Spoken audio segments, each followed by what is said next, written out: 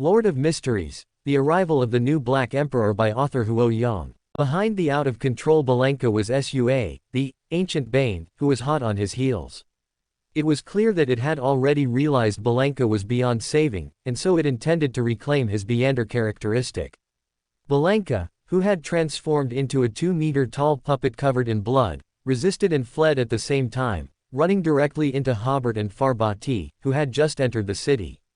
Hobert quickly enveloped Belenka in a protective shield, which blocked Sua. Although Belenka's spirit body was still weak after losing control, his physical body seemed to have regained vitality, despite being only one step away from death. Given that the out-of-control Belenka currently had little sanity, Hobert used the charm ability to make the menacing Belenka instantly lose his hostility towards him, turning instead to attack Farbati. Hobert glanced at the ugly Sua. This ancient Bane, whose condition had always been poor, was now in better shape than when it was in the spirit world, thanks to the black fog's pollution. Sua looked at Hobert through the thin, film-like shield, then at Farbati, who, in the form of a lobster monster, was frantically dealing with Belenka. Finally, Sua took a step back and vanished into the black fog. Only then did Hobert withdraw his gaze and smile at Farbati. "What help can you be with your meager abilities?" Farbati, who had just had a large Chala-like leg slapped off by Belenka, fled in disarray and said, "Although my descending power is limited, it will have a miraculous effect against Torsna." Hobert smiled and used the utilize ability, and Belenka's vitality rapidly diminished. Theoretically, losing control is an uncontrolled reaction caused by an Beander ability or Beander characteristic. For Hobert, this meant he could fundamentally disintegrate Belenka's source of power by ending this reaction prematurely. After Belenka became very weak, Hobert then used the chaos ability to make the monster's state chaotic. Belenka, with little sanity, would be normal for a moment, then turn into a monster, then return to the process of losing control. Just as the opponent's state became slightly more normal, Hobert seized the opportunity to amplify the purifying damage Belenka's spirit body had just sustained. With a wail, Belenka's already very weak spirit body completely shattered, and his physical body struggled for a moment before finally collapsing to the ground. Hobert was about to accelerate the precipitation of the Beander characteristic when he discovered that the Beander characteristic had combined with Belenka's heart, forming a sealed artifact in the shape of a black heart. He first checked the sealed artifact's negative effects. Because it was not sealed in the Nation of Disorder, the negative effects were very strong. Every 30 seconds, it could turn all creatures within a dozen kilometers into sheep, and its safe utilize time was only about 20 seconds.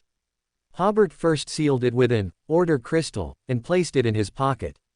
After collecting the spoils, they continued forward, and soon they encountered a monster forest. This was a forest composed of residents who had previously transformed into trees. Their life forms had now changed, and the facial features on their trunks looked very bewildered. It was estimated that if there were any normal living beings left in Yaksong City at this time, these monsters would surely rush forward to bite and devour them, but there were no normal creatures left in the entire city. Hobert reduced the range of the protective shield, covering only a few meters around him, to avoid expending too much energy blocking the surrounding monsters. Following the location in his memory, he first sought the Holy Infant King, bringing all 3 tool people with him. If he encountered Sua again, he could also bring it into the shield and attempt to besiege it. After walking for a distance, the ground turned completely black. This was caused by the black liquid sprayed by the conch monster after its appearance. These liquids carried extremely strong pollution, turning the stone bricks of the ground black and continuously emitting curses. Or growing out tongues with sharp teeth, and eyes full of malice. Residents sprayed by the black liquid turned into grotesque monsters, intertwining with each other, releasing their desires onto one another. After traversing through the strange monsters for a while, Hobert finally found the Holy Infant King, who had already reverted to its fetal form. Not far from it, there was also a huge conch. This conch came from the conch monster, but at this moment, that monster had clearly left its conch shell, which seemed like a burden. Ah ha ha. A wicked laugh came from the center of the city. Farbati said, "Torsna has removed all of his seals." Hobert nodded and cautiously headed towards the laughter. After walking 2 intersections, the view suddenly opened up. In the center of the city, a deep and long crack had opened, and thick, bone-colored thorny vines grew from underground. Many of the vines were covered with leaves of various colors: golden ginkgo leaves, dark brown metasequoia leaves, red Japanese maple leaves, etc., but none were the leaves a vine should have. On the vines, the leafy parts were increasing at a visible rate. There were also some leafless vines, wriggling like pythons, coiling around a middle-aged man with no hair or beard, whose expression was one of intense suffering. The vines lifted the middle-aged man high, making him appear strange and sacred, but lacking sufficient spirituality, as if all of his mental energy was spent resisting the pain. The vines carved wounds into his body, from which drops of black blood flowed, each drop representing a malevolent curse. Hobert realized that this must be Torsna, the bound god. The ugly Sua was attacking this Torsna. It opened its mouth and let out a vicious curse, and several of the vines instantly turned into noodles. Torsna, however, ignored Sua and looked straight ahead at a blood-red figure. This blood-red figure looked as if its skin had been peeled off, its flesh exposed to the air, constantly oozing disgusting mucus. And its legs had several crab-like walking legs. Hobert immediately understood that this was the creature from the conch monster, earlier, a monster composed of the characteristics of the ancient Bane, expelled by Torsna. At this moment, this monster also looked back at Torsna. Farbati, inside the shield, quickly said, "This is a good opportunity. Quickly remove the shield. There's no pollution where there's no black fog." This shield not only blocked external pollution, but the Beander abilities inside the shield also could not attack enemies outside. Hobert nodded. All right. He raised a hand, removing the shield, and at the same time, waved his other hand, making the monarch of 100 eyes take the form of a shield, sealing Farbati, who was missing one Chala-like leg. Farbati was stunned. "The moment is fleeting, let me out." "I'm afraid I cannot obey," Hobert said with a smile, "Mr. Cosmic Dark Side." Farbati frowned. "You've got it wrong." Hobert enunciated each word. Farbati would not cooperate with me. He spread his hands. Only able to imitate humanity, but not understanding what true humanity is, might be a hard flaw for outer gods. The other party seemed to pause, no longer acting, and asked coldly, "Just because you thought Farbati wouldn't cooperate with you, you saw through my deception?" Hobert smiled. "When you actively tried to cooperate with me, you already exposed yourself." Farbati is a very unsociable deity. He didn't seek cooperation when resisting the outer god's pollution head-on, so how could he actively seek cooperation to deal with Torsna? Also, your performance was too clumsy. If it were really Farbati, when negotiating just now, he would have agreed to my terms without hesitation, because he had no intention of sharing the spoils with me at all. But you seemed to hesitate for a while before agreeing, as if you were truly considering sharing the spoils with me. That's not demonic at all. The other party, or rather, the cosmic dark side, thought for a moment and said, "Let me out, I can truly give you an Beander characteristic of an ancient Bane." "What would I do with that?" "Utilize it as a decoration." Hobert smiled, "But if I let you out, the bound god will be completely beyond saving." Seeing that Hobert had already steered the conversation towards the conflict between Earth deities and outer gods, the cosmic dark side knew that cooperation was hopeless, so it said coldly, "How long can you keep me sealed? When I get out, I will definitely not let you off." Hobert smiled and shook his head. "Do you think I'd be afraid of an evil god? Come at me. I love fighting evil gods." If the cosmic dark side dared to play dirty, he would immediately pray to the 7 Orthodox gods and report it. Even if the 7 Orthodox churches were currently at war, the 7 gods would never stand idly by on this matter.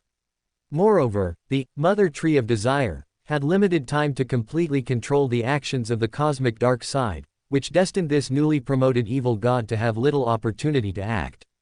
Hobert sat on a collapsed wall, half a meter high, with no intention of joining the battle. He asked the cosmic dark side, "Are there living beings on many planets in the universe? What kind of deities do they believe in?" The cosmic dark side snorted coldly, but it then asked curiously, "Why aren't you joining the battle immediately?" Hobert said, "How about this? We can answer each other's questions through conversation." Note, it's a conversation, not a transaction. If the other party were merely the mother tree of desire, Hobert would, of course, not engage in conversation with it. But the cosmic dark side was not equivalent to the mother tree of desire. In Hobert's understanding, it was roughly equivalent to a tool person like the monarch of 100 eyes, only the cosmic dark side was more advanced. It not only possessed a portion of Farbody's consciousness and divinity but also, due to the demons' worship of it, developed its own consciousness and divinity. The rest should be the will and knowledge of the mother tree of desire. That is why the cosmic dark side had some characteristics of an outer god, yet was not as cold as an outer god. All right, the cosmic dark side said, there are indeed many planets with living beings. Some intelligent beings will believe in the deities they create. This phenomenon is very peculiar. Even though the deities they create will not respond in any way, they will still persist in their belief. Their beliefs, sometimes, also transmit to the deities of Earth. For example, creatures who believe in the starry sky, if there wasn't that barrier on Earth, could establish a connection with the Evernight goddess. Some intelligent beings will believe in the Beyonders who appear on their planet.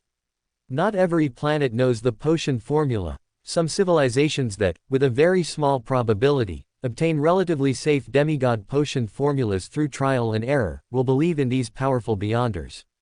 And some intelligent beings will believe in outer gods. Hobert nodded. I'm not joining the battle because a very important actor hasn't arrived yet. The cosmic dark side immediately understood. Farbati will really come. The cosmic dark side was a vest that Farbati had split off to resist the mother tree of desire. It could utilize the connection with Farbati to learn some of Farbati's thoughts, which is why it replaced Farbati in using Hobert to approach the bound god, as the cosmic dark side's main body would find it difficult to break through the spiritual barrier in a short time. At this moment, Hobert, inside the spiritual barrier, was crucial, as he could allow the cosmic dark side to precisely descend a portion of its power. However, despite such a good opportunity, Farbati had not shown up, and the cosmic dark side had already concluded that Farbati would not appear. Farbati had always been very cautious, and it wasn't the first or second time Farbati had used his thoughts to deceive. Even the mother tree of desire no longer took Farbati's thoughts, obtained from the cosmic dark side, seriously. He will definitely come, Hobert said with a confident smile. He paused and added, that's the answer to your second question. The cosmic dark side was slightly taken aback, feeling as if it had been tricked. Hobert asked his second question, why is the mother tree of desire in conflict with the mother goddess of depravity?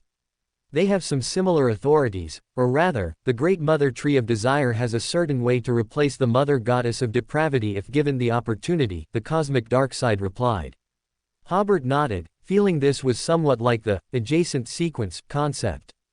However, it was different from adjacent sequences, which could be interchanged. These two outer gods could replace each other. The cosmic dark side asked, is the creator a deity born from the vivification of the nation of disorder? Hobert said, I refuse to answer that question. The cosmic dark side was stunned for 1 or 2 seconds. I just answered your question. Hobert spread his hands. I stated from the beginning that we are exchanging, not trading. Since it's an exchange, if I don't want to answer, I'll terminate the exchange. This left the cosmic dark side stunned for another 2 or 3 seconds. Just as he was about to say something, a black shadow fell from the Holy Infant King. The black shadow rapidly elongated, forming a thin, short-haired, middle-aged man with a short beard on his jaw, which was Farbody's human form. He wore classical attire and coldly looked at the cosmic dark side. You've disgraced the devils. When Hobert first encountered the cosmic dark side, he only sensed that something was amiss. He truly confirmed it was the cosmic dark side when he was recovering the Holy Infant King. This tool person inherently possessed the ability and characteristic of fallen, so when Farbati realized the time was ripe and located Hobert, it was easier for him to descend his power near the Holy Infant King. Hobert also realized that Farbody's proactive contact with him in South Colson earlier was for today's opportunity to obtain the uniqueness of the chained pathway. Even if Farbody's true body couldn't come, he must have made ample preparations, and even a portion of his power would be enough to kill the bound god.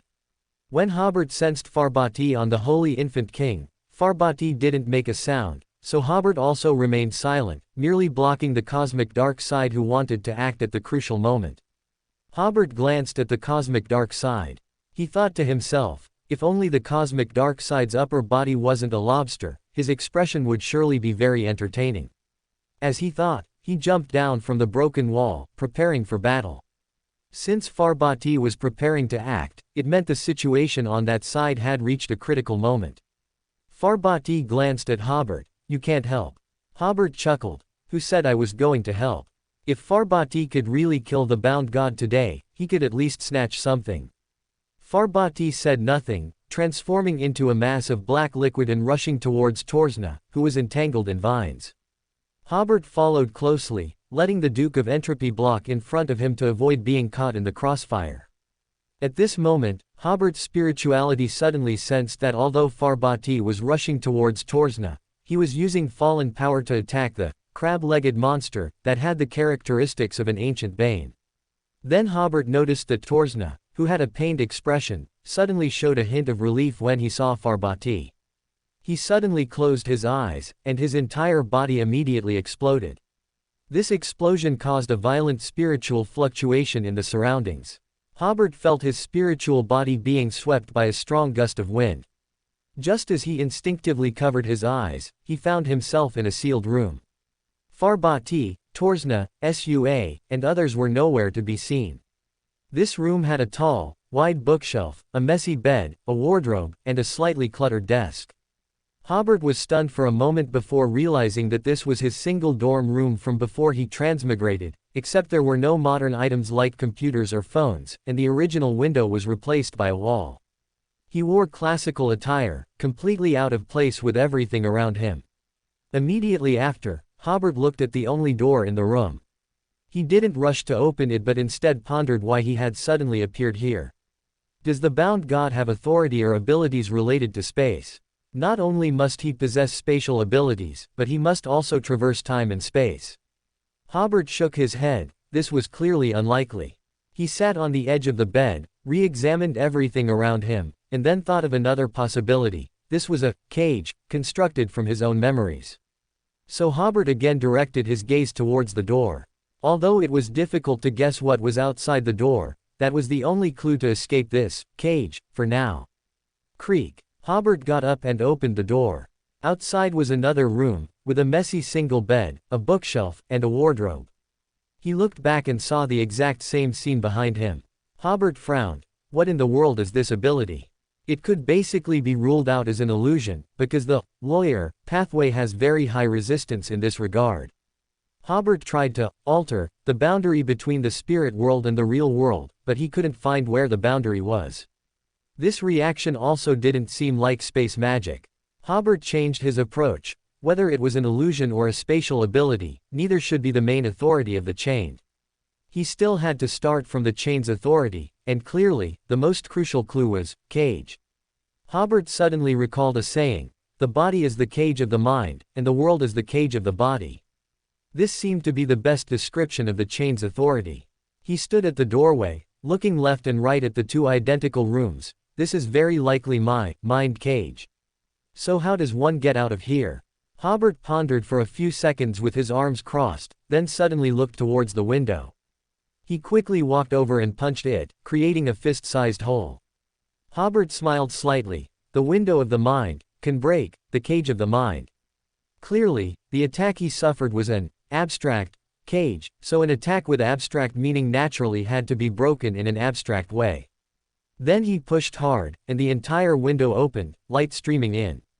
Hobert instantly returned to Assen City. Around him were houses destroyed by monsters, and monsters hiding in corners, fearing the angels and deities. In front of him, more and more vines were growing leaves, about to reach Torsna. And Torsna hadn't exploded, he had only closed his eyes, his expression still very painful. Aside from the imprisoned cosmic dark side, and the two tool persons, the Holy Infant King and the Duke of Entropy, Sua and the crab-legged monster, even Farbati was nowhere to be seen. Hobert was stunned. Could even Farbati have a mind cage? Although it wasn't Farbati's true body that came here, he was also trapped by the mind cage, which was somewhat beyond Hobert's expectation. This reminded him of the oil painting made from Farboti's dream. Hobert was very curious at the time, why would a demon's dream be a grassland and a sea of flowers?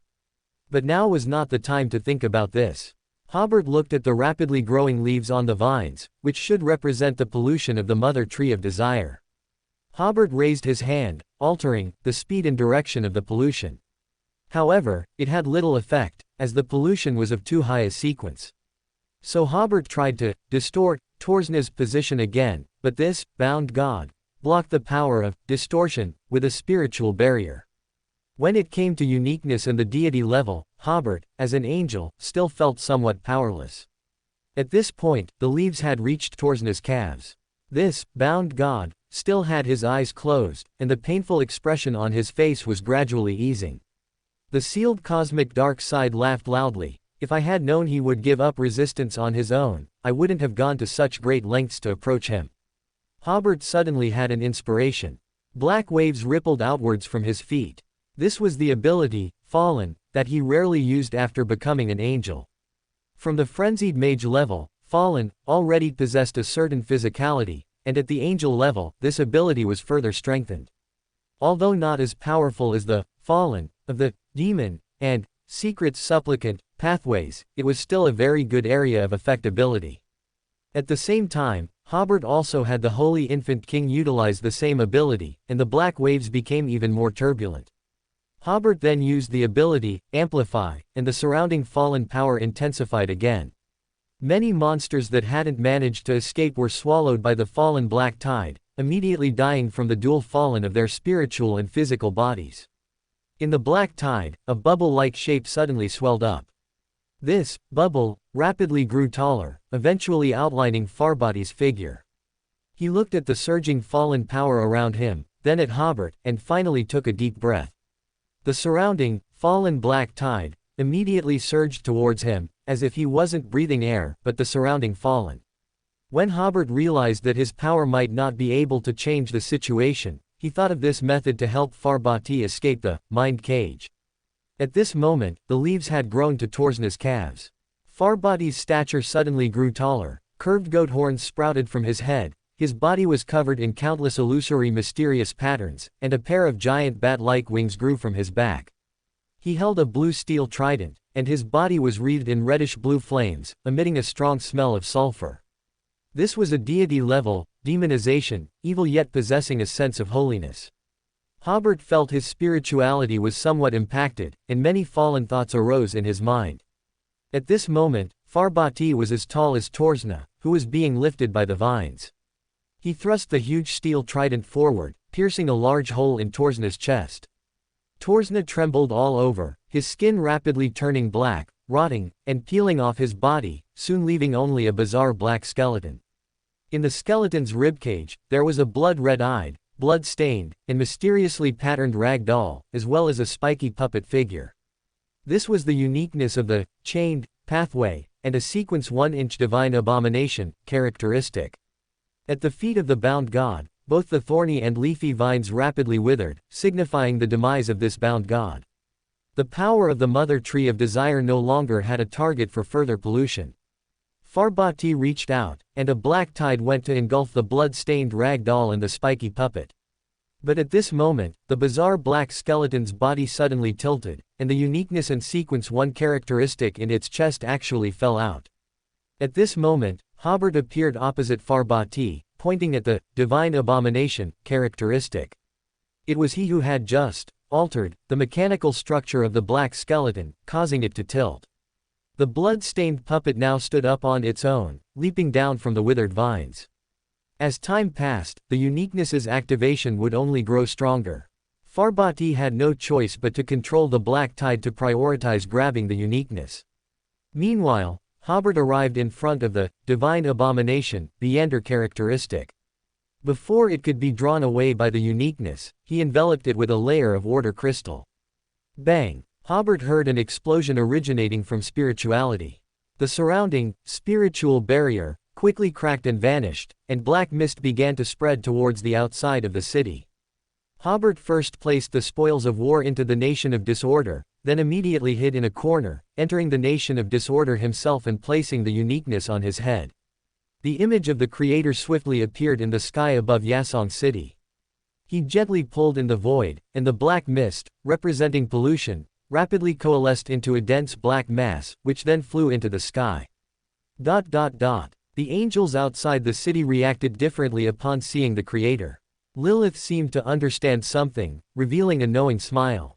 Beverly and her brother felt the surging power of the Creator and bowed respectfully towards him. Medici, in the distance, watched the majestic figure in the sky, his brow tightly furrowed. Who exactly is he? How can he control even such high-level pollution? The Creator's image quickly vanished, and Hobert hurriedly came online. He leapt up, amplifying his upward jumping ability, and quickly caught up to the black sphere composed of dense black mist. Handling the pollution from the mother goddess of depravity in the same way as last time, Hobert prayed for the goddess's power within the barrier, asking her to send the pollution into the starry sky. After the ritual ended, Hobert quickly returned to the ground, took out the sun scepter from the nation of disorder, and summoned the power of the sun to purify the entire Yasong city. Most of the monsters instantly turned to ash, while the remaining ones, whether physical or spiritual, burst into flames and soon fell to the ground, eventually burning into ash as well. Looking around, the entire Yasong city had become a ruin, and none of the residents who had lived there before survived. While Hobert was busy dealing with the pollution, Sua, who had returned to the real world from the mind cage, and the ancient Bane with crab legs, took the opportunity to escape. Even the power projected from the cosmic dark side had vanished, so Hobert immediately put away his 3 tool men.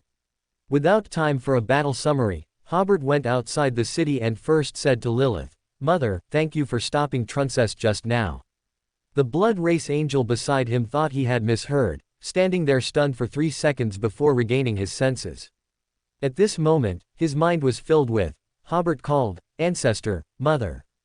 Hobert called, "Ancestor, Mother."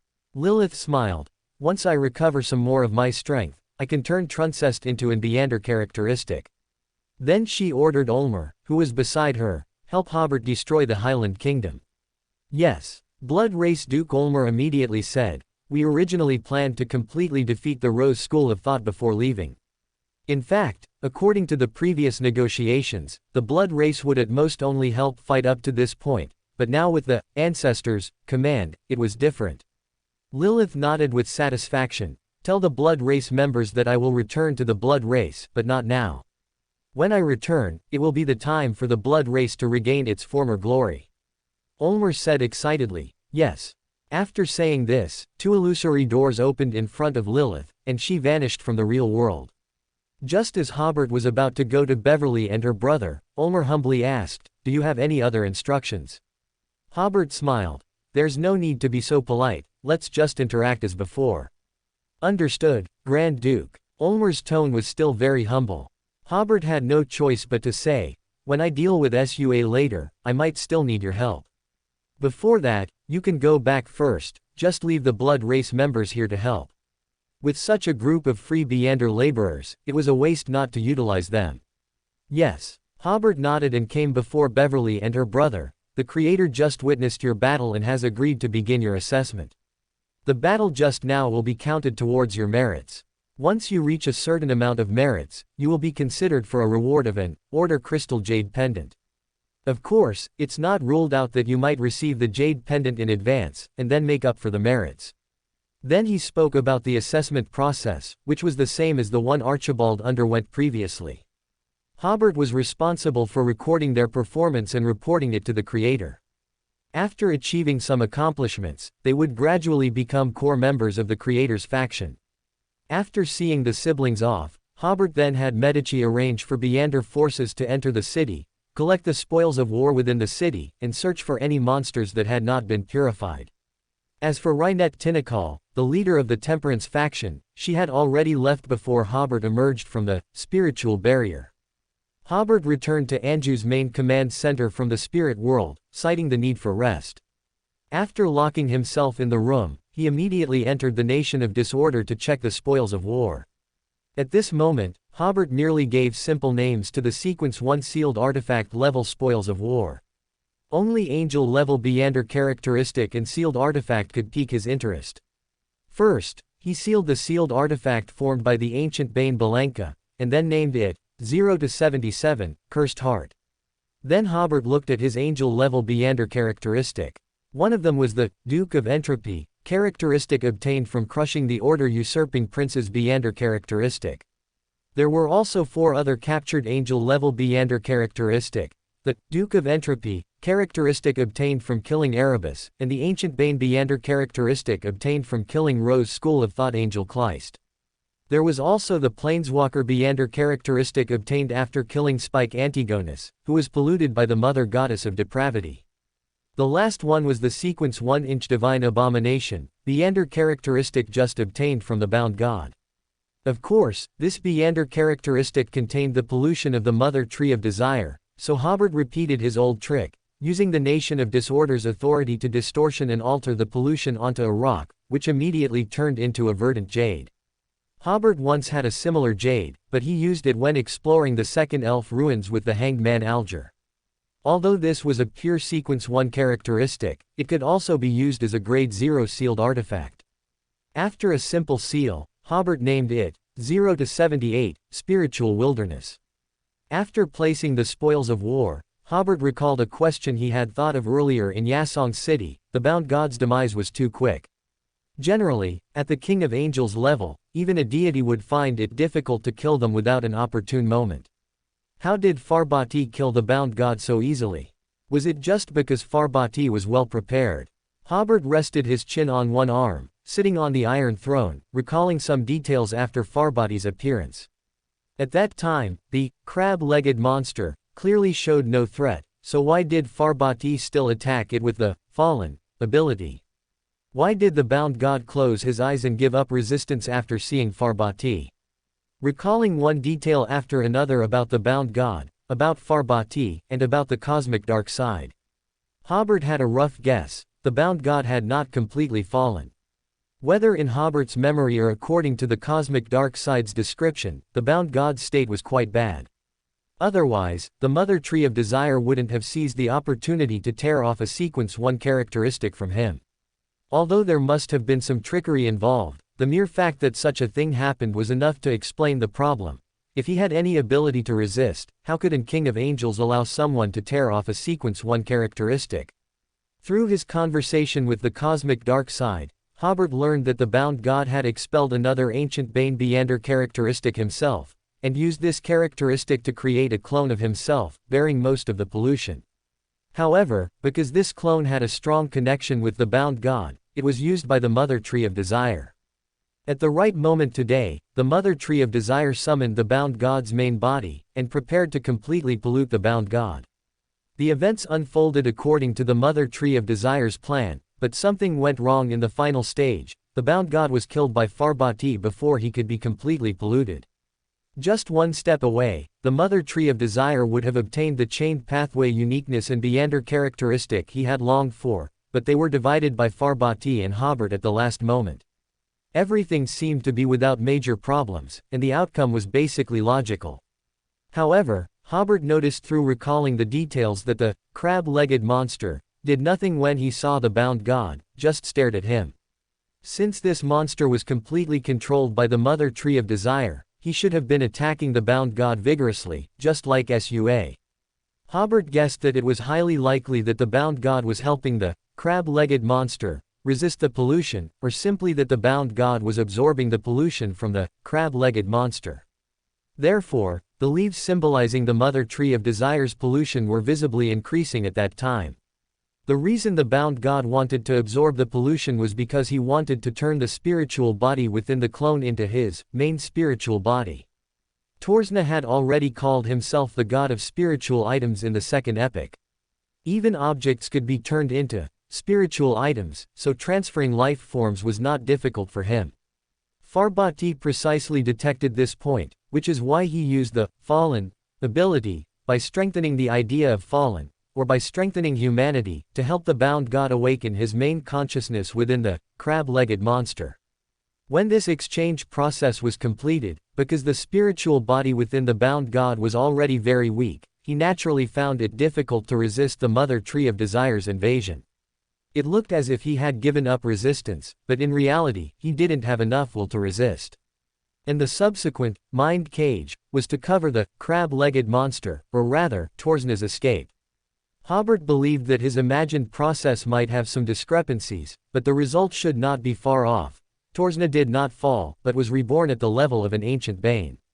Another certain point is that the pollution within him was reduced to a controllable range. After concluding that the bound god Torsna had been reborn, Duke Hobert then considered the matter of demon monarch Farbati obtaining the uniqueness of the chained pathway. This deity has one greatest special skill, super ability to survive. He has lived from the second epoch all the way to the fifth epoch, and if nothing unexpected happens, he might even continue to live on. During the long years, he should have had the opportunity to come into contact with the method of becoming an old one, and he has been working hard for it. This should be his core plan to counter the mother tree of desire, to become an old one himself. Only by becoming an old one can one possess the status and ability to deal with an old one. Farbati already possessed the uniqueness and sequence one characteristic of the demon pathway, and now he had also obtained the uniqueness of the chained pathway. And in the second epoch, during the divine war between blood ancestor Lilith and destruction magic wolf and alien king, Farbati had already obtained a copy of a divine abomination's Beander characteristic, and he should not have truly sacrificed it to the mother goddess of depravity. So, the preparations in terms of uniqueness and Beander characteristics are now complete, but it is unknown whether he has found clues to the corresponding Sephira, tenebrous world, during the long years. As long as it wasn't someone from his own pathway or an adjacent pathway who wanted to become an old one, Duke Hobert actually supported the emergence of more old ones among the Earth's deities. Even if this old one symbolized evil and demons, it was acceptable. After glancing at the spoils of this battle again, Duke Hobert took a deep breath and left the country of disorder. It wasn't until the next day that the Beyonders completely finished exploring and clearing Asong City. Indeed, there were still some monsters hiding in some underground buildings. Actually, they were not monsters originally, but just residents hiding from the war in their own basements. In yesterday's battle, it wasn't that Duke Hobert didn't want to save people, but that he simply had no ability and no time to save them. Neither the Mother Tree of Desire nor the Bound God, nor the Divine Abomination Sua, cared about the lives of these ordinary people. Under their efforts, everyone in the city turned into monsters. After Duke Hobert's subordinates gathered the spoils of war, the Beander responsible for inventorying them noticed that 3.5 god-level Beander characteristics were missing from the expected amount, meaning 3 demigods had escaped from the city yesterday. The official Beyonders of the South Balam Duchy had a detailed intelligence report on the Rose School of Thought demigods, which was provided by Hugh. The period from the civil war in the South Balam Duchy to the start of this nation-destroying war was Hugh's main battlefield. Hugh, who had received an early opportunity to digest the potion due to the trial of George III, was now an imperative mage. Before the nation-destroying war, she led teams multiple times to infiltrate the Highland Kingdom, and through on-site surveys, drew a map of the Highland Kingdom, which was even more detailed than the map used by the Highland Kingdom itself. Upon receiving this map, Duke Hobert suddenly sighed. Only invaders would be so keen on the territory of another country. Archibald, who was beside him, was about to remind Duke Hobert that they were going to rescue the people of the Highland Kingdom and could not call themselves invaders. But he found that Duke Hobert's emotions seemed off, and then he heard Duke Hobert say again, "Fortunately, we are those invaders. Fortunately, we do not adhere to the concept of racial evolution. Fortunately, we are not trying to establish some bullshit co-prosperity sphere." Archibald didn't know why the Duke would express such sentiments, but the reminder he had prepared was swallowed back. Hugh also obtained a large amount of Beander intelligence by bribing nobles of the Highland Kingdom, which compiled an information table of the current number and names of Rose School of Thought demigods. By comparing the spoils of war with the information in this table, it was not difficult to find that 1 disciple of silence and 2 puppet Beander characteristics were missing. Perhaps these 3 demigods did not flee in disarray during the chaos, but rather knew Sua's plan, so they immediately left when that conch monster was summoned. Duke Hobert didn't take this too seriously, because in the subsequent second phase of the war, there would be plenty of opportunities to eliminate these demigods. When Duke Hobert first met Medici, Medici frankly stated, current Beyonders no longer quite understand what nation destruction means. Destroying a nation is not just about driving away the rulers, the most difficult part to deal with are the Beyonders of that country. Medici's subsequent remarks made Duke Hobert realize what professionalism truly meant. According to Medici's plan, after eliminating the enemy's main forces in the first phase of the war, the most urgent task was to uproot the Beyonders in various places. To put it bluntly, the Beyonder forces in various places were the local nobles. They, along with the Rose school of thought, monopolized the Beyonder resources of the Highland Kingdom.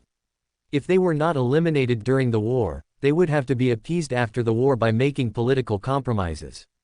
To avoid such a situation, Medici proposed the plan of giving them time, which was also the core purpose of besieging a Song city without attacking. First, allow the reinforcements composed of local nobles to have time to rush to support, and try to annihilate them all under a Song city.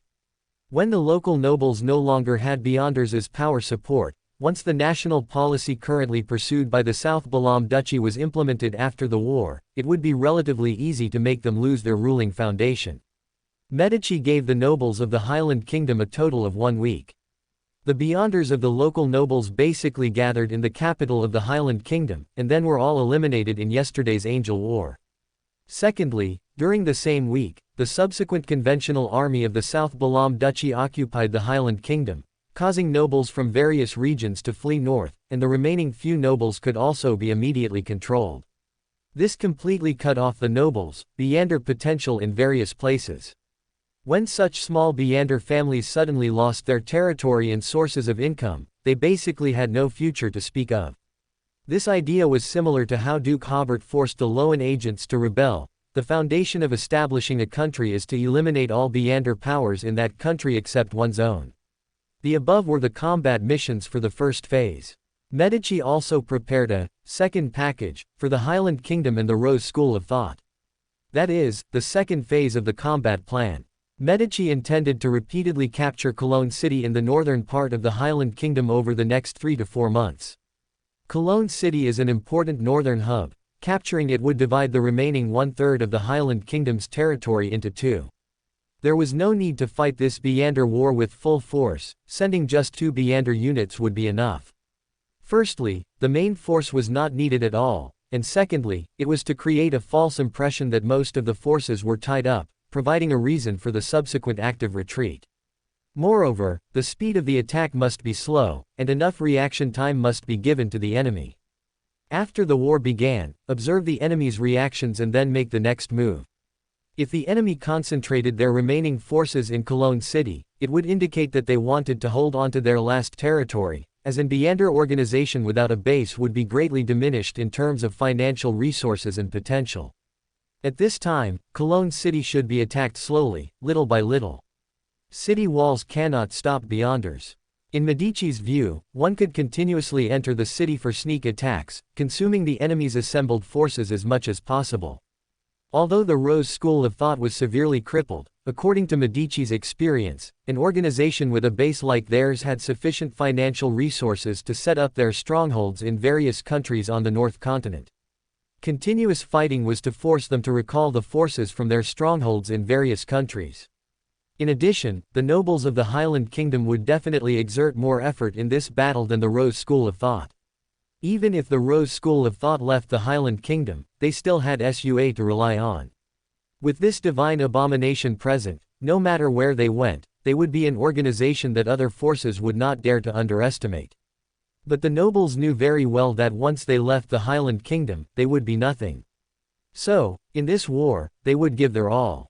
Medici planned the first attack to last 10 days. After these 10 days of continuous striking, if Cologne City could not be occupied, they would temporarily retreat. After a few days of rest, they would bring the other 2 Beyonder units to continue the siege.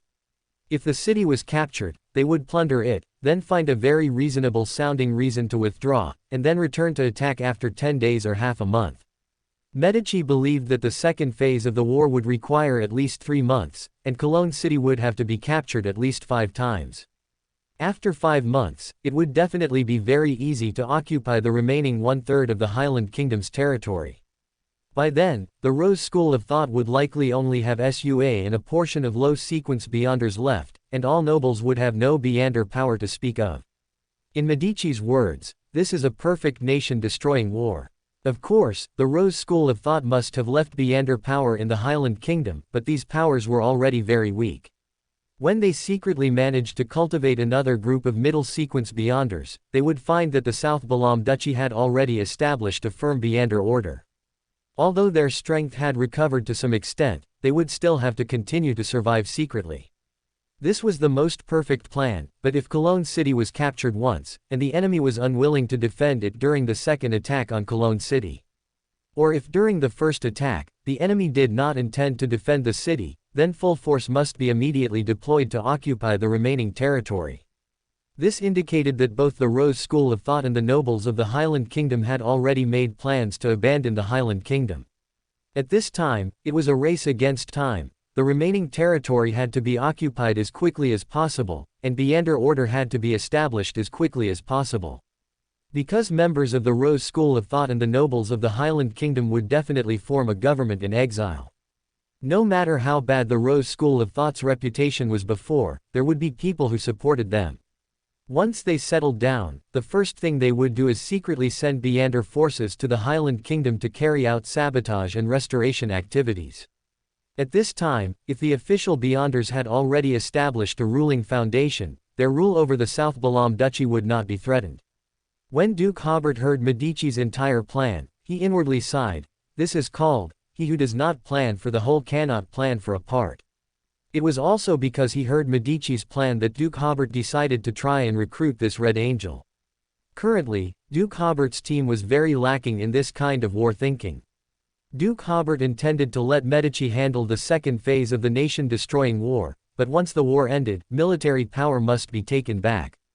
Outside of the war, Duke Hobert instructed Conrad and Donna to do a good job of logistics. In addition to providing sufficient supplies, they also had to provide enough grassroots officials to quickly control the Highland Kingdom. Theoretically, the South Balam Duchy had just completed land reform and occupied so much territory, so there were simply not enough people. But the universities that had been continuously relocated since the beginning of the year brought enough senior intellectuals to the government. Donna immediately proposed a talent transition plan for university students to enter grassroots work, sending people to universities to promote national policies, organize them to travel and study in various parts of the South Balam Duchy, and finally recruit graduating university students. After seeing the national policy of the South Balam Duchy, many young people would certainly be willing to dedicate themselves to this grand and vigorous transformation. Duke Hobert was quite satisfied with this plan, and he suggested that such propaganda should be normalized, and he also requested that all universities offer relevant courses in political science, so that the government could continuously receive fresh blood. With the problem of officials solved, as long as the land reform was completed in 1 or 2 months, the crippled Highland Kingdom would never be able to regain its rule. In addition, Duke Hobert ordered Hugh to investigate the transfer of property by the nobles of the Highland Kingdom.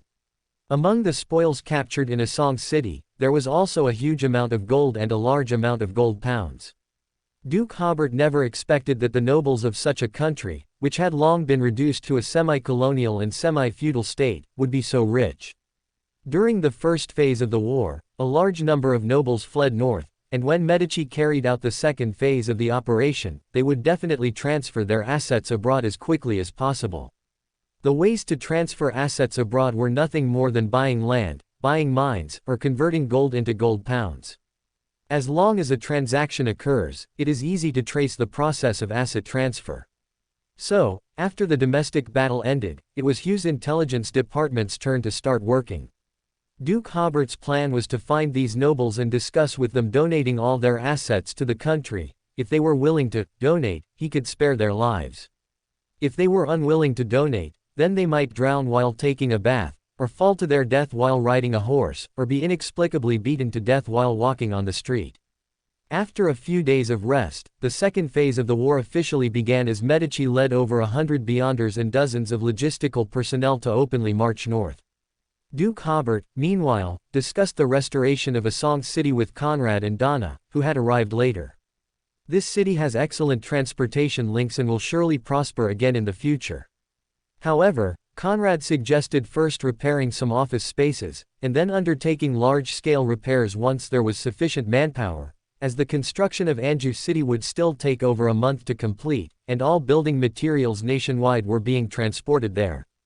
In the newly occupied areas, the priority issues to be solved were land surveying, asset registration, and the swift completion of the land revolution, among others. Fortunately, for the duchy government, such matters were already familiar, and Duke Hobert merely discussed them briefly before not inquiring further. For the next 10-odd days, Duke Hobert remained in Asong City, ready to organize relevant personnel to resolve any thorny issues quickly. Medici's first round of attacks concluded as scheduled. In the past 10-odd days of fighting, they had successfully eliminated 2 more demigods and dozens of beyonders of other sequences from the enemy. Medici did not capture Cologne City, leaving it for next time. According to his estimation, it might not take 5 attacks. Only 3 attacks on Cologne City in the current mode would be enough to drain the Beyonder potential of the Rose School of Thought and the nobles of the Highland Kingdom. Since the second round of the war was relatively smooth, Duke Hobert left Asong City with peace of mind and returned to Backland for a few days of rest. The North Continent countries had mixed reactions to the South Balam Duchy's swift capture of the Highland Kingdom's capital. First, the initial reaction of all countries was surprise, as Loan, Fersac, and Intis had all attempted to invade the Highland Kingdom from different directions to destroy this kingdom whose territory had significantly shrunk compared to 100 years ago. But without exception, they all failed, because this country had the support of the Rose School of Thought, or rather, the support of angels, and could always defend a piece of territory. Therefore, when the South Balam Duchy achieved such a great victory in a short period, everyone was first surprised, and then showed different reactions.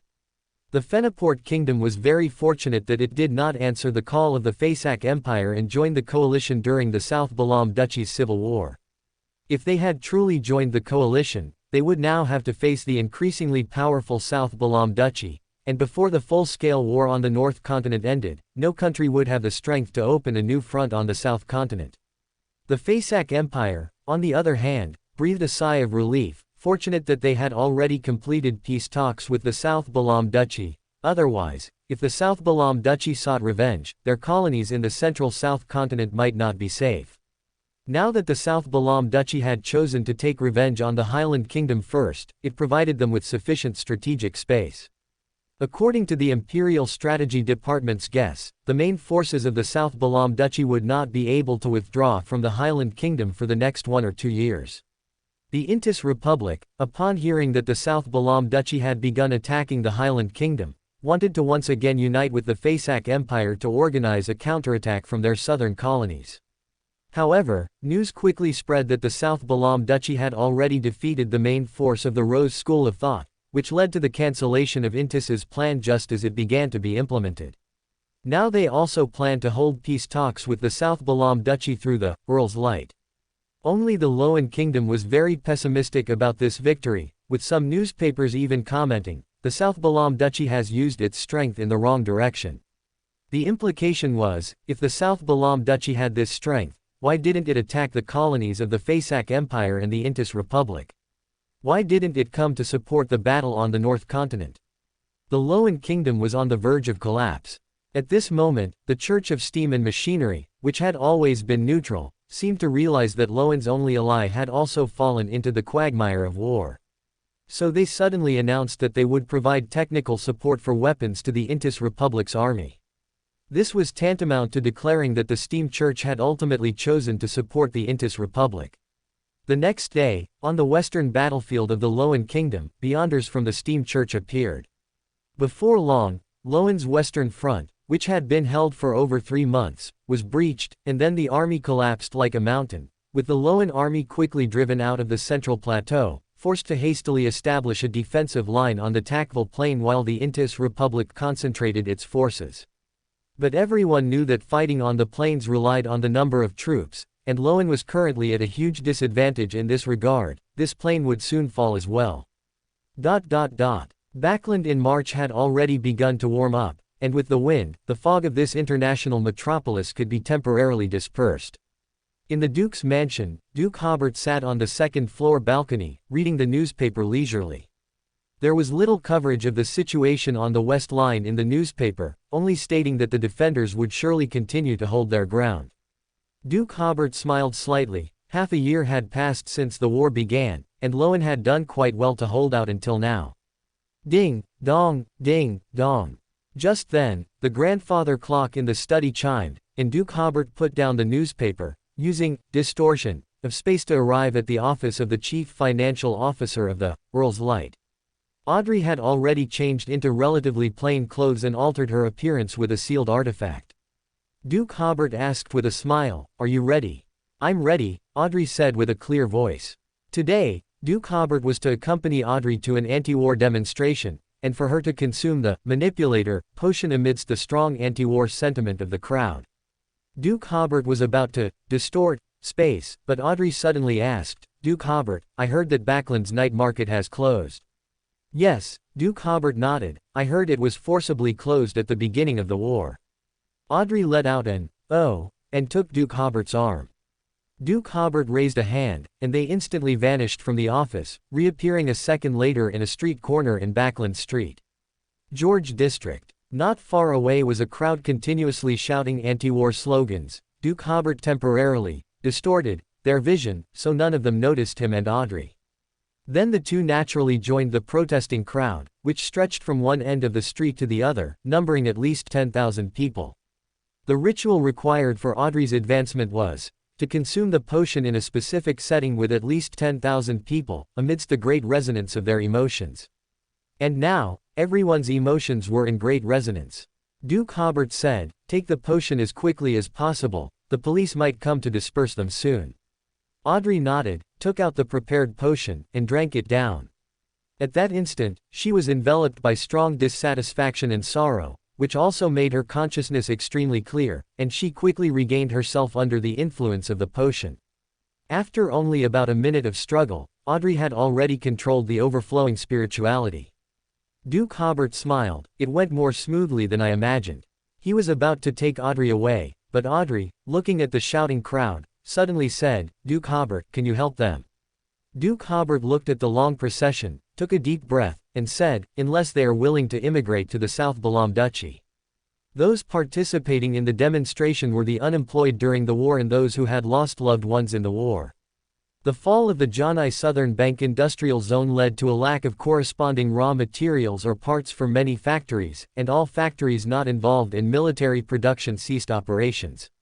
A large number of workers lost their jobs, couldn't even afford bread, and could only go to relief stations to receive some bread to fill their stomachs.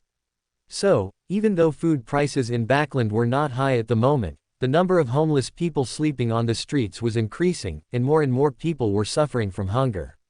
Those who were willing to take a gamble and immigrate to the South Continent had already moved, or were in the process of immigrating.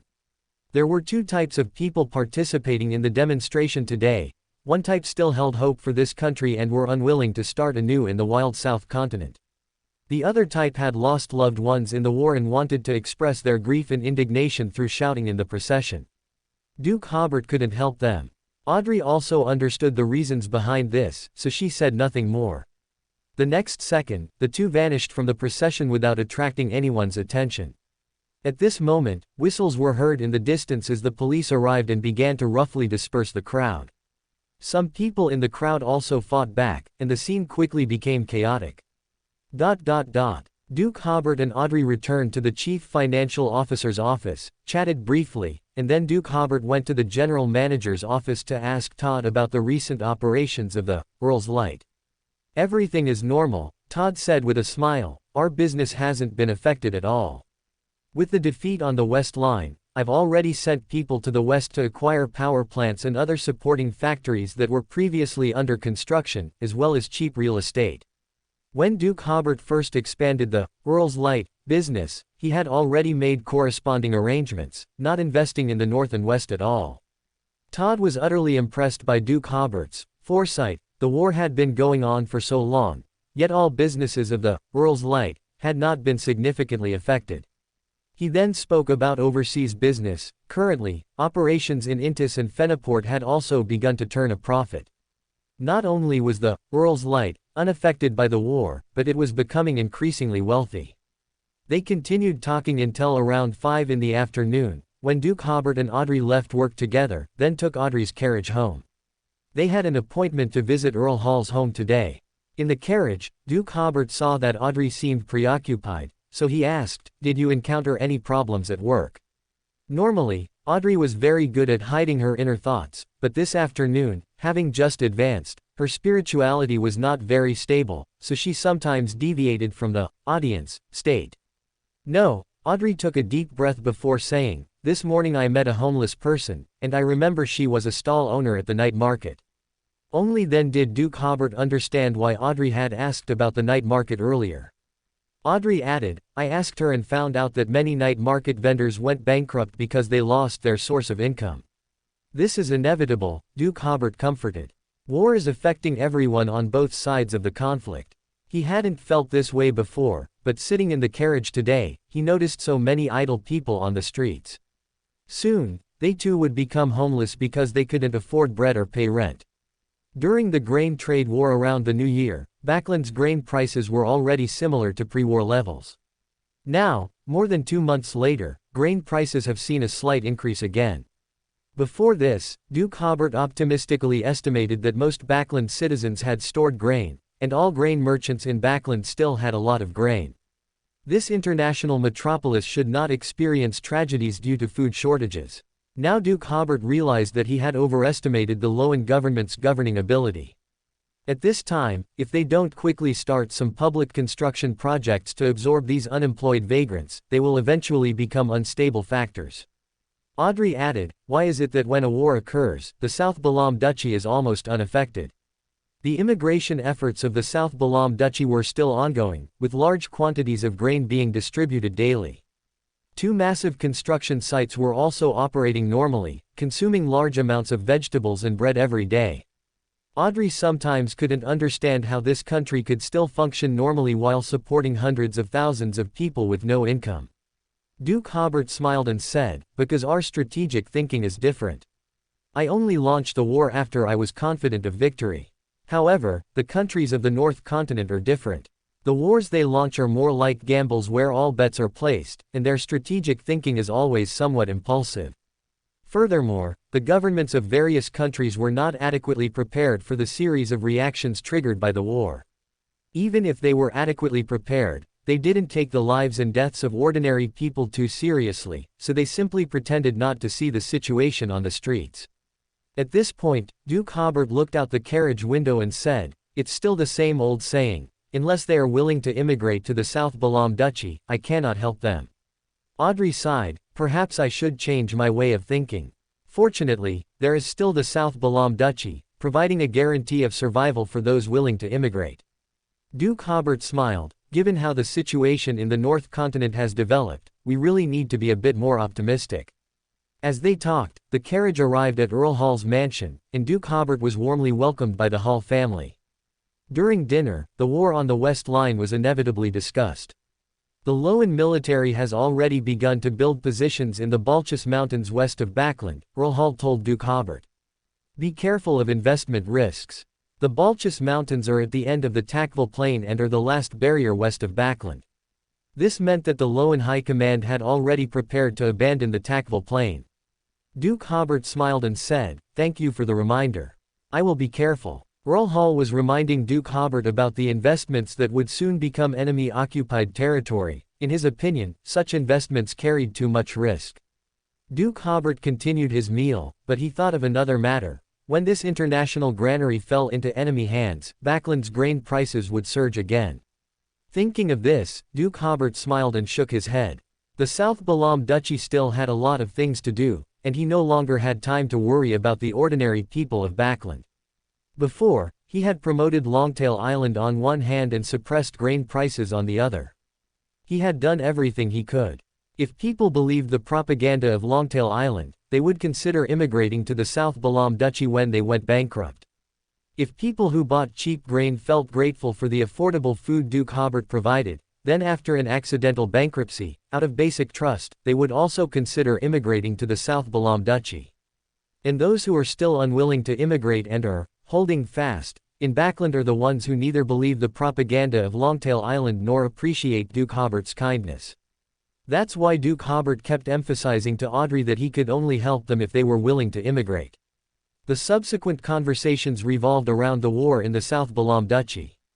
Like the previous civil war, people in the North Continent were largely unaware of the details of this war.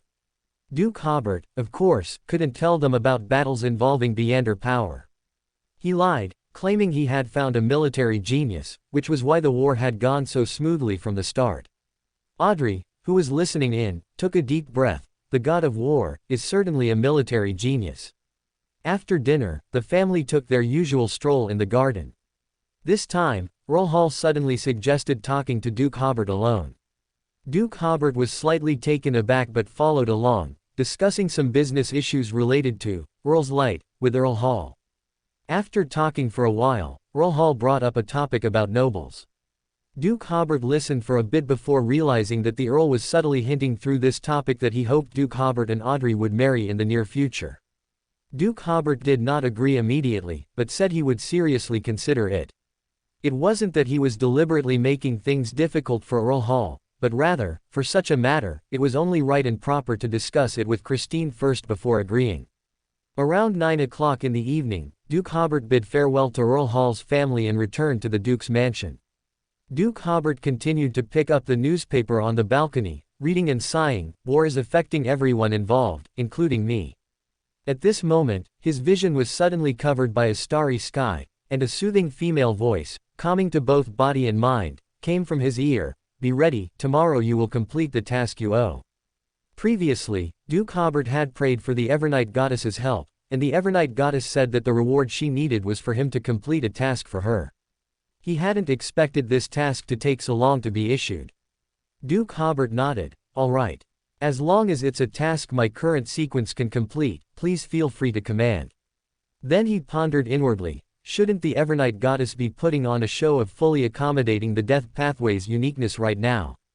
How does she still have time to command me? The next moment, Duke Hobert thought again, perhaps the task the goddess assigned was extremely important to her. At this moment, the starry sky before Duke Hobert's eyes vanished. He was stunned for a full 3 seconds. What task exactly? You should have said it. Duke Hobert belatedly realized, could it be that the prerequisite I just mentioned angered the Evernight Goddess and made her leave? Just then, opposite Duke Hobert, a figure suddenly appeared little by little from head to toe, like an image projected by a glitching projector. She was wearing a simple robe, a bark belt, and was barefoot. It was indeed Ms. Ariana. Duke Hobert immediately stood up and said, "Madam." Ariana smiled and said, "I believe you have already received the goddess's oracle." Duke Hobert sighed inwardly, "Were all deities like this?" Unwilling to say an extra word, he said, "Yes, she said she wanted to give me a task." Ariana raised a hand, and Duke Hobert's spirituality felt the surrounding space enter a hidden state. Duke Hobert invited Ariana to sit down, but the servant of concealment shook her head. "The task is very simple." She said, "You need to go to the East Line battlefield tomorrow and seize a sealed artifact from the War God Church. This sealed artifact is in Leonid's hands, the War God Church angel you previously tried to intercept. He only started using that sealed artifact in the past few days. You must be careful not to be targeted by it, or you will be polluted by the starry sky." Okay. Duke Hobert understood. That sealed artifact likely had contamination from an outer god, but because he had the Order Crystal, he generally wasn't afraid of such contamination, which was why the Evernight Goddess wanted him to seize the sealed artifact. Ariana continued, "You can arrive in Cologne City tomorrow morning. The guest who previously hosted you will be waiting for you at the city gate. He will take you to find Leonid." Duke Hobert nodded and then asked, "Does the War God Church value this sealed artifact highly? If I seize this sealed artifact, will it attract other angels?" "It is considered relatively important, otherwise it wouldn't be given to an angel to use," Ariana replied. "We will hold back other angels. Leonid will not receive angel-level support, so you can focus on seizing the sealed artifact. But you need to be fast, preferably seizing it within 3 minutes." Duke Hobert scratched his head. He would definitely need to deploy his tools. He wasn't confident he could seize something from a glorified individual alone within 3 minutes. Duke Hobert asked again, what does this sealed artifact look like? What are its specific abilities?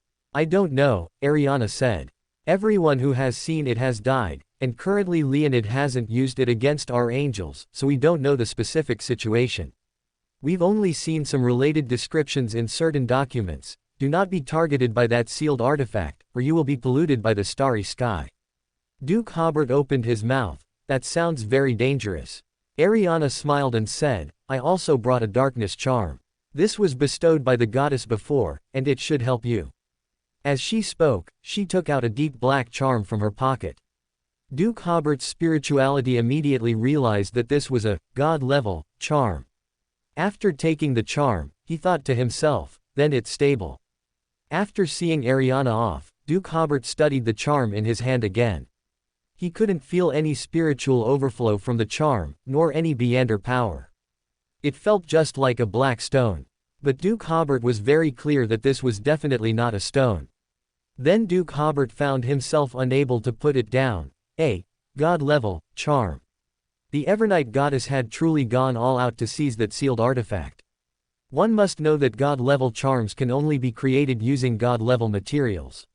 For example, the Evernight goddess's hair, flesh, and so on. At this level, there are no corresponding Beander creatures, there is only the deity themselves. After looking for a while, Duke Hobert suddenly yawned. The charm even has a calming effect. I'll be able to sleep well tonight.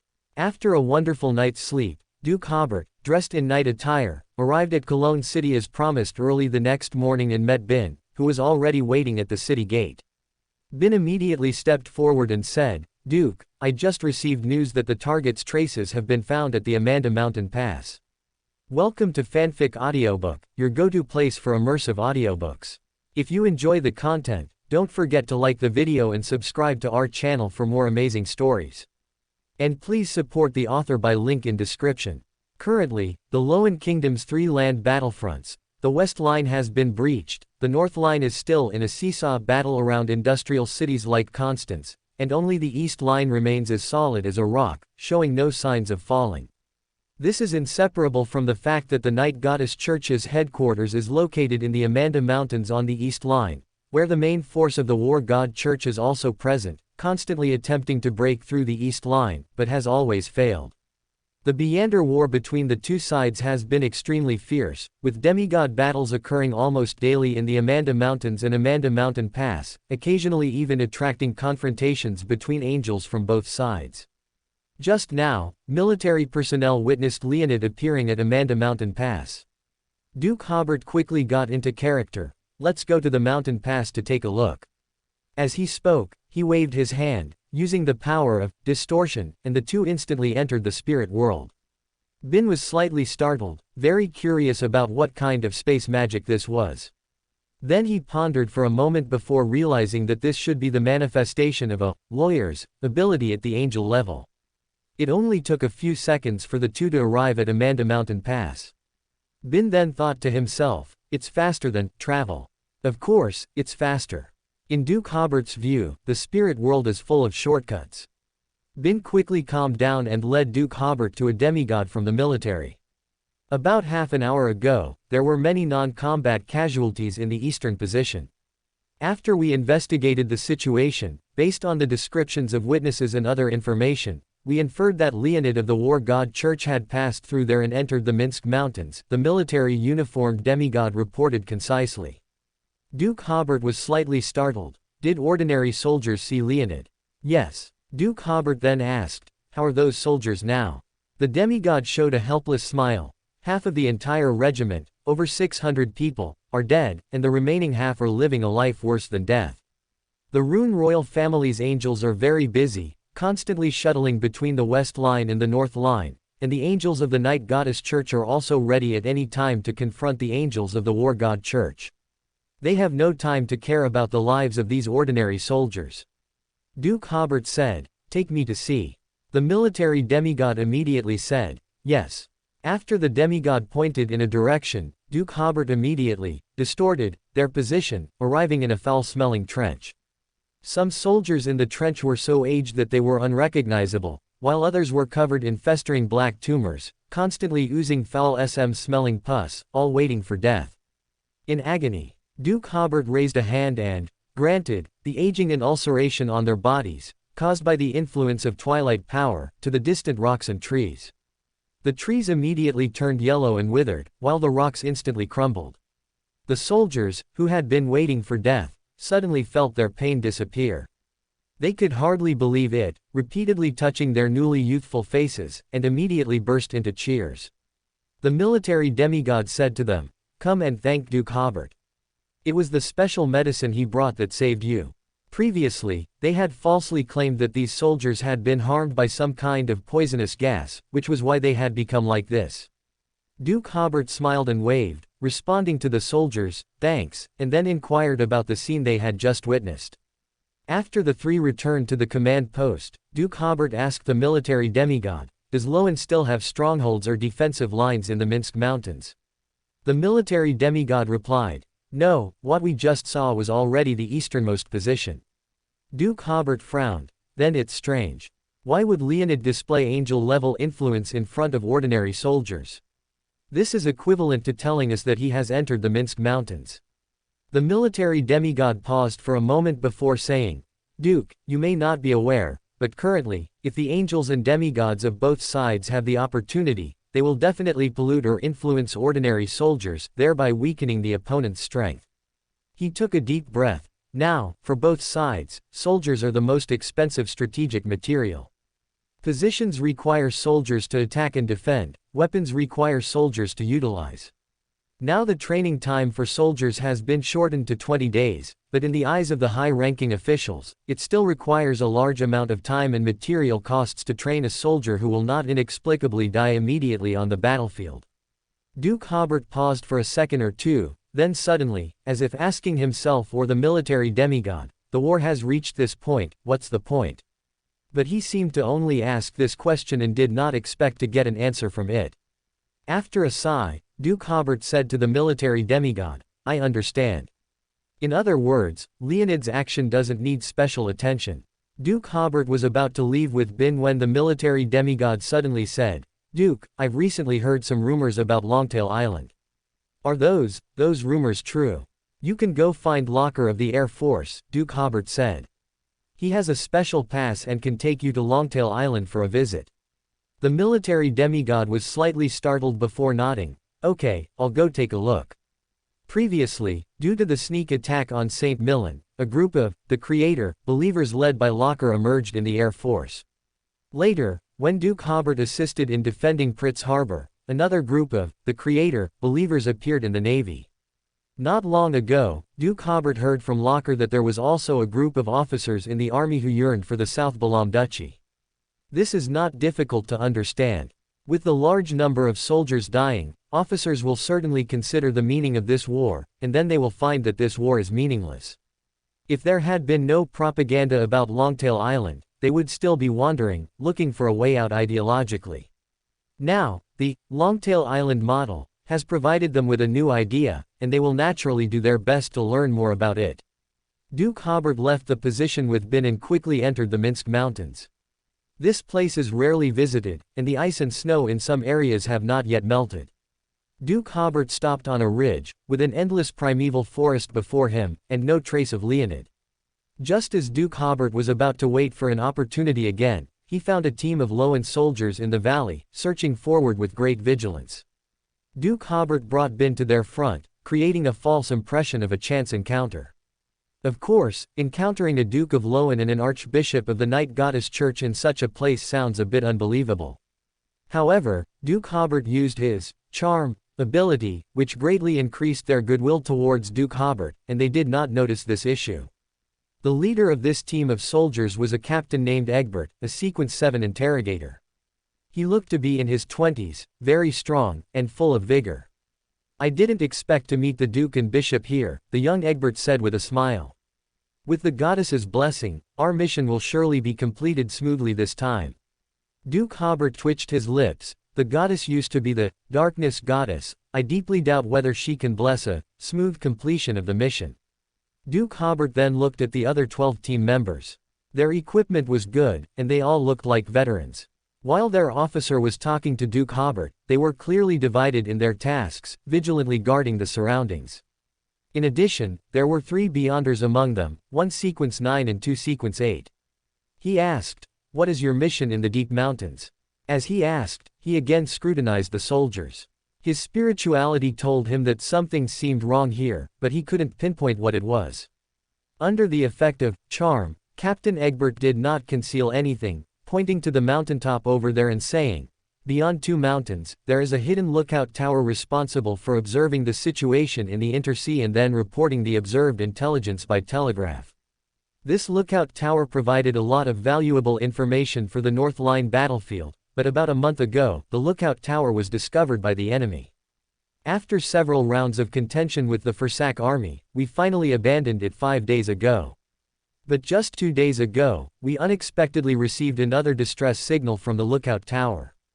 It's very likely that some soldiers were forced to hide in the forest during the previous battle, and now they don't know that we have already abandoned that place. After we sent a retreat order by telegraph, they sent another distress signal. We suspect their telegraph machine might be broken and unable to receive telegrams. So the command ordered us 12 people to bring them back. Duke Hobert again felt that something was wrong, which made him realize that this mission must have a problem. He looked at these young faces and then thought of the soldiers he had seen wailing in the trench earlier. Duke Hobert took a deep breath and said to Bin, "Let's go with them to that lookout tower first. Immediately tell me if there's any new sighting message." Normally, after a sighting report, it would first be reported to the angels of the Night Goddess Church through prayer, and then the angels would notify Bin. Bin was slightly startled but immediately nodded. "Okay." Duke Hobert asked Captain Egbert, "You just said, in which direction is the lookout tower?" "It's in that direction." Egbert pointed out a direction. "You have to cross 2 mountain peaks." Duke Hobert, however, smiled. "You remembered incorrectly. Look, isn't the lookout tower right in front of us?" He distorted the surrounding space, and the scenery on both sides flashed backward. In an instant, they crossed 2 mountain peaks and arrived in front of a lookout tower with obvious signs of battle. The soldiers were all stunned. Duke Hobert altered their thoughts, making them feel that this process was perfectly reasonable. "How fast?" Egbert smiled slightly. "We originally planned to arrive here in the evening, but we arrived in the morning unexpectedly." Duke Hobert glanced at the lookout tower, then suddenly waved a hand towards it. Bang, bang, bang.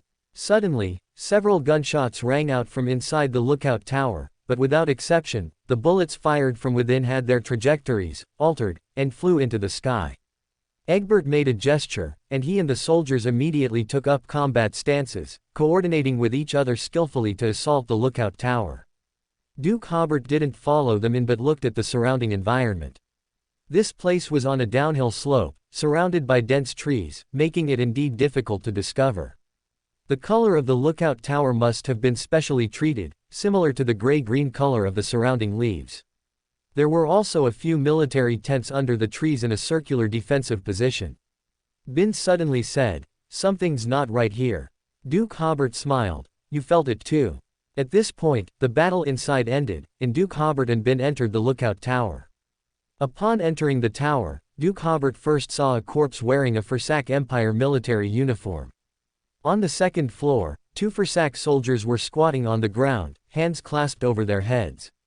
Not far from them, there was another corpse of a Fursak Empire soldier. Captain Egbert was interrogating the prisoners, asked them what their mission is.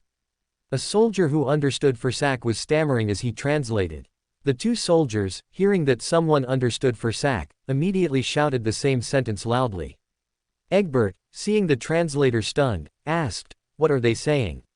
They said there's a demon among us, and they told us to leave here," the translator said, somewhat surprised. Egbert sneered. "That's right, I am the demon of the Fursak people." Saying this, he raised his rifle and shot another Fursak prisoner dead, splattering blood all over the other prisoner's face. The captain said, "Ask again, what is their mission?" The last prisoner, watching his companion die in front of him, paused slightly, then began to describe their mission. It turned out that the Fursak army had also received distress signals from here, and they thought they were from the survivors who had been sent to attack this place before, so they dispatched a small unit to rescue them. But after arriving here, many comrades disappeared inexplicably. Just as they were about to withdraw, they encountered Egbert's squad.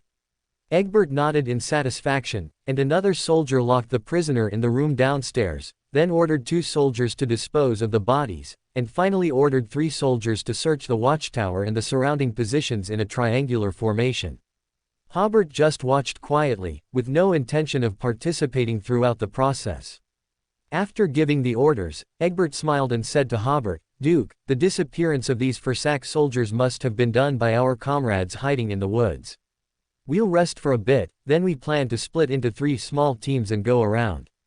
Ah! Suddenly, a chilling scream came from upstairs, interrupting Egbert's words. Egbert drew his pistol and rushed upstairs, slightly stunned when he saw the scene upstairs. He was clearly the first to rush up, but Duke Hobert and Bishop Bin were already examining the warrior writhing on the ground. He was stunned for a full second before remembering to look downstairs. Downstairs were the other soldiers who had come to check the situation, and he didn't see any sign of the Duke or the Bishop. Egbert let out a long sigh of relief. If there were still a Duke and a Bishop downstairs, that would be truly terrifying. The soldier writhing in pain in front of Hobert was one of the 3 who had just performed the search mission.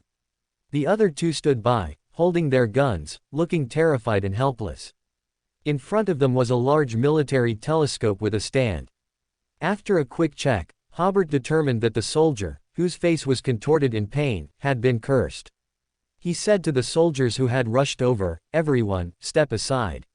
Saying this, he made a pulling motion towards the soldier, granting the curse on his body to a tree outside. The large tree trembled violently, emitting painful creaking sounds. Hobert snapped his fingers, altering the ignition point of the hydrogen around the tree, causing the fire to instantly engulf the tree and end its pain. The soldier lying on the ground looked as if he had survived a catastrophe, his eyes staring blankly, breathing heavily. Hobert asked the other 2 soldiers, "What happened just now?"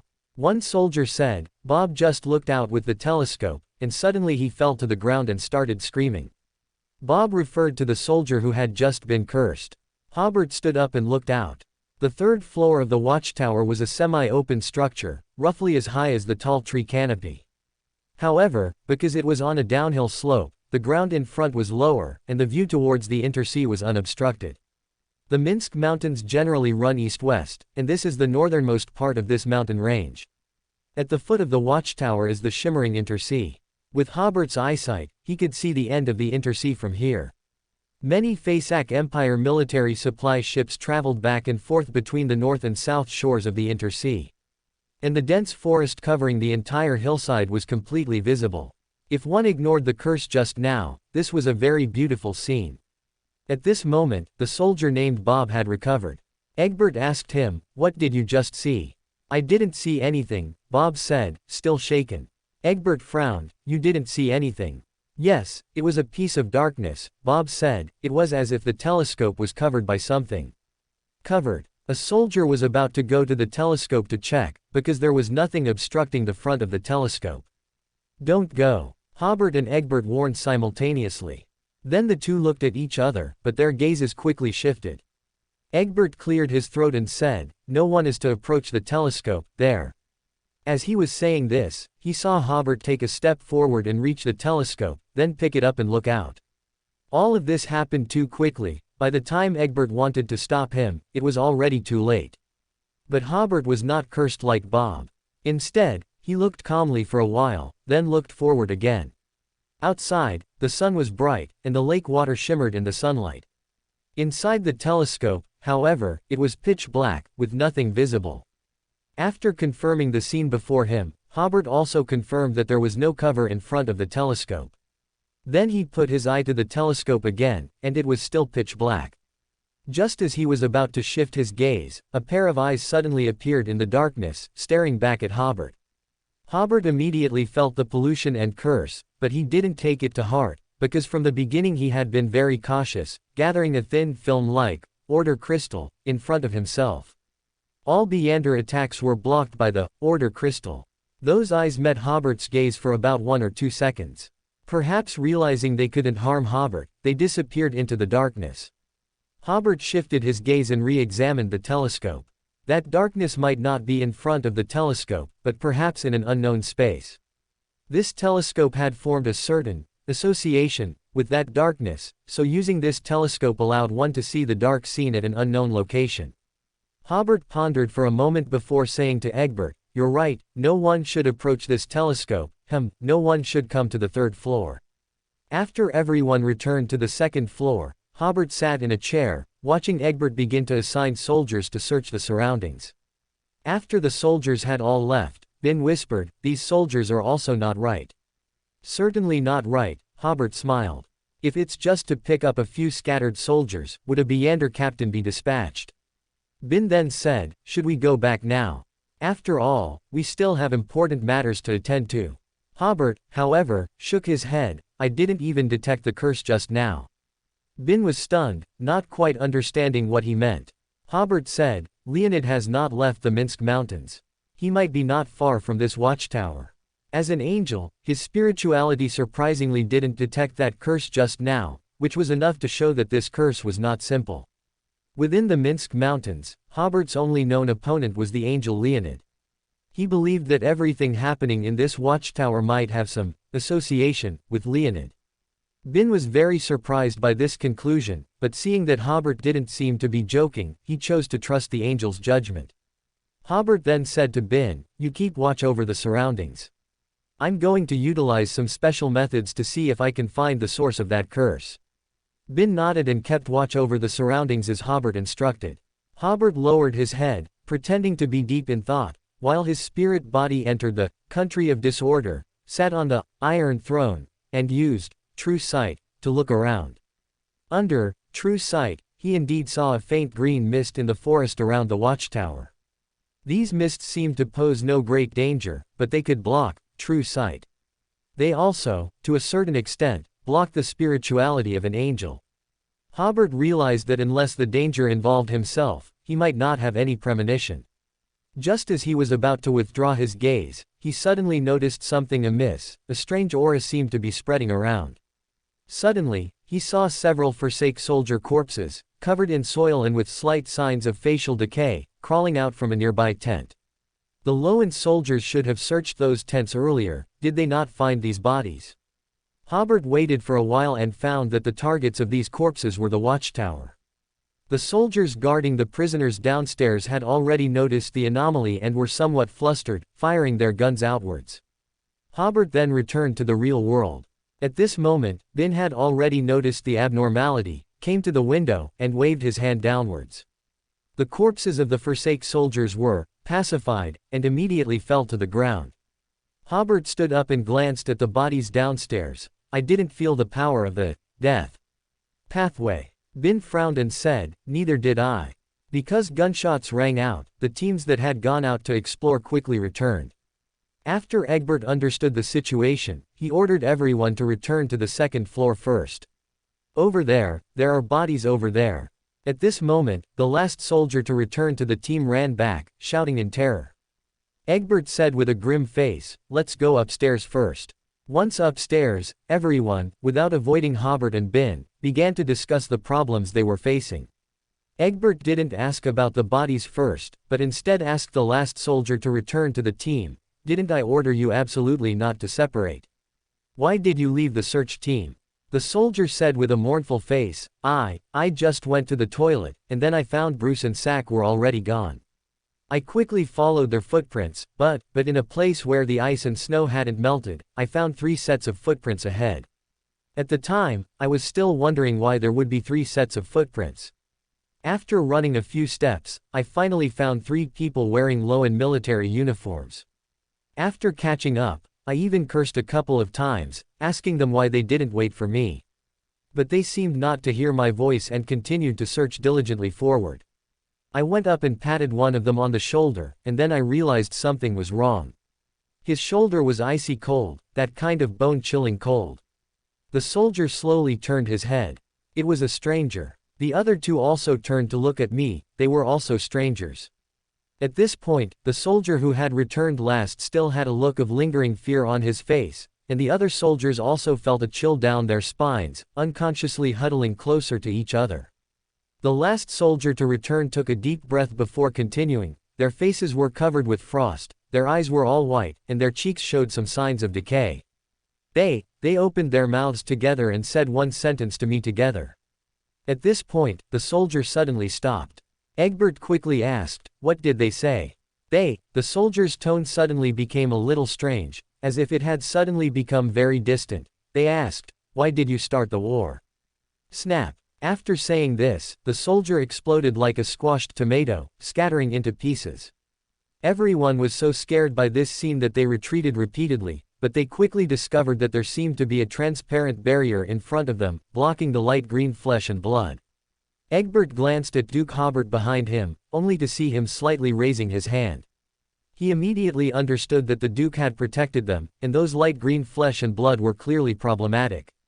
Everyone took 2 seconds to accept the fact that a comrade had died, and the expressions on their faces became very solemn. Egbert took a deep breath before saying, "No one is to touch this flesh and blood. Bob, go find some kerosene and burn it." Yes. Bob immediately went to look for kerosene. Egbert then went to question his other 2 subordinates. "Bruce, Sack, did you not even realize that a comrade went missing?"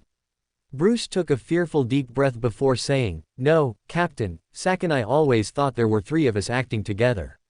Sack's scalp tingled. "Yes, boss, we were always 3 people acting together."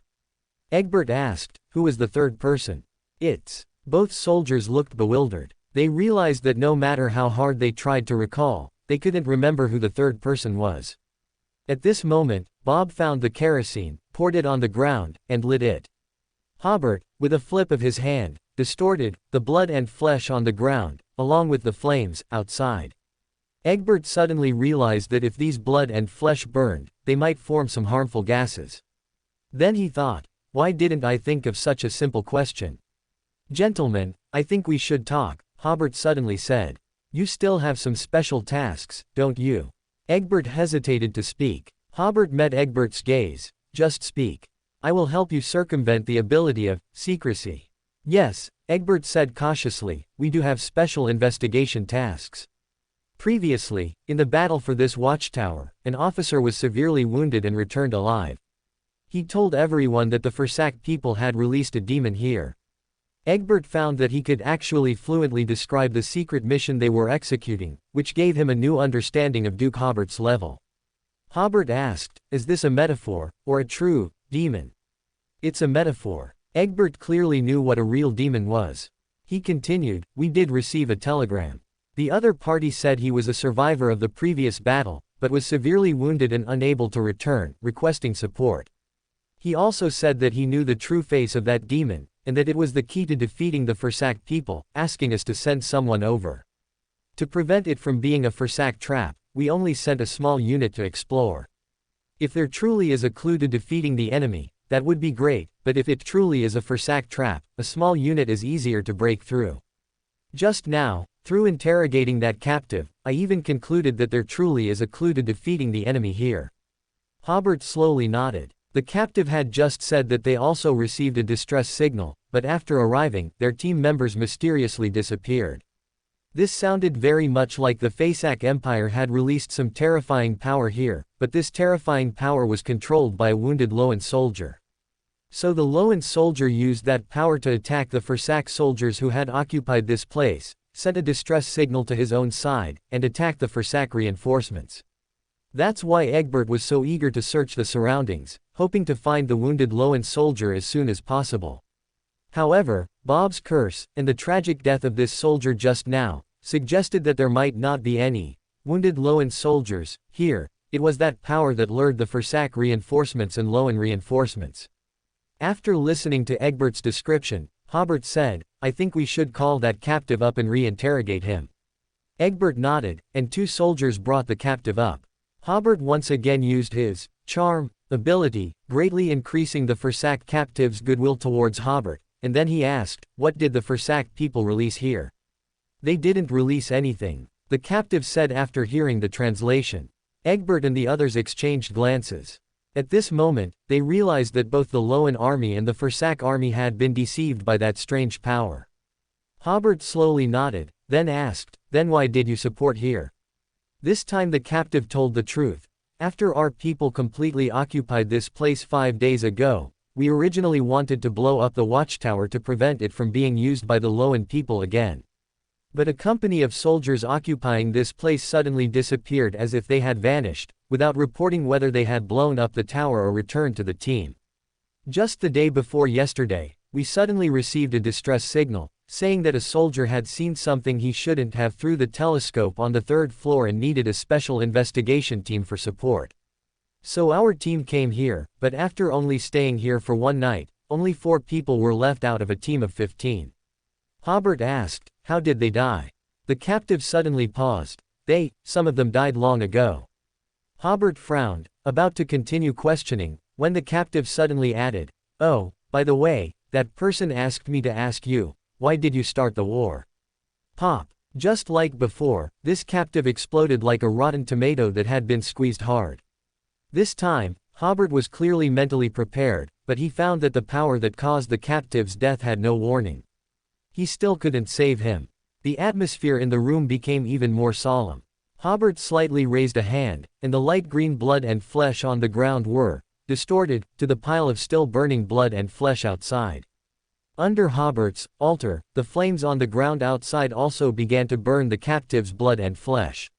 Then, he said to Egbert and the others, "I think your mission should end early. Go back and tell your superior that Duke Hobert couldn't even stop their tragic deaths. I think your superior won't blame you." Egbert was slightly stunned. Yes, Hobert said, "if your mission continues, you will die very tragically." He then said to Bin, "You also leave with them." Bin was slightly stunned but immediately said, "Okay." Hobert glanced at the people in the room, smiled slightly, and said, "Good, 1 archbishop, 1 captain, 11 soldiers, everyone is here. I'll send you." "Wait a moment." Egbert suddenly said seriously, "Duke, are you mistaken? When we came, there were 12 of us. 1 just died, so including me, there are only 11 of us." Hobert was slightly stunned and immediately understood why he felt something was wrong when he first encountered this squad. At that time, Egbert clearly had 12 subordinates, plus this captain, making 13 people. However, Egbert said, headquarters ordered as 12 people to bring the other party back, which meant that in their perception, there had always been 12 people, but this team had 13 people. After a moment of stunned, Hobert suddenly laughed. "Things are getting more and more interesting." He said to Bin, "Stand behind me." This archbishop was a little frightened at this moment and quickly went behind Hobert. He thought, "Don't let them go. Who knows what they'll bring back." Egbert and the others, on the other hand, suddenly felt a lack of trust in the people around them and unconsciously pulled away. Hobert said to them, "Don't panic. Next, I will pray for the power of the Evernight goddess to help us distinguish which one is the extra person. Everyone pay close attention and see if anyone tries to disrupt the ritual. See if anyone wants to suddenly leave." Without giving them a chance to object, Hobert immediately used altar and the air to fix all 12 people in place. Then, at his signal, he had Bin bring a table and arrange candles. Hobert began to chant, "Evernight goddess, more exalted than the starry sky, more ancient than eternity. I have encountered a problem while completing your mission, and I request your communication and help. Please tell me, is everything that happened in this watchtower related to my mission?"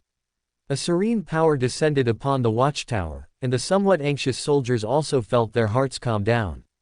In a corner not far away, half a bottle of red wine suddenly flew onto the table, its cork popped out, and it fell over. The red wine flowed out, forming letters, and finally spelled out a word, "Yes." Hobert nodded. His previous premonition was correct. Then he was a little strange. Why did the Evernight goddess communicate with him in this way? Clearly, in previous communications, the Evernight goddess had been able to speak to him. After a brief thought, Hobert understood that the Evernight goddess was doing this for others to see, possibly for Bin, or possibly for this group of soldiers. Of course, it was more likely for Leonid, who was probably hiding in the dark, to make this glorious one realize that the Evernight goddess was currently focused on doing more important things, and even for such an important communication, she could only project very little power here. Hobert then asked, "Where is that telescope connected?" The red wine on the table transformed again, forming another word, starry sky.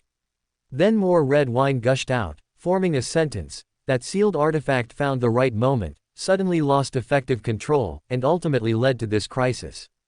At this moment, Hobert understood that his mission, besides seizing the sealed artifact, also involved resolving this crisis. He then said, "Please help me identify among them which one is the culprit of this crisis." This time, after a delay of 2 or 3 seconds, the red wine moved again. "There is a way to distinguish them, have them state their names and birthdays in order." Hobert then realized that the true sight of the Creator would be obscured by the light green mist, and the Evernight goddess's sight might not be able to directly see who had a problem. And even if she could see, at this time, the Evernight goddess would have to pretend not to see much. However, true gods are different from false gods. Even if she doesn't directly state who has a problem, she can find a solution through other means. The Evernight goddess's reminder suddenly enlightened Hobert's thoughts. In mysticism, a person's name and birth time are closely linked to the spirit world. These two pieces of information can be seen as someone's archive number in the spirit world. Generally, when divining, these two pieces of information are used to check archives in the spirit world. Therefore, in divination, for slightly more complex divinations, such as astrological divination, dream divination, etc., birthdays and names are very important information. But if one of the people has a problem, his connection with the spirit world must be problematic. Then, when he states his name and birthday, it will cause the spirit world to automatically restore many altered pieces of information, and it is very likely that a clue to breaking the situation will be found as a result. So, after thanking the Evernight goddess and tidying up the altar, Hobert said to the 12 soldiers, "Clearly state your names and birth dates in order. Start from the left." At the same time, Hobert used the association ability to closely monitor their connection with the spirit world. The first soldier said, "Bruce Will, born on February 28, 1329. Before Hobert could say anything, Bob exclaimed in horror, "You! Bruce is already dead. He died 2 months ago." Duke Hobert, using the power of association, did indeed perceive that this soldier, named Bruce Will, had a problem with his connection to the spirit world. This problem was difficult to notice. Only when the other party took corresponding actions could he utilize relevant abilities to perceive that his connection to the spirit world seemed very obscure. Before Duke Hobert could remind everyone, the soldier Bob said that Bruce had already died 2 months ago. Prompted by Bob, Egbert also recalled, "That's right, we buried him together, right on the path leading to this watchtower." Bruce first fell into a daze, then seemed to remember, "That's right. I'm already dead." At that moment, his military uniform became old, the pupils of his eyes disappeared, turning completely white, and there were slight signs of decay on his cheeks. Thump! The next second, he fell straight to the ground. Immediately, a faint green, blurry human figure floated up from Bruce's corpse. This change startled the soldiers, but Duke Hobert had been using an air cage to trap them there, so they couldn't even retreat. Duke Hobert didn't immediately attack the green shadow, but asked, "Who are you?" The faint green phantom ignored Duke Hobert's question and asked the soldier next to him, "Why did you start this war?" The soldier took a deep breath, somewhat tremblingly, and said, Because of justice. No side in this war is just." The faint green phantom finished speaking and suddenly charged at the soldier. The soldier closed his eyes in terror, waiting for death, and the others also thought this soldier was doomed. But at this critical moment, a thin black film suddenly appeared in front of the soldier, and the phantom crashed into the film and was bounced back. Only then did everyone breathe a slight sigh of relief, and at this time, everyone heard Duke Hobert ask again, "Who are you? Where are you from?" The soldiers immediately understood that the black film was the power of Duke Hobert, and Captain Egbert was somewhat surprised, marveling inwardly that Duke Hobert's level once again exceeded his expectations. The green shadow still did not answer Duke Hobert's question, but asked the other soldiers, "Why did you start the war?" The soldiers had different answers. For the king, "I don't know. Because politicians are all curly-haired baboons. For profit, comma. Finally, when it was Egbert's turn, he replied, "If we can win, I'll get an officer's subsidy, and then my whole family can live a prosperous life." The faint green phantom seemed dissatisfied with all these answers, asking around and finally coming to Duke Hobert, "Why did you start the war?" Duke Hobert retorted, "Why should I answer your question?" The phantom was slightly stunned by this counter-question, "Why can't you answer?" "How about this, let's make a deal. I'll answer one of your questions, and you have to answer one of mine," Duke Hobert said. The soldiers and the Archbishop of the Night Goddess Church were stunned. "Can you still bargain like this?" But what surprised them even more was that the phantom actually said, "Yes." So Duke Hobert said, "Please repeat your question. Why did you start the war?" Duke Hobert replied, "For me, starting a war is about establishing the ideal country." The phantom seemed more interested in this answer, and it then asked, "Why must the ideal country be established through war?" "It's my turn to ask a question," Duke Hobert said with a smile. "I can only answer your question after you answer my first question." "Please ask." Duke Hobert asked, "Who are you?" "I am the epitome of your war." Duke Hobert immediately said, "Please explain more clearly." The phantom didn't fall for it. "Is this your second question?" "No." Duke Hobert looked at the phantom, "But you've already asked a second question, and I've already answered." Egbert and the others were stunned. Duke Hobert, even tricks monsters. Bin, who was beside him, almost laughed out loud. This is what happens when you play word games with a lawyer.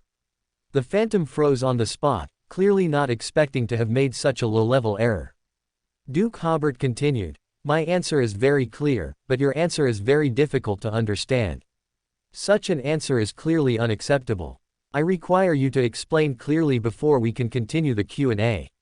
Also, if you don't know the answer, you can automatically skip to the next question.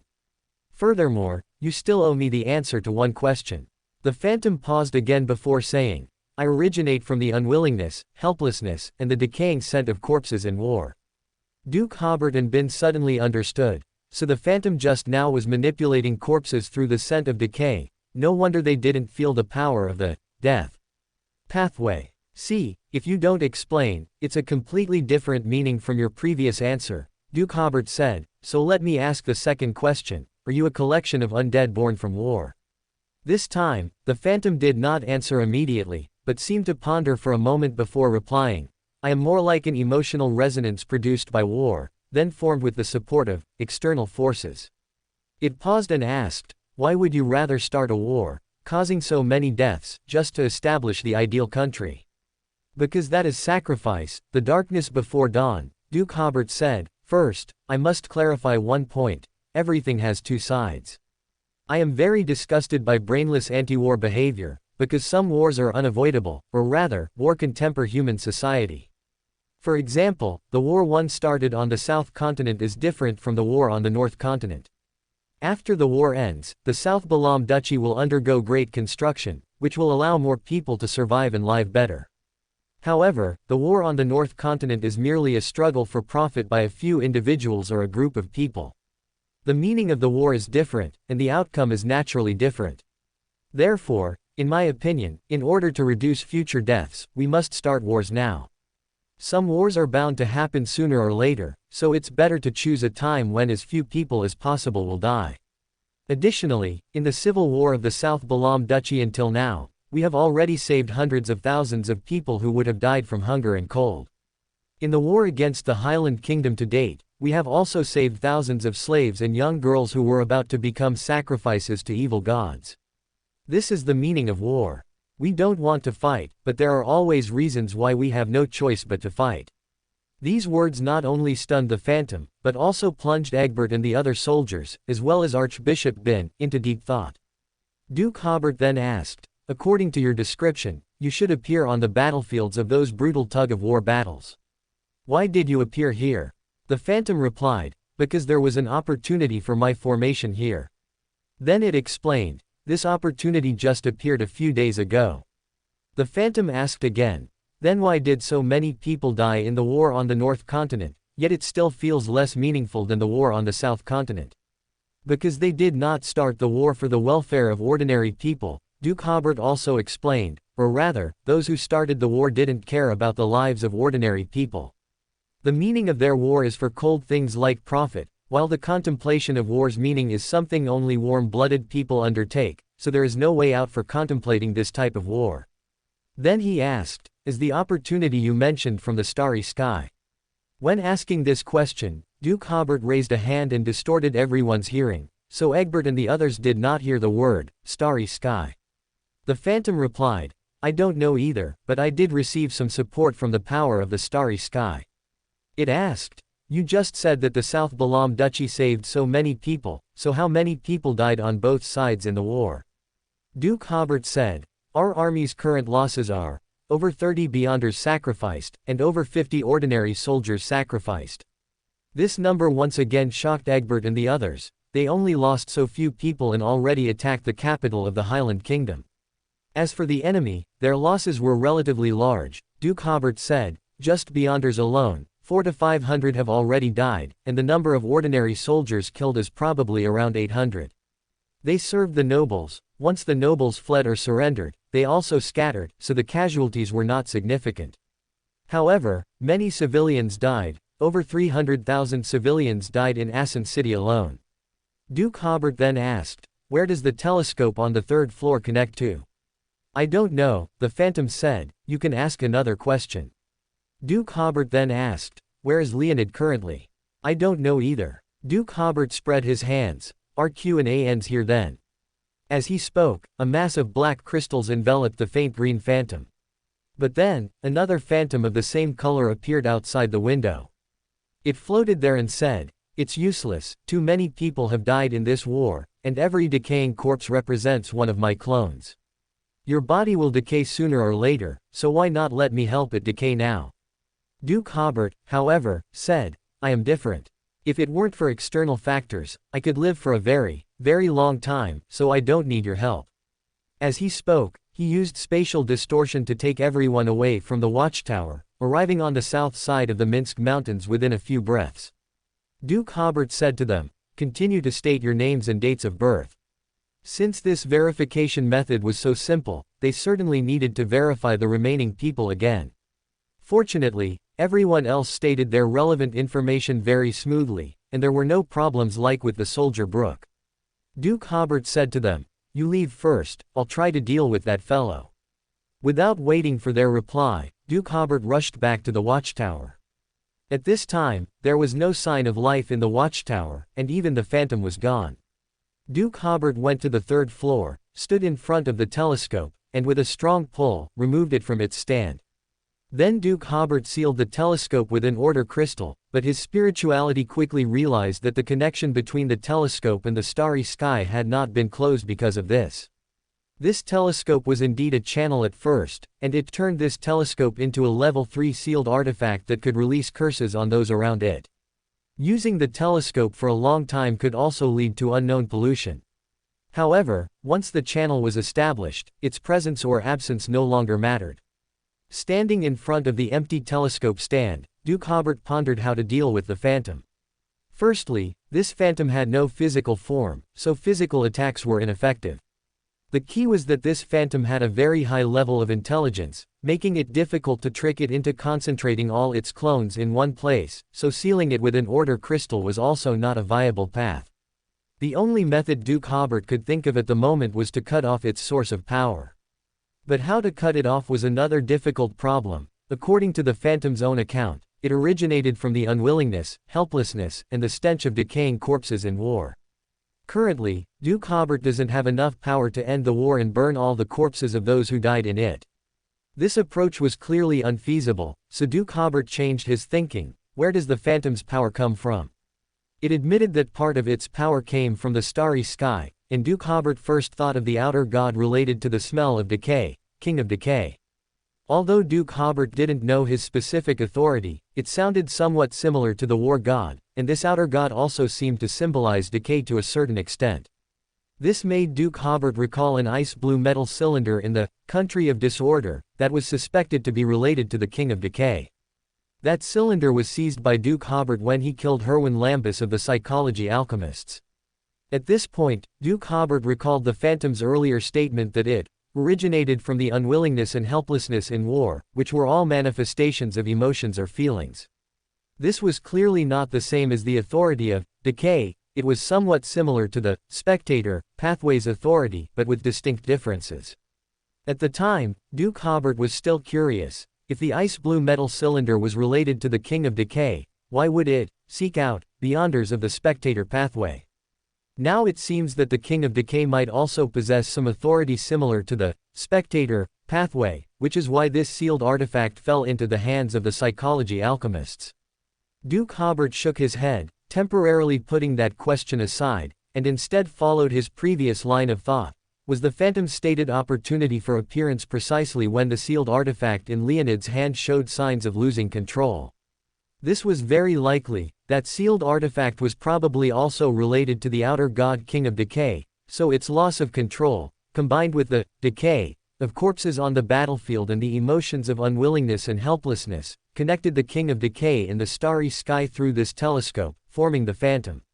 If this conjecture is correct, then finding that sealed artifact might lead to an opportunity to sever the Phantom's source of power. As for how to find that sealed artifact, Duke Hobert had a good idea. He took out the crystal box containing the ice-blue metal cylinder from the country of disorder, unsealed it, and held the cold cylinder in his hand, using it to associate with the sealed artifact in Leonid's hand. As Duke Hobert expected, he quickly found a connection. The sealed artifact in Leonid's hand was indeed not far away.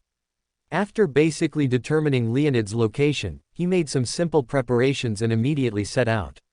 Following the connection between them, Duke Hobert quickly found Leonid, who was radiating twilight light, in the dense forest. He was sitting cross-legged on the ground, with a flesh-colored crystal stone in front of him that was constantly changing shape. If not for the stone's surface reflecting light like a crystal, it would look more like a constantly wriggling piece of rotting flesh. Around the stone, a circle of twilight light emanated, causing the surrounding trees to quickly wither and decay, clearly indicating that Leonid was trying to seal this sealed artifact. Duke Hobert was about to snatch it when Leonid suddenly retreated, stopping his control over the sealed artifact. Duke Hobert was slightly stunned but immediately realized that this guy was about to lose control of the sealed artifact in front of him, and was eager for someone to take over at this moment. But why didn't Leonid pray for the war god's power? As Duke Hobert thought, he condensed an order crystal and placed it over the flesh-colored crystal stone. The sealed artifact immediately became docile. Leonid was stunned by this scene. He seemed to hesitate, wondering whether to come back and snatch this sealed artifact again. Duke Hobert did not immediately put away the sealed artifact but asked, why has this sealed artifact been so active recently? Before this war, there had been 3 large-scale wars in the 5th epoch alone, and they were wars with very long cycles.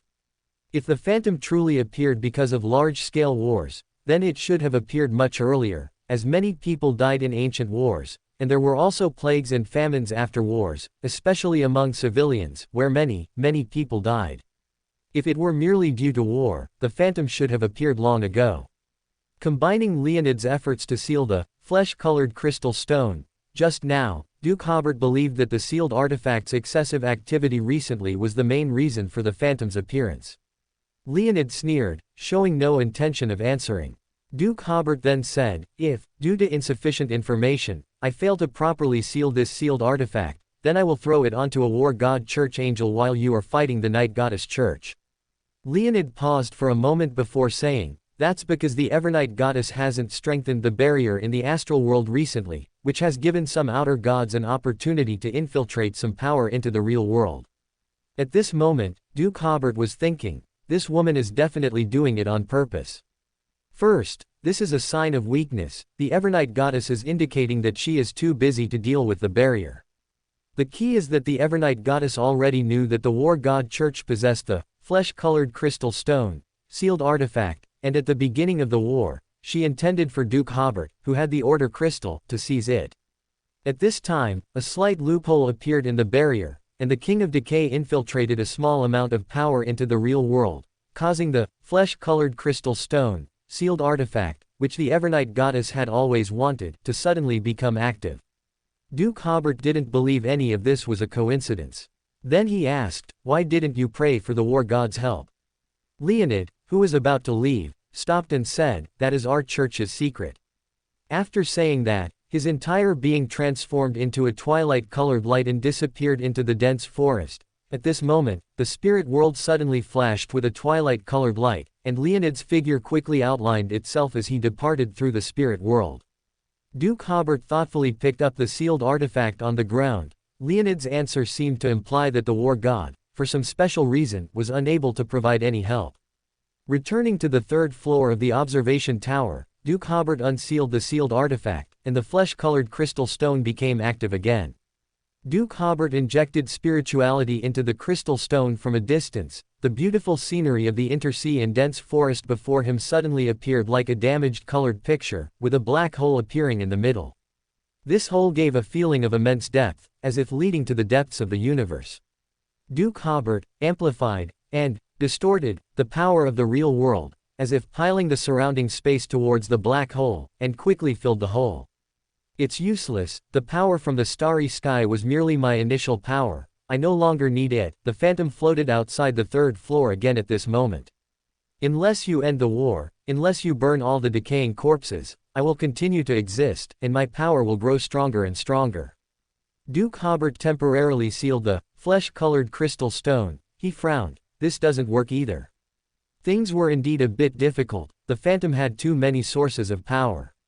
And as the war continued, it would indeed provide it with more nourishment. The phantom knew it couldn't harm Duke Hobert, so it lingered around Duke Hobert, constantly saying things to make Duke Hobert give up. Duke Hobert thought for 2 or 3 minutes but couldn't come up with a good idea. He was about to ask the Evernight goddess for help again when he suddenly recalled the method used to identify the soldiers earlier. Immediately, he had a very good idea and smiled at the phantom. For the real world, you are completely superfluous. As he spoke, Duke Hobert first prayed to the Creator, then began to meticulously arrange a spiritual wall, and even added a barrier of order crystal outside the spiritual wall.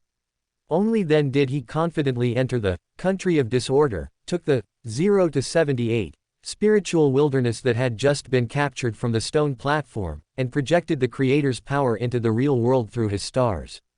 Seeing the phantom that was still fearless, the Creator picked up the spiritual wilderness, covered in barbs, and began to establish a spiritual cage between the spirit world and the real world around the phantom. The phantom seemed to sense something was wrong and immediately tried to escape from the cage. The Creator performed an amplify, and instantly, 1/3 of the Minsk mountains were covered by the spiritual cage. The Creator, sitting on the Iron Throne and holding the spiritual wilderness, began to utilize the association ability to quickly find the connection between the phantom and the spirit world. As Duke Hobert expected, its connection to the spirit world was very abnormal. At this moment, all these connections were blocked within the real world by the spiritual cage. Duke Hobert used the spiritual wilderness to manipulate spirituality, dismantling these connections little by little. Even if the phantom shuttled between its avatars, it was useless. Duke Hobert could always follow the spiritual connections and continue to dismantle them. It wasn't until the phantom's connections to the entire world, in terms of spirituality and the spirit world, were severed that Duke Hobert unhurriedly arrived at the bell tower. At this moment, although the phantom could still shuttle within the spiritual cage, using its decaying avatars, it could clearly feel that the entire world was increasingly rejecting it. Dong. At this moment, a distant bell chime suddenly resonated in the air. The bell chime stirred flocks of birds in the forest, adding a touch of vitality and life to the mountains that had just begun to sprout. The phantom stood there blankly. Suddenly, a young face appeared within the phantom. I cannot die here, Mother is still hoping for me to come home. Immediately after, a military officer of 27 or 28 appeared in the phantom. Am I going to die? Will I never see my wife and newborn daughter again? The phantom's image kept changing. Why am I not entering the hall of marriage with my fiancé, but dying in this muddy puddle? Why am I being killed even though I surrendered? The war wasn't started by me, but why must I die? Haha, this world, why is there only coldness? Child, did you escape safely? You're only 7 years old, what will you do now? What will you do? At this moment, Duke Hobert in the bell tower was reluctant to push the bell hammer again, but in the next second, he gritted his teeth and struck the order clock once more. Dong. The phantom, which should not have existed in this world, instantly vanished. Duke Hobert used true sight to see the thin green mist in the dense forest being dispelled by the bell, as if souls filled with unwillingness and helplessness were being driven back to the underworld within the mist. This world became normal again, as if they had never existed. After a few seconds of stunned, Duke Hobert returned to the real world. Looking at the magnificent scenery of the intersea and dense forest from the third floor of the observation tower again, Duke Hobert felt a sense of boredom. He took the sealed artifact back to the second floor and relit the candle on the table. Evernight goddess, more sublime than the starry sky, more ancient than eternity. I have completed the task you assigned and obtained this sealed artifact. I hope you open the sacrificial gate and accept my sacrifice. The area around the altar was immediately covered by a surging power of tranquility, and at the same time, Duke Hobert also felt that it contained a part of the power of secrecy, which was not present when he sought help from the Evernight goddess just now. First, a sacrificial gate with specks of starlight appeared in front of the altar, and the flesh-colored crystal stone was immediately sucked in by a huge suction force. Duke Hobert looked at the empty altar and asked, "Respected goddess, is there still a need for this war to continue? So many people have died tragically, even the outer gods can't bear to watch." Duke Hobert heard that soothing female voice again. This is a very helpless aspect of the Beander world. This war has reached a point where it cannot be stopped by anyone who wishes to. Duke Hobert seemed to hear the Evernight goddess's helplessness in her tone. This is the Beander world, even if one becomes a god, one can only protect oneself. He took a deep breath, adjusted his emotions, and asked, why can't the god of war continue to seal that flesh-colored crystal stone? If Badhail touches this sealed artifact again, he will easily be contaminated by the King of Decay, the Evernight goddess replied. During the fourth epoch, Badhail once hoped to utilize the power of this sealed artifact to try to find and approach River of Eternal Darkness. Duke Hobert asked, can you elaborate on this? Does this sealed artifact really come from the King of Decay? Is this outer god looking for River of Eternal Darkness? Why did the god of war's plan fail later? It is indeed an invasion of the real world by the King of Decay, the Evernight goddess replied. In the past few millennia, almost every outer god has projected a small amount of power into the real world through various means. I speculate that the King of Decay should be looking for River of Eternal Darkness, but he seems to only be interested in Badhail's Beander characteristic. Duke Hobert thought to himself, perhaps it's because the Beander characteristic of the warrior pathway was torn from the King of Decay. The Evernight goddess continued, during the fourth epoch, Badhail obtained this sealed artifact and tried to utilize it to contaminate Salinger, but Salinger detected it in advance and sealed the source of pollution on Longtail Island with the power of the underworld. Duke Hobert was startled. Mountain god Megali. Previously, he had received information from Truncest that Megali was sealed by the Underworld Emperor precisely because she carried the Underworld Emperor's pollution. Moreover, this seal was so tight that even in the fifth epoch, the angels of the Rune royal family could not find Megali's whereabouts. Duke Hobert found Megali's Beander characteristic because of Mr. Azek's mark, and used this characteristic to advance. Yes. Seeing that Duke Hobert was very clear about this, the Evernight goddess did not continue to explain this matter, but continued, after Badhail tried to contaminate me and Salinger multiple times without success, he wanted to utilize this sealed artifact to influence River of Eternal Darkness, thereby preventing Salinger from controlling and accommodating the Sephira. However, because this sealed artifact had too much uncontrollability, when Badhail was conducting some research and experiments, it unexpectedly affected the City of Calamity through an unknown pathway. This caused the City of Calamity to become extremely active, almost breaking through the seal of Lord of the Mysteries. It was precisely because of Badhail's mistake that Medici, Sauron, and Einhorn were all contaminated to some extent by the City of Calamity at that time. Even now, the Conqueror is more susceptible to contamination from the Sephira than other Sequence 1s. Duke Hobert was initially a bit confused by this result, but soon he seemed to find a clue. Warrior and Hunter pathways, aren't they both torn from the King of Decay? He didn't think this was impossible. He had been a bit Lord of the Mysteries before. Generally speaking, a God of War not only means being good at fighting oneself, but also refers to outstanding achievements in warfare. However, God of War, Badhail only gave people the feeling that he was good at fighting. As for experts in warfare, one had to look at Medici and them. As for why the King of Decay would have two non-adjacent pathways, it's not difficult to understand. After all, these two pathways, although not adjacent, are interchangeable pathways.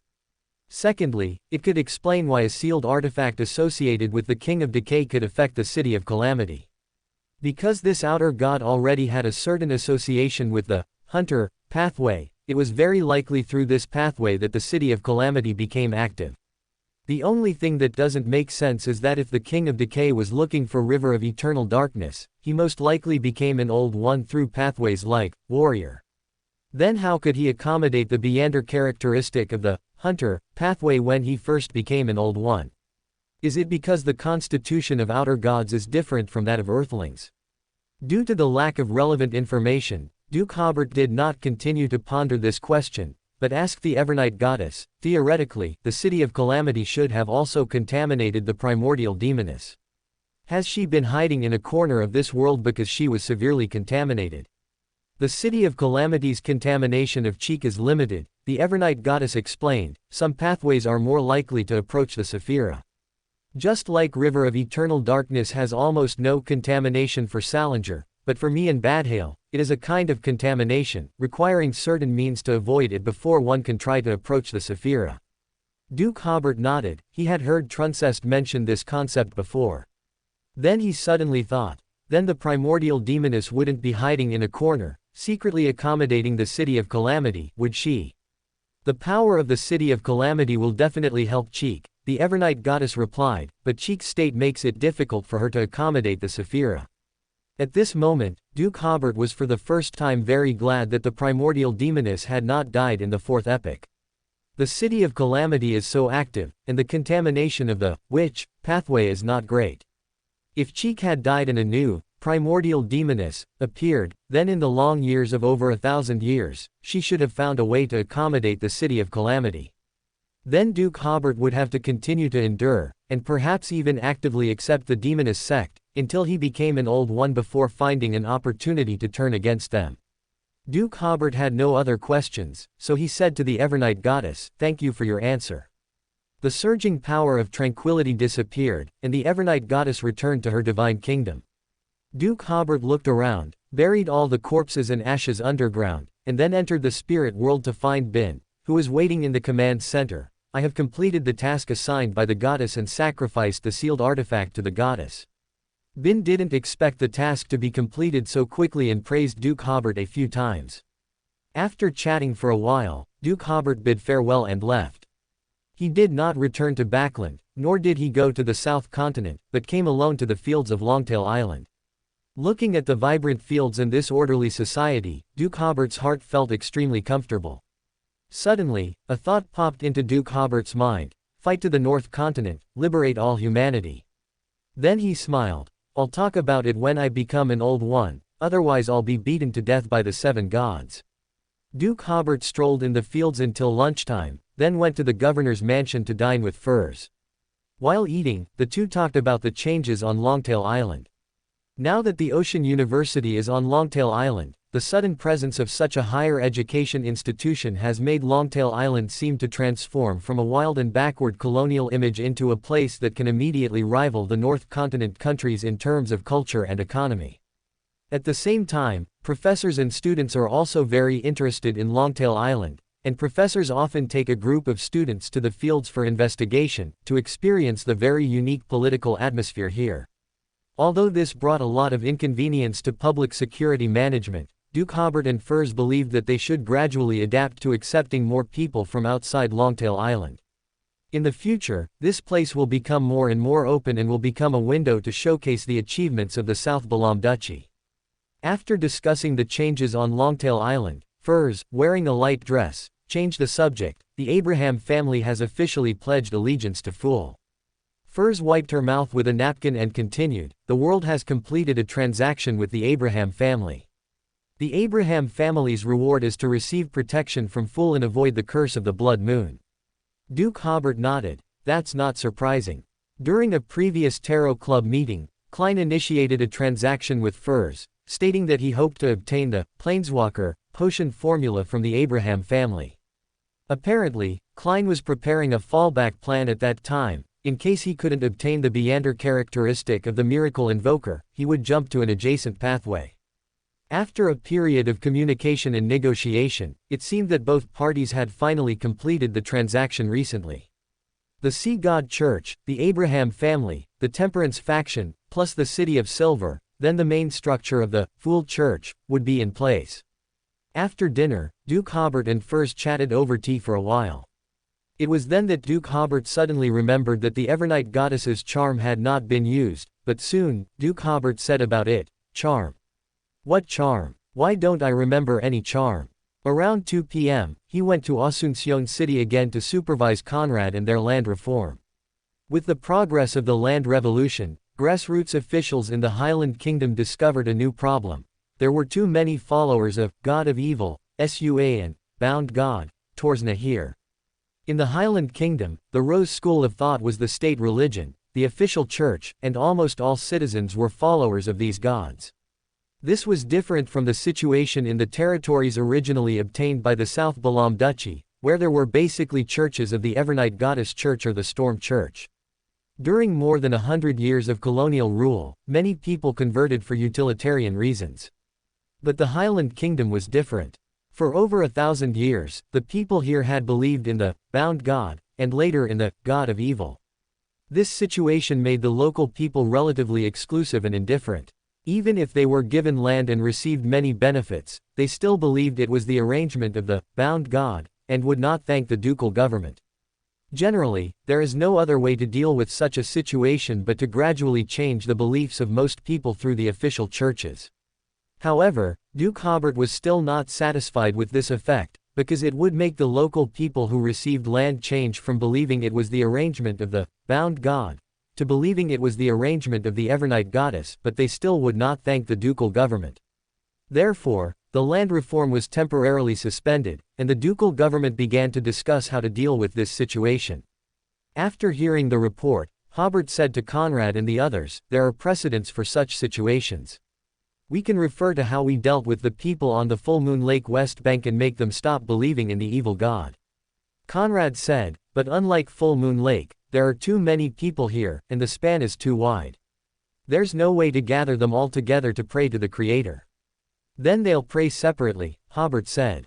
"Have the soldiers herd the people of each town together to listen to the Creator's instructions."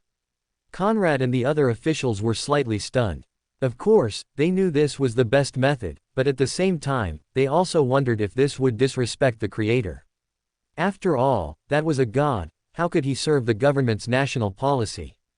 But then they thought of the actions of Hobert, the Creator's favored one, who prioritized practicality. So, this might also be the Creator's habit, and Duke Hobert was merely following the Creator's will. After this matter was assigned, Hobert falsely claimed to be in his room contemplating the future development of the South Balam Duchy and rarely left. In fact, he was doing this to quickly respond to the prayers of the grassroots officials. With the help of soldiers, whether local residents were willing or not, they were herded onto the streets of the small town or into an open field.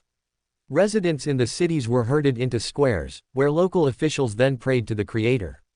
Thus, the Creator had to rush from place to place to respond to the officials' prayers. The reactions of the people everywhere were similar. They were first astonished by the immense pressure displayed by the Creator, trembling and kneeling or prostrating themselves on the ground. The Creator would tell them in a solemn voice, "The abomination killed the bound God." For this, the abomination SUA sacrificed the lives of over 300,000 residents of Asin City, making him an out-and-out evil god. "I drove away the abomination and saved you from such an evil god, becoming your new ruler. My envoys will distribute land to you, combat the bad practice of sacrificing living people to evil gods, and allow you to live more prosperous lives. From today onwards, all deities of the Rose school of thought will be evil gods, and anyone who believes in evil gods will be punished." Under normal circumstances, this brief speech, which directly touched the hearts of the people, would make them completely submit, and the vast majority would no longer continue to believe in evil gods. However, there would certainly be some devout believers who would still secretly worship, and at that time, arrests would be necessary. The Highland Kingdom had lost hundreds of thousands of people, and labor was scarce, so the duchy government would naturally not let go of such ready-made labor reform prisoners. The duchy government was highly efficient, taking only 5 days to have all the people in the occupied territory meet the Creator and learn who their new ruler was. Prayers to the Creator suddenly increased, and Hobert could clearly feel that the power of these beliefs was transmitted to him through the Iron Throne. They were both the Creator's anchors and Hobert's anchors. After this action, a vigorous land reform was carried out throughout the occupied territory.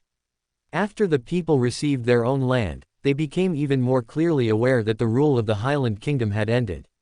In Assen City, Hobert once again felt signs of potion digestion. With the end of the land revolution, the Duke of Entropy's potion was also completely digested.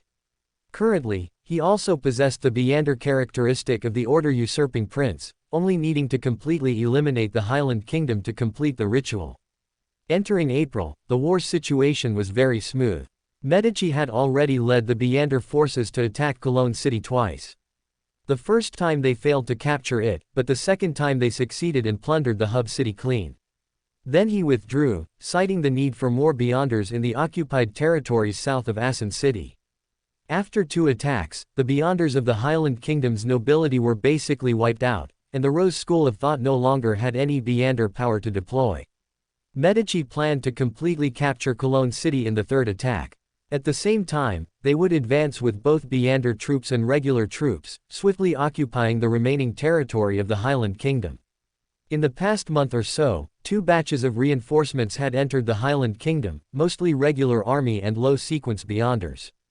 The soldiers recruited in the South Balam Duchy last year, after more than 3 months of training, had 30,000 of them sent to the Highland Kingdom, preparing to launch the final war against the Highland Kingdom. In fact, the main purpose was to let the soldiers experience actual combat. The power of the Highland Kingdom's nobility had basically disintegrated, and this war was destined not to be very intense. At the same time, taking advantage of this period, Hobert further optimized the structure of the duchy government's functional departments. Firstly, the responsibilities of each department were redetermined, and secondly, a fairer personnel promotion system and a more scientific financial system were formulated. In addition, some cumbersome procedures were reduced, and attempts were made to avoid situations where one department went left and another went right on a common project. In addition to government functional departments, Hobert also issued many regulations for official Beyonders. First, official Beyonders were divided into 2, one part stationed in various places to deal with ordinary Beander incidents. The other part remained as Beander troops, ready to respond to calls for Beander warfare at any time. For example, the 4 Beander troops given designations by Hobert were Beander troops ready for Beander warfare at any time. As for Barnett's unit, Lawrence's unit, the Solomon family's unit, and so on, except for Sequence 5 and demigod-level forces, which had to be ready to respond to calls for battle at any time, all other Beyonders had clear station. Several Beander families were easy to deal with, and the Council of Knowledge was also very supportive, as they all hoped to become official Beyonders. Hobert only needed to discuss this matter with Sharon and others from the Temperance faction, because if the Temperance faction was also willing to support this policy, it would mean that their organization would be dismembered by Hobert. Many low-sequence Temperance faction members would not only be stationed in the old territories of the Highland Kingdom but also go to Longtail Island and Rocklear City. In short, they were basically dispersed. It wasn't just them who were dispersed. Other Beander organizations were also broken up by Hobert using these new regulations. The official Beander team stationed in various places might have members from the Tudor family or the Tony family, but the captain might come from the Bach family. On this point, Hobert explained very clearly, this was for better utilization of cooperation between different pathways. After all, the Orthodox churches also trained Beyonders from non-adjacent pathways. If they were to emulate them, Hobert's demands were not at all excessive. However, the Beander forces of the South Balam Duchy were somewhat special. Relatively speaking, the various Beander troops previously belonged to the same organization and were more exclusive. Hobert did not encounter much resistance from the Temperance faction's high-ranking officials, whom he was most concerned about. They only requested that Temperance faction members could reside in the South Balam Duchy without joining the official Beyonders. Hobert agreed to their request, so the more than 70 Temperance faction members currently participating in the war were divided into 2, with many being sent to various places to be stationed. This was another major reshuffle of Beyonder forces. The vast majority of low-sequence Beyonders became official Beyonders in various regions. The Beyonders of the Creator's faction were very numerous, and even if the territory doubled, it could still be defended. Although the number of people in the Gale army and the other 4 Beyonder troops, as well as Sharon's unit, decreased, they were all elites. The only ones not moved were the Bloodline, who came to help, as that was Lilith's Beyonder power.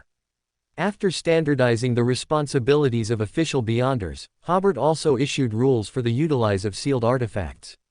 After several wars, Hobert had accumulated a large number of Grade 2 sealed artifacts, and even more than 20 Grade 1 sealed artifacts.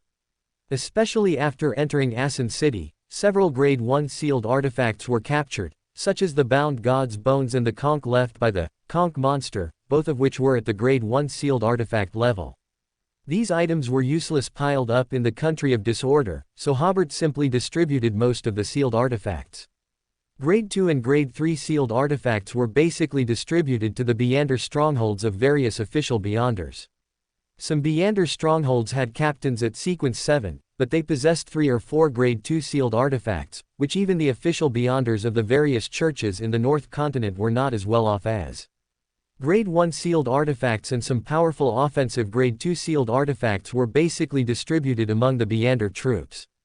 The Gale army and the other 4 armies each received 3 Grade 1 sealed artifacts, and Sharon's unit also received 2. The ownership of these sealed artifacts belonged to the South Balam Duchy, they only had temporary usage rights. This distribution of sealed artifacts surprised all the Beyonders of the Duchy. They had not expected the Creator's forces to have such deep accumulation. Unlike the Orthodox churches, whose sealed artifacts were accumulated through countless Beyonder cases, many official Beyonders already had many sealed artifacts in their teams when they joined the Beyonder forces of the Orthodox churches.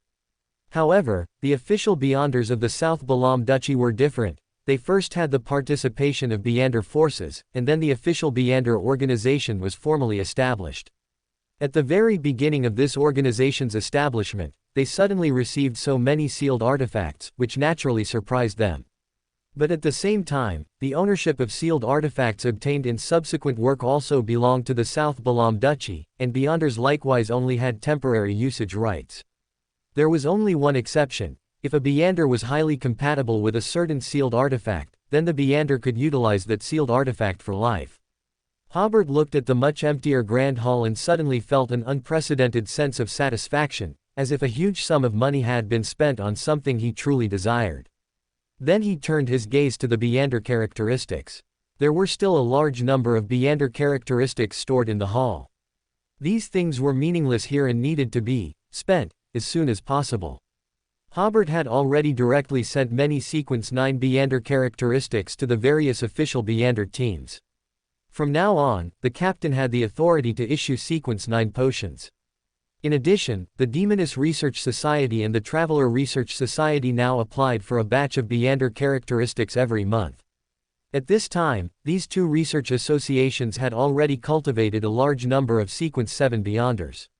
Not long ago, Medici had just suggested to Hobert to form an Beyonder troop primarily composed of the Hunter Pathway and another Beyonder troop primarily composed of the Prisoner Pathway.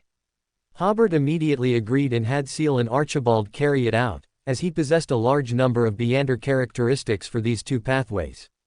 By mid-April, Medici began organizing the third attack on the remaining forces of the Highland Kingdom. Soon, good news came from the front lines. They swiftly crushed the last bit of Beyonder power of the enemy in Cologne City. Then they began the pursuit. Whether in terms of numbers or sequence, the South Balam official Beyonder troops had an absolute advantage, so after more than an hour of pursuit, they completely annihilated the enemy forces. At the same time, 2 other South Balam armies, primarily regular troops, advanced from 2 other directions, capturing cities and territories, swiftly dismantling the forces that the Highland Kingdom had previously retreated north. The Highland Kingdom, which had fought against the Balam Empire in the South Continent for over 1,000 years, thus perished. Moreover, under Medici's strategic strike, the Highland Kingdom had almost exhausted all its Beyonder power. At this time, the Rose School of Thought no longer had demigod-level power, leaving only the abomination Sua and some low-sequence Beyonders who had not been recalled from strongholds outside the kingdom to participate in the war. They would not be able to infiltrate the South Balam Duchy for 3 to 5 years. Even in this final battle, Sua did not make a move. As for the nobles of the Highland Kingdom, only a few low-sequence Beyonders remained. Because they lacked sufficient power to protect their wealth, many nobles were killed and robbed by adventurers and Beyonders from the Balam Empire waiting nearby, as soon as they left the Highland Kingdom. When the final war was launched, the Balam Empire, intending to plunder, also dispatched a group of Beyonders and an army to seize the spoils of victory. Medici did not confront them directly, instead, he sent enough troops to block their 2 retreat routes. Because the dispatched troops were sufficiently numerous and moved quickly enough, the high-ranking officials of the Balam Empire were shocked and immediately sent diplomats to negotiate. After simple negotiations, the Balam Empire army quickly retreated in disgrace. Upon hearing that the Highland Kingdom had fallen so quickly, the various countries of the North Continent once again collectively expressed their surprise. This was a country that had not been annihilated in over 100 years during the colonial era, and just like that, it was gone. When the South Balam Duchy suddenly halted its advance earlier, the nations of the North Continent all thought that South Balam had run out of steam. Even the staff of the various countries' strategic departments believed that, given the Highland Kingdom's unique faith, there was still a possibility of a counterattack. However, the South Balam Duchy once again disappointed them, ending this war of annihilation with extreme speed. The reactions of the various countries differed. The Fenaport Kingdom was already planning to dispatch an ambassador to the South Balam Duchy. The Fursak Empire and the Intis Republic became nervous again. The war ended much faster than they had anticipated, and they all feared that the South Balam Duchy would now free up its hands to avenge the previous incident at Roclear City. At this time, the war on the North Continent had reached its most critical point, and they had no strength whatsoever to deploy to the South Continent. The Loan Kingdom, which had previously been criticizing the South Balam Duchy in the newspapers, no longer had any critical remarks. Instead, it began to praise this victory. Because after the South Balam Duchy occupied the Highland Kingdom, it gained a route to attack the heartland of East Balam. Even if the Loan royal family had opinions about Hobert, they would not complain in the newspapers. Having destroyed the Highland Kingdom, the territory of the South Balam Duchy nearly doubled, almost matching the size of the Fenaport Kingdom. At this point, the various countries of the North Continent felt the pressure from the South Continent for the first time. If the South Balam Duchy continued to assist the Loan Kingdom, then this war might continue for some time. However, if the South Balam Duchy turned towards the Intis and other allied forces, then within 2 months, the allied forces would surely reach the capital of the Loan Kingdom, potentially ending the war several months earlier. Fortunately, so far, the South Balam Duchy has not yet declared its stance, seemingly still observing. Thus, the 4 nations of the North Continent successively dispatched envoys, offering money and people. After learning that Hobert preferred advanced technology, they also began sending various technologies. Large ship and airship technologies that could not be obtained from the Loan Kingdom before were now easily acquired from other countries. Hobert accepted all the offerings without refusal. He had originally planned to first digest the new territories and then wait for the Beyonder forces to rest and accumulate strength before making any further moves. The demands of the various countries aligned with his strategy, so of course Hobert would not refuse the benefits they brought to his doorstep. By late April, the South Balam Duchy in the southern hemisphere was beginning to enter winter. At this time, the capital Anjou had already been completed. Currently, the main completed parts are the Duke's Mansion, the office spaces for various departments, the commercial street, and many residential buildings. This city can already accommodate tens of thousands of people, but there are not that many residents yet, and most of the residential buildings are still empty. More residential buildings will be constructed only after the city's population grows. Not only were the residential buildings empty, but the Duke's Mansion was also empty. The main structure of the Duke's Mansion is divided into 3 parts. Furs lives in the left part, and Audrey lives in the right part. The middle section is where Hobert works, along with several grand halls, some for internal meetings, some for handling Beyonder affairs, and some for receiving foreign guests. This time, Hobert wasn't thinking about saving money, everything was built on a grand scale.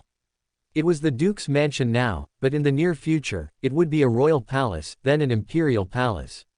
For a Duke's mansion, this scale was certainly a bit large, but for an imperial palace, this scale was not large at all. Hobert sat in the enormous office, which was connected to the lounge and study. Its vast size made Hobert even consider using distortion of space to reach his destination. This suddenly reminded him of the situation 2 years ago when he first arrived at Jeffrey territory. On the first night there, Hobert spent it in an old house with weeds growing on its roof.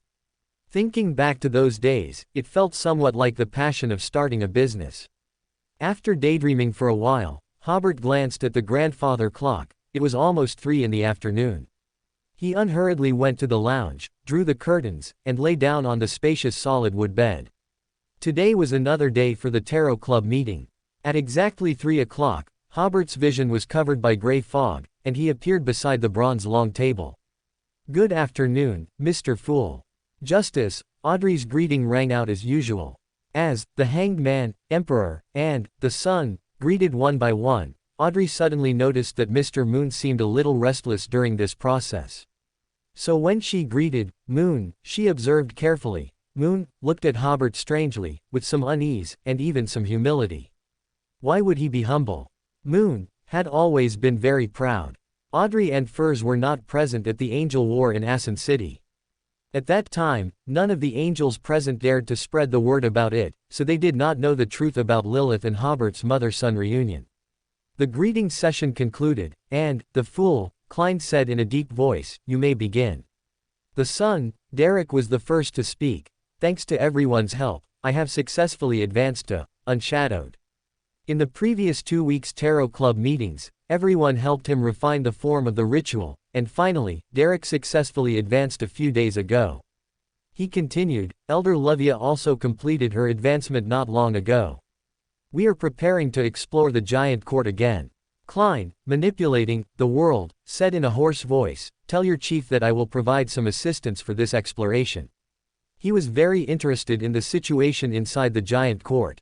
Derek said happily, "Thank you, Mr. World. After the gathering, I will immediately tell the chief this good news." Hobert pondered for a moment and then suddenly said, "If you are willing to give me the characteristics of the 2 silver knights guarding the door, I can also provide some assistance." He wanted to see what the first blasphemy slate looked like. "Really, Mr. Emperor?" For Derek, that would be absolutely wonderful. If they could get an angel to help, this exploration would definitely succeed. Seeing that Mr. Emperor didn't seem to be joking, he immediately said, "Okay, Mr. Emperor. After the gathering, I will immediately go and ask the chief for instructions." Hobert nodded, then turned to the world, and asked, "Where do you plan to arrange City of Silver?" Klein paused for a moment before saying, "The Rorstad Archipelago. Why not arrange it in the South Balam Duchy?" Hobert smiled and said, "I can build a city for them in the scenic Lanagua port. There's also a very nice place surrounded by 3 mountains there, where a large cathedral can be built." Derek listened to their conversation and already began to yearn for a life outside the God-forsaken land. The other members realized that once this city was built, it would definitely become another cooperation project between the Creator and Fool. Klein did not immediately give a reply to this. Hobert then continued, "The Duchy will also accept Beyonders who believe in Mr. Fool to become official Beyonders. That is to say, if the people of City of Silver are willing, I can also help them solve their employment problems. Following my instructions in terms of work and your instructions in terms of faith is not contradictory." Only then did Klein have the world nod. Yes, that's not contradictory. It was equivalent to one group of people having 2 utilizes. After discussing this matter, Hobert said to the world, "I have already started building churches for the Fool Church in Highland County and Corran County, which are the former territories of the Highland Kingdom. Please send a group of church members to take up residence there.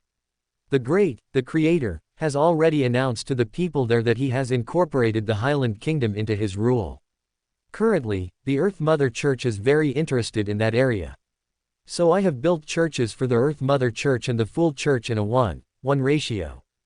In fact, the Church of the Evernight Goddess was also very interested in this, but because they were busy with war at the moment, and for some unspeakable reasons, the Church of the Evernight Goddess temporarily did not plan to send missionaries there. The hanged man, Alger, upon hearing this, realized that in the future South Balam Duchy, the Fool Church would definitely hold a unique position. Hermit, Catalia still found it somewhat incredible. She had never heard of the Fool Church before, but this church suddenly had the same status as the Orthodox churches in the South Balam Duchy. The world seemed to ponder for a moment before saying, "Okay, I will send people quickly." He had just been thinking about who to send, as after more than a year of development, the Fool also had some usable forces. The other members also felt a sense of disbelief in their hearts. The communication between Emperor and the world was already something that could affect a nation. So for the next few seconds, the entire hall fell silent. With the sun's advancement, most of the members of the Tarot Club had now reached the demigod level. Only Magician, Furs and Star Leonard were not yet demigods, but they were both already sequence 5, and would soon advance. Furs was because her potion had basically been digested. Her Beander characteristic for advancement and the Beander ritual, and even the auxiliary materials, had already been prepared for her. Leonard gained the opportunity to become a demigod because of the war. In peacetime, the death rate of demigods was very low, and Leonard's peak in this life might have been sequence 5. However, wartime was different, and a large number of sequence 5s had taken this opportunity to advance to demigods. With Leonard's qualifications and merits, he would also get such an opportunity in the near future. It was precisely because everyone's level was higher that transactions were rarely initiated, so the transaction and communication segments were now intertwined. After a few seconds of silence, Catalia asked Hobert, "I heard that the commander who annihilated the Highland Kingdom in the South Balam Duchy is named Medici. Is he from the Medici family?" Hobert replied, "No, he is Medici." This war of annihilation that occurred on the South Continent, like the previous civil war in the South Balam Duchy, had an unclear specific war process to the outside world. However, compared to the civil war, this war of annihilation was somewhat known to the outside world due to many nobles fleeing. But that was all from the perspective of the Highland Kingdom, narrating this war. From the perspective of these nobles, it was precisely because the South Balam Duchy had an overwhelming advantage that they were defeated so quickly. However, many people analyzed from their descriptions that the South Balam Duchy fought splendidly in this war of annihilation, and the Highland Kingdom was not entirely defeated due to insufficient Beander strength. It was just that the South Balam Duchy's tactics maximized their advantages. After much inquiry, the outside world learned that the South Balam Duchy's army had replaced its military commander with someone named Medici. However, all Beanders who knew of the Angel family believed that it was a descendant of Medici who had defected to the South Balam Duchy, and they were currently commanding the Beander forces of the South Balam Duchy. Hermit Catalia also thought so, which was why she asked Emperor Hobert to confirm this matter at the Tarot Club. Unexpectedly, Emperor Hobert replied, "He is Medici." The members other than Justice Audrey and Magician Furs were stunned for 4 or 5 seconds before the Moon Emlyn said, "No wonder every word he says is so annoying." The Vampires and Temperance faction who participated in this war also thought that the commander of this war was merely a descendant of the Medici family, as Medici was a figure who only appeared in ancient texts. The hanged man Alger also reacted, "Is it Medici himself?" Hobert smiled and nodded, "That's right." Star Leonard also reacted at this moment, "He's still alive." Hobert said pointedly, "Many ancient archangels are still alive, but their state is a bit strange." Klein, operating the world, asked, "Why would he cooperate with you?" Hobert did not hide this, because the Creator recently obtained a Conqueror Beander characteristic. Everyone suddenly understood. This made sense. Klein, on the other hand, sighed, "The Creator has such good luck. When will Fool also have such good luck?"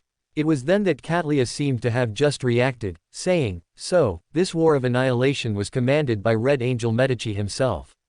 "Yes," Hobert said seriously, "current Beanders rarely possess his warlike thinking." Leonard nodded, "After all, Beander wars rarely happen now, and everyone doesn't know how to fight Beander wars anymore. And the era Medici lived in often had Beander wars, so he should have accumulated a lot of war experience. Let alone the Rose school of thought, even the Orthodox churches might not be his match in terms of warfare." The other members nodded, expressing their agreement. After this topic ended, the world suddenly said, "Esteemed Mr. Fool, I wish to converse privately with Emperor." After Hobert agreed, Fool at the head of the bronze long table nodded theatrically, creating a private communication space for the two of them. In the past few days, I explored Chernobyl, Klein, operating the world, said, there were many astonishing discoveries there. He took a deep breath and said, before all Beander phenomena appeared, it seemed as if there was suddenly no oil in this world. A huge, bottomless pit appeared in Chernobyl, where people built a research institute and were conducting some kind of research. According to some written materials I found, many researchers turned into oil, and even more people became insane, their minds undergoing abnormal changes. Only after hearing the first sentence did Hobert understand that Klein wanted to share his exploration experience with him. That's the Chaos Sea. Klein continued, do I need to explain what the Chaos Sea is to you? He had recently obtained a lot of high-level intelligence. Hobert said, I've heard of the Chaos Sea. It is said that for some sequences, it is the key to becoming an old one. Klein nodded and continued, I don't know why, but the power of the Chaos Sea suddenly expanded, turning the underground oil into part of it. The oil seems to have disappeared because of this. I also encountered an Amon's avatar in the research institute. In order to deceive me, or rather, to corrupt me, he told me a lot of information. Later, I judged that most of that information should be true. Hobert hummed, if it's confirmed that Amon is deceiving, then most of his words are credible. This way, he could more easily achieve his ultimate goal. Klein obviously thought so too. He continued, Amon's avatar said that the Chaos Sea is very large, almost filling the Earth's core. It is also the only Sephira that is both real and illusory, and has a direct entrance in the real world. He also said that the first blasphemy slate was conceived and produced there, and it is said that the ancient sun god also crawled out from there. Hobert slowly nodded, so, the ancient sun god was very likely a researcher there. But why would he have a cross from the AD era? What Hobert was referring to was the classical cross obtained from a Rune royal family court viscount when he helped Zio investigate her father's case. That cross clearly came from the AD era. Klein had studied that cross when Hobert was trading with Derek, so he knew what Hobert was referring to. So he guessed, could that be an accessory he carried when he went to work? Westerners generally have the habit of wearing cross necklaces. Hobert smiled, maybe I'm too sensitive. I always feel that the research institute and this thing are a bit, not quite compatible. Klein also recalled that the relationship between Christianity and the scientific community seemed to have an antagonistic side and a fusion-integration side. It was nothing to find a cross elsewhere, but it was indeed a bit strange for a research institute staff member to have a cross on them. Perhaps the ancient sun god was not a researcher at all, but a pastor. Hobert smiled, otherwise, there wouldn't be so many cross-related elements in the third epic. Klein nodded, that's right. If it involves some supernatural phenomena, they might invite some religious figures to help. They did not continue to discuss this issue but instead talked about the Chaos Sea. Hobert sighed, I didn't expect the entrance to the Chaos Sea to be in Chernobyl. Is this a coincidence? Or did the nuclear leak attract the Chaos Sea out? If it was just a nuclear pollution problem, it could also appear in Japan and the UK. Why did it specifically appear in Chernobyl? Klein was slightly stunned, Japan and the UK. Hobert smiled, when you transmigrated, the nuclear power plants in these two countries had not yet had problems, and they were very immoral in discharging nuclear contaminated water into the sea. In terms of handling process, Chernobyl's handling was simply textbook level. Klein thought back, I remember the Fukushima nuclear leak. Hobert nodded, yes, that nuclear leak seems to have happened a long time ago, and the problem has not been completely resolved. The two were silent for a while before Klein suddenly said, the first time. The Chernobyl accident was the first nuclear reactor accident. Could this be a symbol? Hobert pondered for a moment, possibly. After all, at the level of uniqueness, it already begins to abstract. Higher-level Sephiras should also have a certain abstract manifestation, so the first nuclear leak might have some abstract meaning. Then he said, the problem is, what does Chernobyl represent?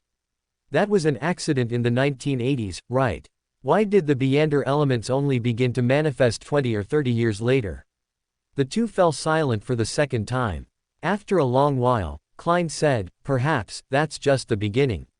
That's right, Hobert smiled. The process of Beander awakening may take time, and it really shouldn't be understood with human concepts of awakening. He then added, I suddenly recalled something just now. Before the first atomic bomb was detonated, some even worried about igniting the hydrogen in the air, thereby destroying the entire world. This was not a layman's fantasy, but a concern raised by physicists. Hobert spread his hands and continued, humans will have all sorts of worries and misunderstandings about the unknown.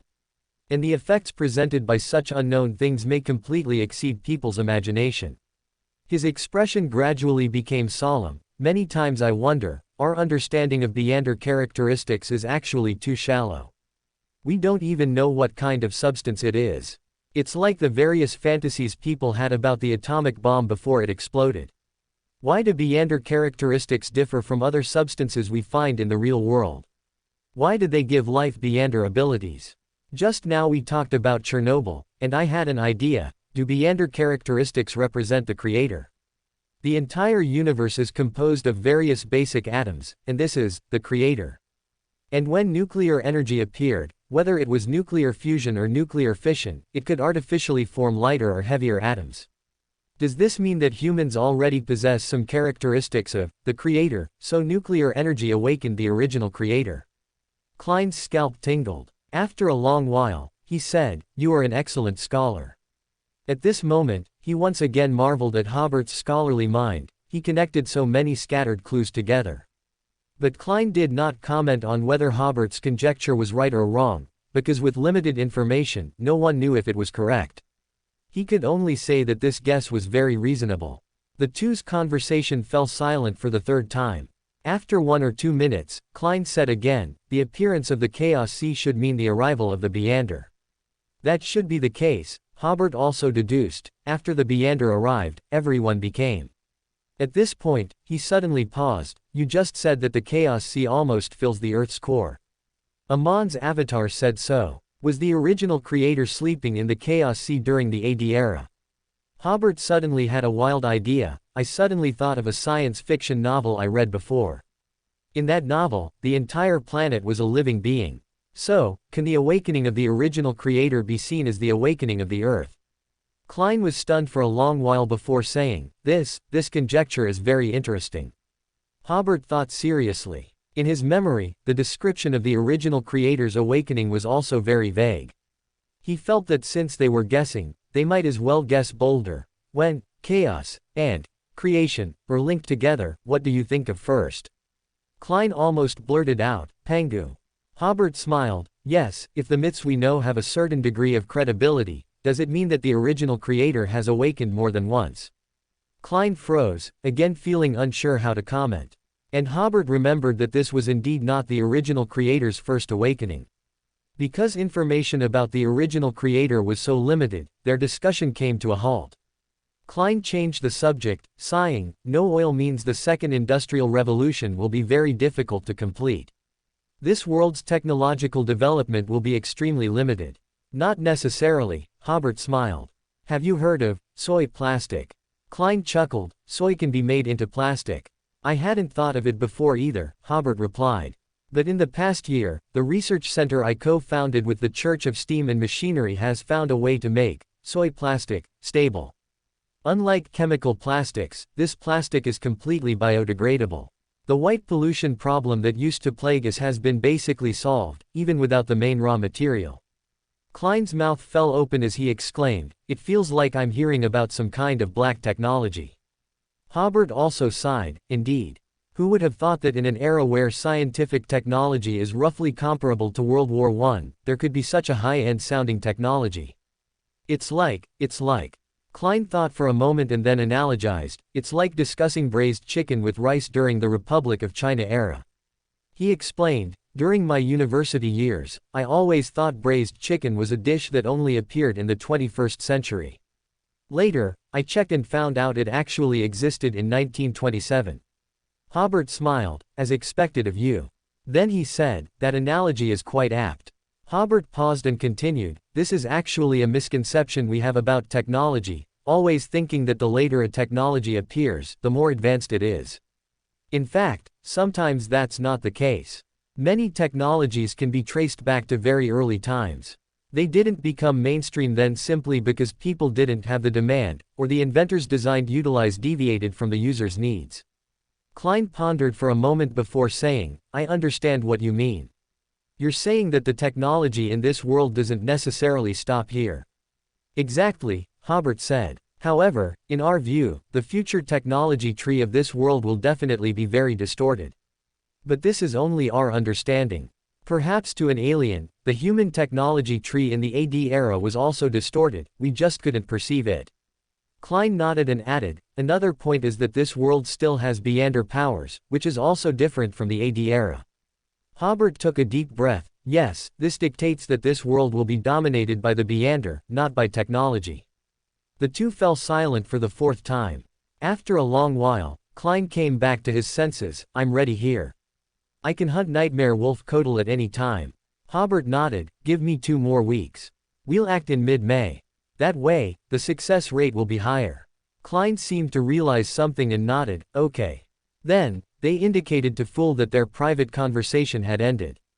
After their private conversation, the world and Emperor both looked solemn, which made the atmosphere of the subsequent Tarot Club also turn serious. Everyone discussed the situation in the North Continent and the consequences of Lowen's defeat. Hobert and Klein did not participate in these discussions until Alger shared a piece of intelligence he had obtained. Hobert then seemed to snap back and joined the conversation.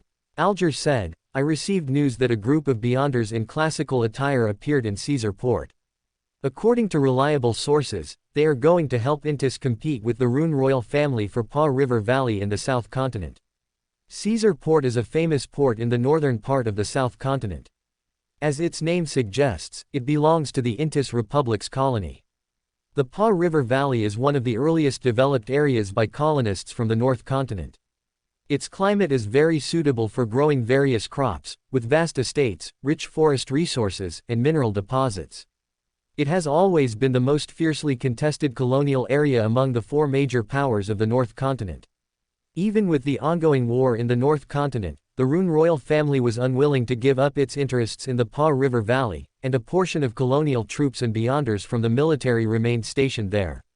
Upon hearing, Beyonders in classical attire, Hobert immediately asked, can you find out the background of those Beyonders? Alger pondered for a moment before saying, I can try. Good, Hobert said. I will pay the corresponding reward once there is a result. After concluding the discussion on this topic, no one initiated new topics. As usual, after helping the son Derek learn some ancient Forsac language and geography of the North-South continent, Klein announced the end of the Tarot Club. Hobert returned to the real world and remained silent for a long time before sighing. Perhaps the inability to find a corresponding theory to thoroughly explain the Beyonder is the essence of the Beyonder world. He took a deep breath. Regardless of whether some problems could be figured out, promotion was the most urgent matter at hand. After destroying the Highland Kingdom, Hobert welcomed the opportunity for promotion, and he didn't need to make as many preparations as he did for his promotion to Duke of Entropy.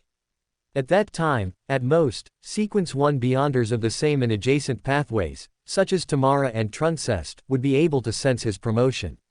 However, if a barrier formed by Order Crystal was set up in advance, it could completely block their interference. The difficulty of this promotion might lie in the promotion itself. After all, this was Sequence 1, and promotion at this level was, of course, very dangerous. Moreover, after promotion, his divinity would certainly once again outweigh his humanity. This also required some preparations in advance, lest he become the type of god he disliked the most for a long time. In fact, Hobert had already been preparing for his promotion since the end of the first round of war against the Highland Kingdom, and Earl Hall had helped him a great deal. Finally, it was time to prepare the auxiliary materials, 30 grams each of 5 local specialties that the populace could associate with the promoter. Anjou welcomed its first snow of the year, and the newly built city instantly turned pure white. Furs, dressed in a thick Lowen-style long dress, looked at the snowy scenery in the courtyard and exhaled. Before this, she could hardly imagine that there was a place in this world where it snowed in April. After pausing for a moment, she continued through the long corridor, heading to the central building complex of the Duke's mansion. Furs was somewhat puzzled as to why the usually frugal Hobert would build such a large palace. It was so large that she even wanted to utilize Flash to walk, or travel to reach her destination. Arriving at the central building complex, like the left building complex where Furs resided, there were many buildings that were not decorated at all, and some even lacked doors and windows. A cold wind blew through, and much of the white snow even drifted indoors. Furs quickened her steps, finally reaching the decorated section, and hurried to the opulent dining room. As the servant opened the dining room door, Furs's eyes narrowed, for not only Hobert but also Audrey, with her golden hair and excellent figure, was in the dining room. Furs knew very well that Audrey lived on the other side of this palace, but the two of them had a tacit understanding and had never met in this palace. When Audrey saw Furs, her expression also changed, but she thought of something else. Just now, through her conversation with Hobert, she felt that Hobert seemed somewhat worried about something. He had even called Furs here, indicating that the matter Hobert was worried about was very difficult to resolve. Furs, I have an important matter to discuss with you too. Hobert rose and smiled. I believe both of you should be present for this. Furs hesitated for a moment, but ultimately entered the dining room. Thud. The dining room door was closed by the servant, and Hobert then altered the surrounding environment so that only the three of them could hear the upcoming conversation. Facing Furs, who was standing, and Audrey, who was sitting, Hobert said, "The good news is, I have an opportunity to be promoted to Sequence 1. Furs and Audrey were both stunned.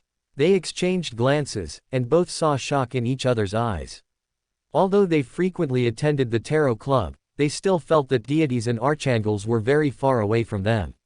Now Hobert suddenly said he was going to be promoted to Sequence 1, which even made them feel somewhat unreal.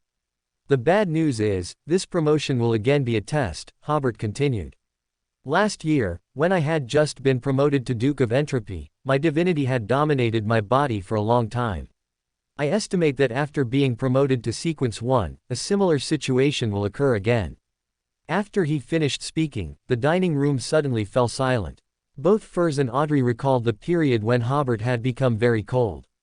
After a few seconds of silence, Audrey asked, "Can humanity gain the upper hand through anchors?" "It's possible, but the process should be very long." Hobert had enough anchors. The natives of Longtail Island alone numbered in the hundreds of thousands. For a Sequence 1, these anchors were sufficient. Additionally, the creator's anchors, although they had to be transferred through the country of disorder, were also Hobert's anchors if needed.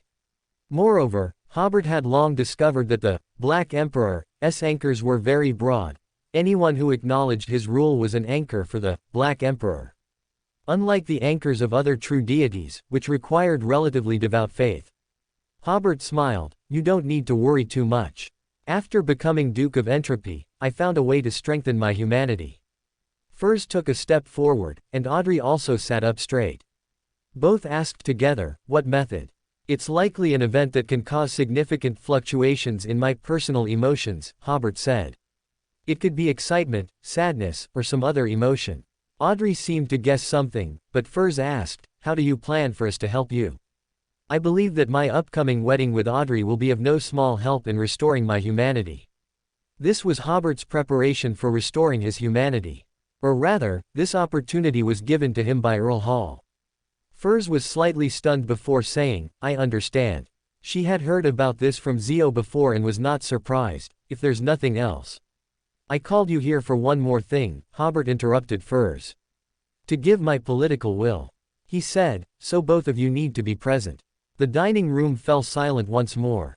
Audrey and Furs suddenly realized that, due to some pressure, Hobert had to choose to be promoted as soon as possible.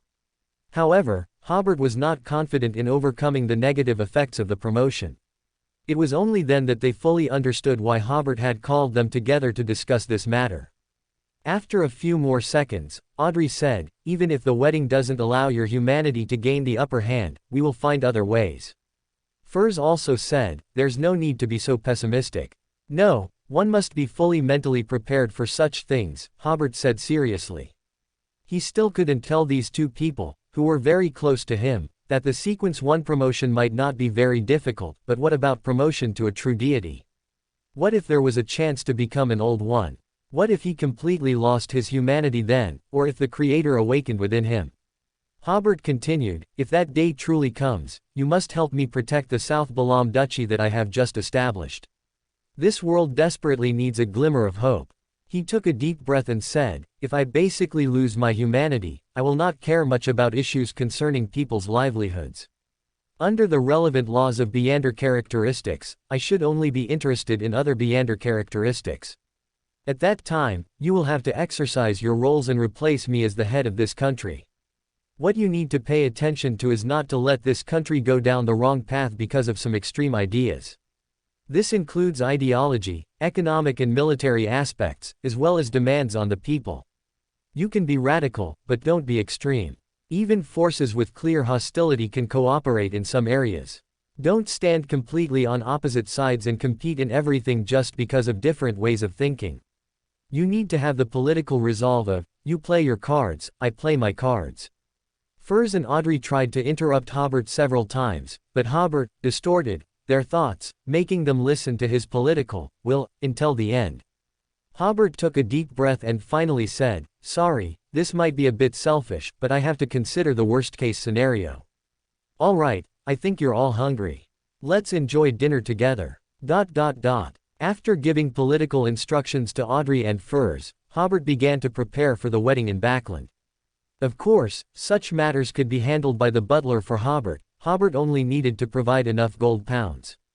On the other side, after a series of investigations and inquiries, 5 things that easily made people associate with Hobert were summarized. The easiest thing for everyone to associate with him was, of course, light bulbs. Very early on, Earl's Light was almost tied to Hobert. The plant development model, the vegetables and fruits from Longtail Island and South Colson, were all later developments. The second thing that everyone could associate with the Duke of South LotM, which Hobert had not even thought of, was the ruler for measuring land. No matter where, land distribution seemed to be a label of Lord Hobert. This made Hobert sigh helplessly. There were already 2 very hard to swallow things. Fortunately, the third and fourth things were bread and cabbage. From the beginning of the construction of Longtail Island, Hobert had always provided ample food for the workers. Bread was always enough to fill them, and the high-yield cabbage had always been the main vegetable on the construction site. The last item was the current military uniform of the South LotM Duchy.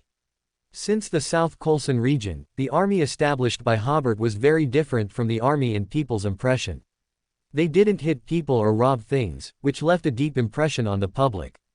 As for the Duke Grain Store, various fruits and seafood, and the laws and regulations enacted by Hobert, they all ranked lower. After these preparations were made, it was already early May.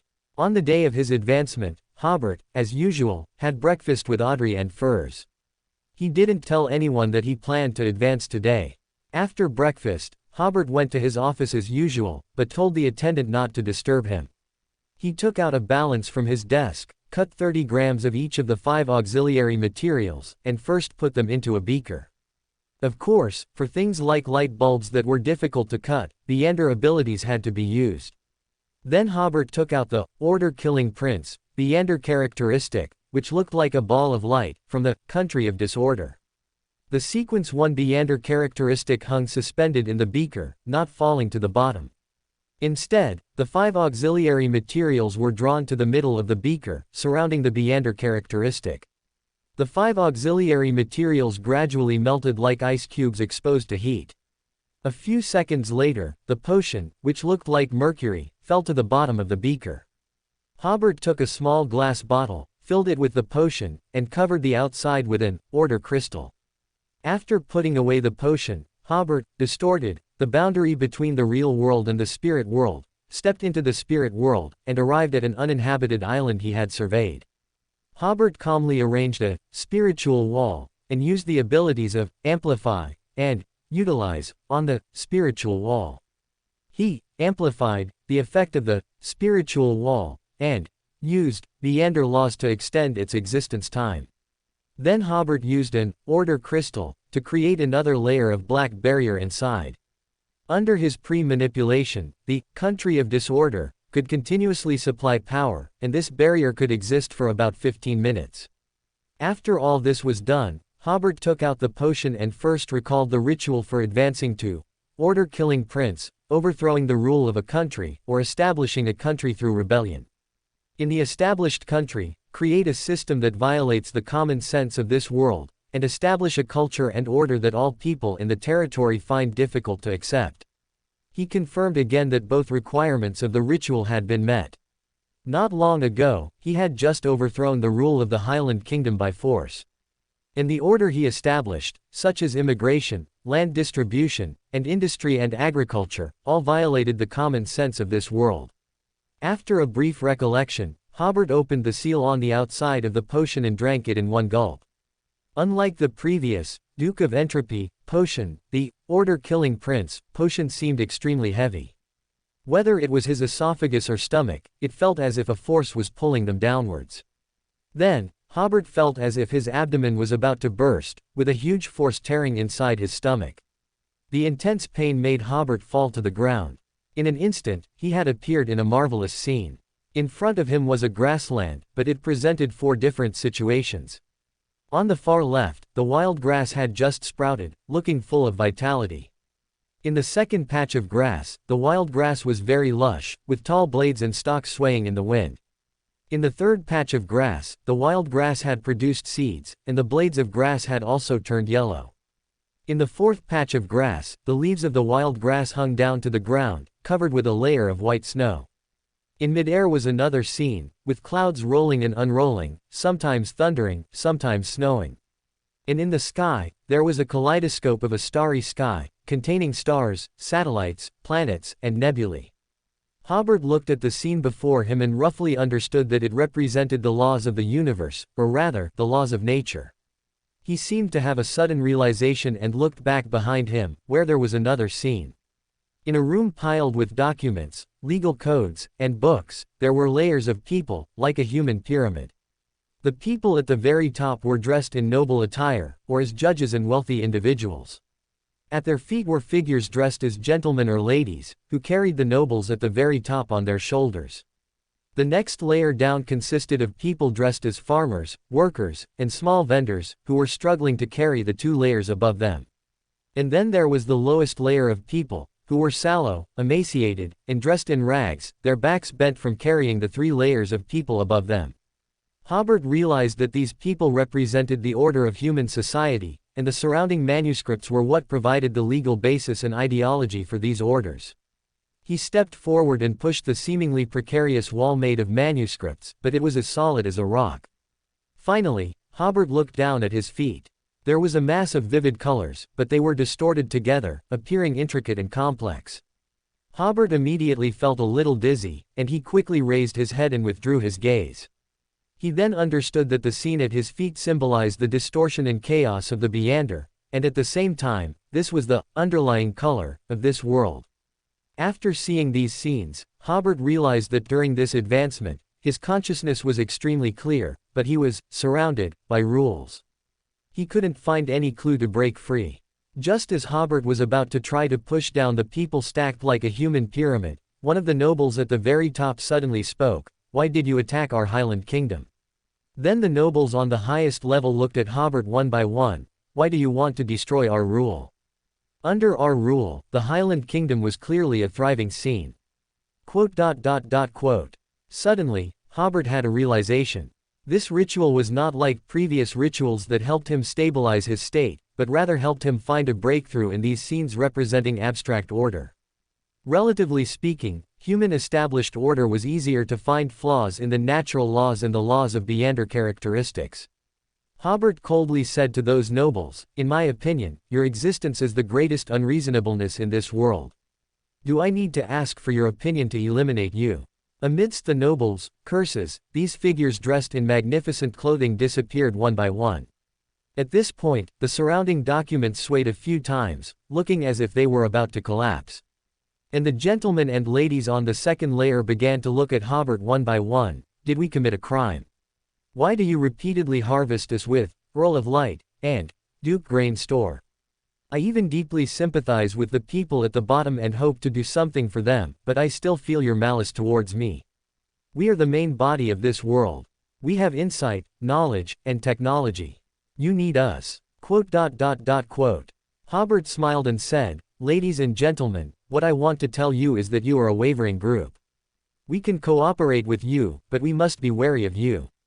Yes, although you sympathize with the people at the bottom, you are also striving to monopolize all upward channels, which will make you support me for a while and then oppose me for a while.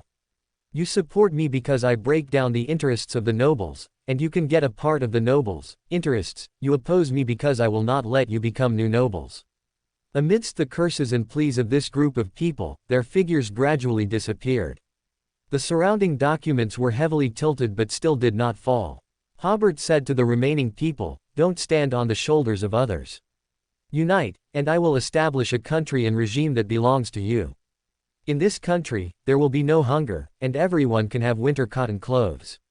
Follow me, and I will lead you to shatter this world." People dressed as farmers, workers, etc., jumped down from the shoulders of others and, together with the poorest people at the bottom, vigorously shook the surrounding documents. With a whoosh, this order composed of manuscripts was broken, and a bright light flashed before Hobert's eyes. When he regained his senses, he had reappeared on the uninhabited island in the real world. Hobert's body was piled on the ground like a heap of mud. Outside the barrier he had set up earlier were 4 archangels: Tamara, Truncest, William I, and Philip I. Hobert, who had already passed the most dangerous stage of his advancement, looked at the 4 archangels outside through the barrier of the Order Crystal, and the spiritual wall he had previously constructed, while trying to rein in his spirituality. It was like taking a bath with 4 old men watching, but Hobert wasn't afraid of being seen. During this advancement, his consciousness was very clear, but his body was piled on the ground like a puddle of mud. After slightly reining in his spirituality, Hobert understood that he needed to mold his body back together with his spirituality.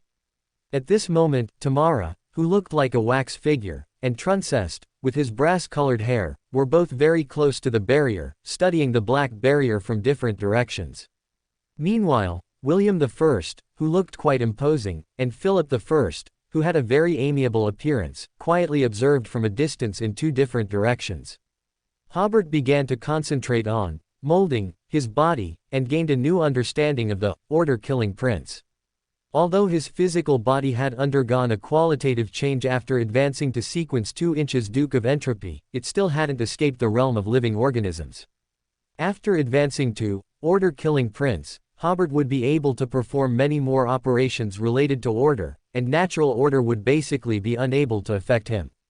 It could also be said that he had basically escaped the realm of living organisms, at this point, and most of the time was no longer subject to the constraints that the universe and nature imposed on living organisms.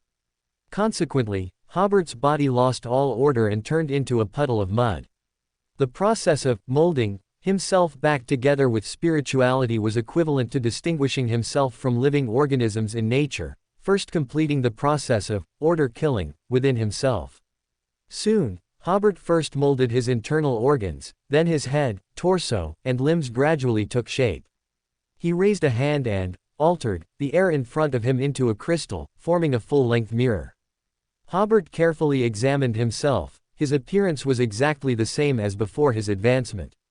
Then he sat cross-legged and began to seriously rein in his spirituality. During this advancement, his spirituality was exceptionally surging, requiring him to organize and rein it in little by little. As time passed by, after about 2 minutes, Tamara first shook her head and quickly left.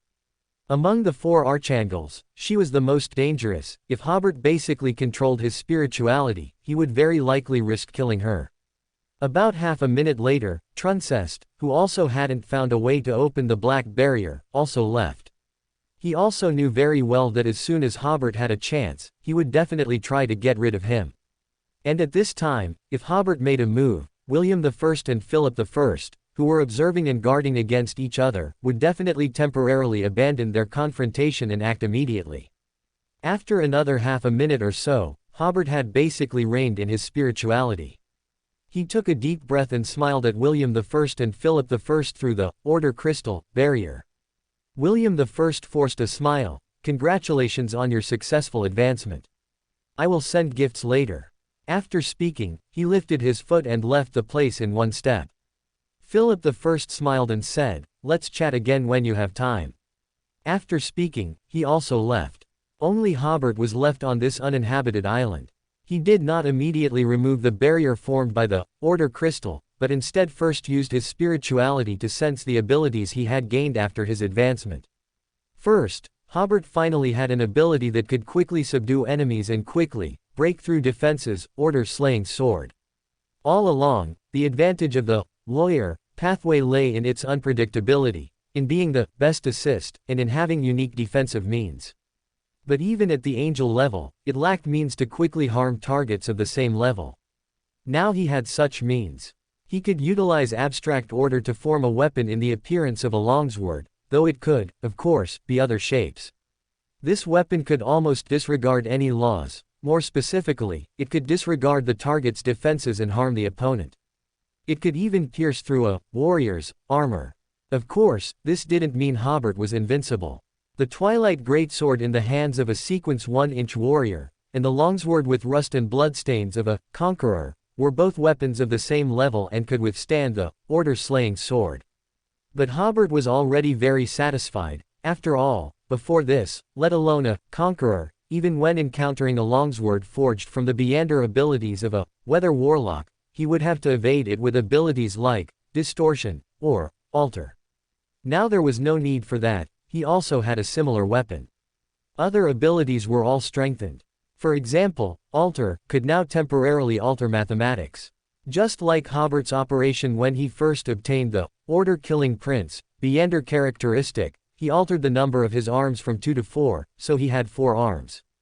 However, it is currently not possible to alter from 1 or other numbers to 0, meaning altering from existence to non-existence, or from non-existence to existence. At least, this can only be achieved after accommodating the uniqueness. Not only mathematics, but also physical laws could be manipulated. For example, before this, if Hobert wanted to trap an enemy with ice, he would need to alter the freezing point, distort the temperature, etc., to achieve his goal. Now it was no longer so troublesome. He could directly distort the temperature of a large area to -100 degrees, without needing to accumulate it gradually, directly reaching that temperature. And he could distort solids into liquids or gases. In short, effects that previously required continuous accumulation could now be achieved instantly. This was a modification of natural laws. After becoming the Order-killing Prince, Hobert could also perform more operations on the abstract social order of humanity. For example, he could utilize the long-standing position of the Rune royal family in the hearts of the people to make all the people of LotM believe that Hobert was their king for a certain period of time. Or make the populace abandon their king for a certain period of time. Finally, Hobert even discovered that he could now, to a certain extent, perform some operations on the laws of Beander characteristic. For example, making an opponent's Beander ability fall into chaos. The target clearly intended to attack the enemy, but instead raised a hand and threw a flower at the enemy. This made Hobert sigh. Unpredictability is the true nature of a lawyer.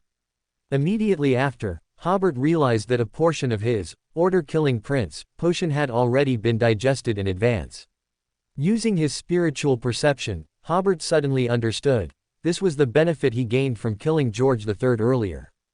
After all, at that time, Hobert was still a duke of the LotM kingdom, and assassinating the king as a duke was very much in line with the true nature of the Black Emperor pathway. Following this line of thought, Hobert began to consider how to quickly digest the remaining large portion of the potion. In this era of transition, only by accommodating the uniqueness could Hobert truly feel at ease. He first thought that if the South Balam Duchy became independent, it would definitely digest a large portion of the potion. However, this point required strategic consideration, as he could currently only influence the world's situation, but not deviate from the world's structure. Especially in developing the South Balam Duchy, strategy was essential. But there were other ways to digest the potion. For example, Hobert could promote Eastern architectural styles and Eastern ideologies. He hadn't implemented these policies in the South Balam Duchy before precisely because he realized that these things could not only prepare him for advancing to Black Emperor, but also digest the Order-killing Prince potion. In addition, Hobert realized that with his current abilities, he could already roleplay as the Order-killing Prince by altering, and distorting natural states or climates. To this, Hobert decided to make an attempt first. At this point, he had completely reigned in his spirituality.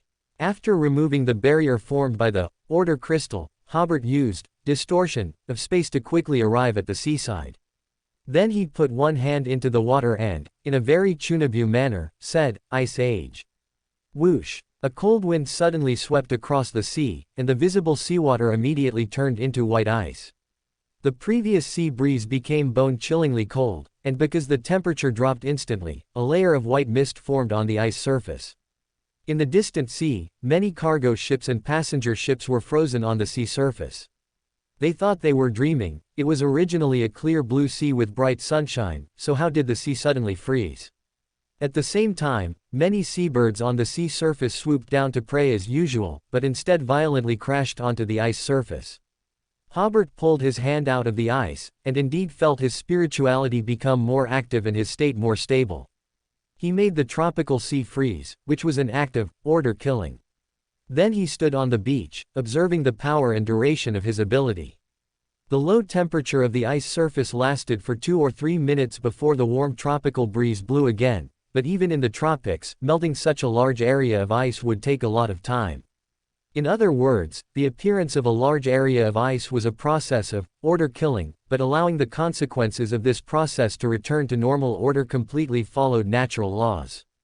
To understand his abilities, Hobert did not leave, standing on the beach watching the ice slowly melt. By the next day, the ice on the sea surface had thinned, allowing the ships to break through the ice and continue forward. But then these ships encountered bad weather. This was not Hobert experimenting with Beyonder abilities again, but rather the impact of the melting of a large amount of ice on the local climate. It wasn't until the third day that the ice on the sea completely melted, but the impact on the local climate might take a week or even more than 10 days to completely subside. This made Hobert sigh. Fortunately, the gods are currently in the astral world. If they were always in the real world, miracles would probably appear every day in this world. Returning to Anjou's palace, Hobert first went to the country of disorder, to see the changes that occurred when he appeared in the country of disorder. As soon as he sat on the iron throne, the order clock in the bell tower suddenly rang on its own. Hobert immediately felt that he could further utilize the power of the order clock. If he were to encounter the phantom formed under the influence of the King of Decay, now, there would be no need to utilize a spiritual wall. Perhaps a few more strikes of the order clock could directly dispel it. At the same time, he realized that in the future, during Klein's advancement to Fool, if he rang the bell nearby, it would greatly help Klein stabilize his state. And if he were to ring the bell after accommodating the uniqueness at that time, Klein, after advancing, should be able to face Amon's subsequent attack in a very good state. However, Hobert did not gain new abilities during this advancement. This was also expected. After all, when he advanced to Duke of Entropy, Hobert had already completely controlled the power of the country of disorder.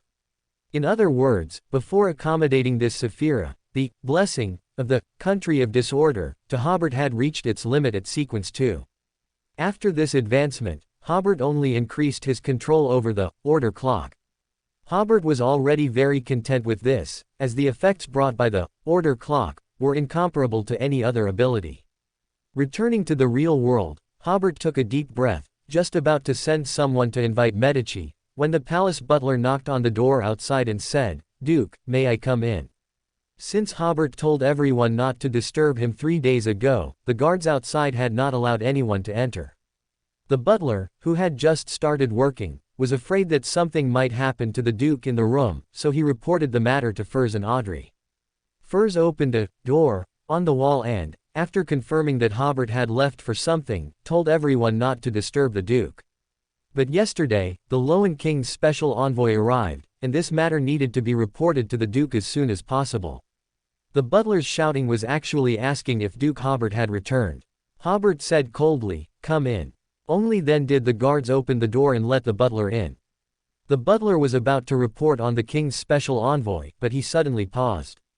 This profession required a keen eye for reading people, and he felt that the Duke in front of him seemed different from 3 days ago, though he couldn't pinpoint exactly how. However, the butler quickly recovered and reported on the king's special envoy. Duke Hobert then asked the butler to invite the special envoy to his office for a meeting. The butler was slightly taken aback. "Duke, this doesn't seem to conform to etiquette. You should receive the king's special envoy." According to etiquette, Duke Hobert should have greeted the special envoy in the reception hall, leading all important officials of Anjou. Even though the special envoy had already stayed in Anjou for one night, a welcoming ceremony was still required. Duke Hobert frowned impatiently and said, "I told you to invite him, so go invite him." Yes. The king's special envoy was still the distinguished Alice. She had no objection to Duke Hobert's disregard for normal etiquette. After all, Duke Hobert's political standing and the strength of the South Balam Duchy were undeniable. When she entered with a smile, she also paused slightly. Duke Hobert's expression was cold, giving off a very unfamiliar feeling. Alice quickly adjusted her demeanor and adopted a business-like attitude. She was here for two reasons. The first was to represent the king in bestowing certain assets and rights of the East Balam Company upon Duke Hobert. Without exception, these assets were all located in the Salto area in the southern part of the South Balam Duchy. This was essentially granting this colony to Duke Hobert. The Loan agent in the Salto area was a noble from the Balam Empire. Now that the East Balam Company's rights were given to the South Balam Duchy, it meant that the area was now a colony of the South Balam Duchy. After gaining that colony, the duchy's territory would reach the southernmost tip of the South Continent. If they could also seize the colony belonging to the Intis Republic, also located at the southern tip, then the entire southern South Continent would belong to the South Balam Duchy. Alice's second reason for coming here was to bestow the title of Prince upon Duke Hobert. Currently, Loan only had two princes, both high-level beyonders from the Rune royal family. At this time, Loan granting Duke Hobert the title of Prince felt somewhat like there were no more titles left to bestow. However, Duke Hobert knew that this was actually the gift of promotion that William I had mentioned before.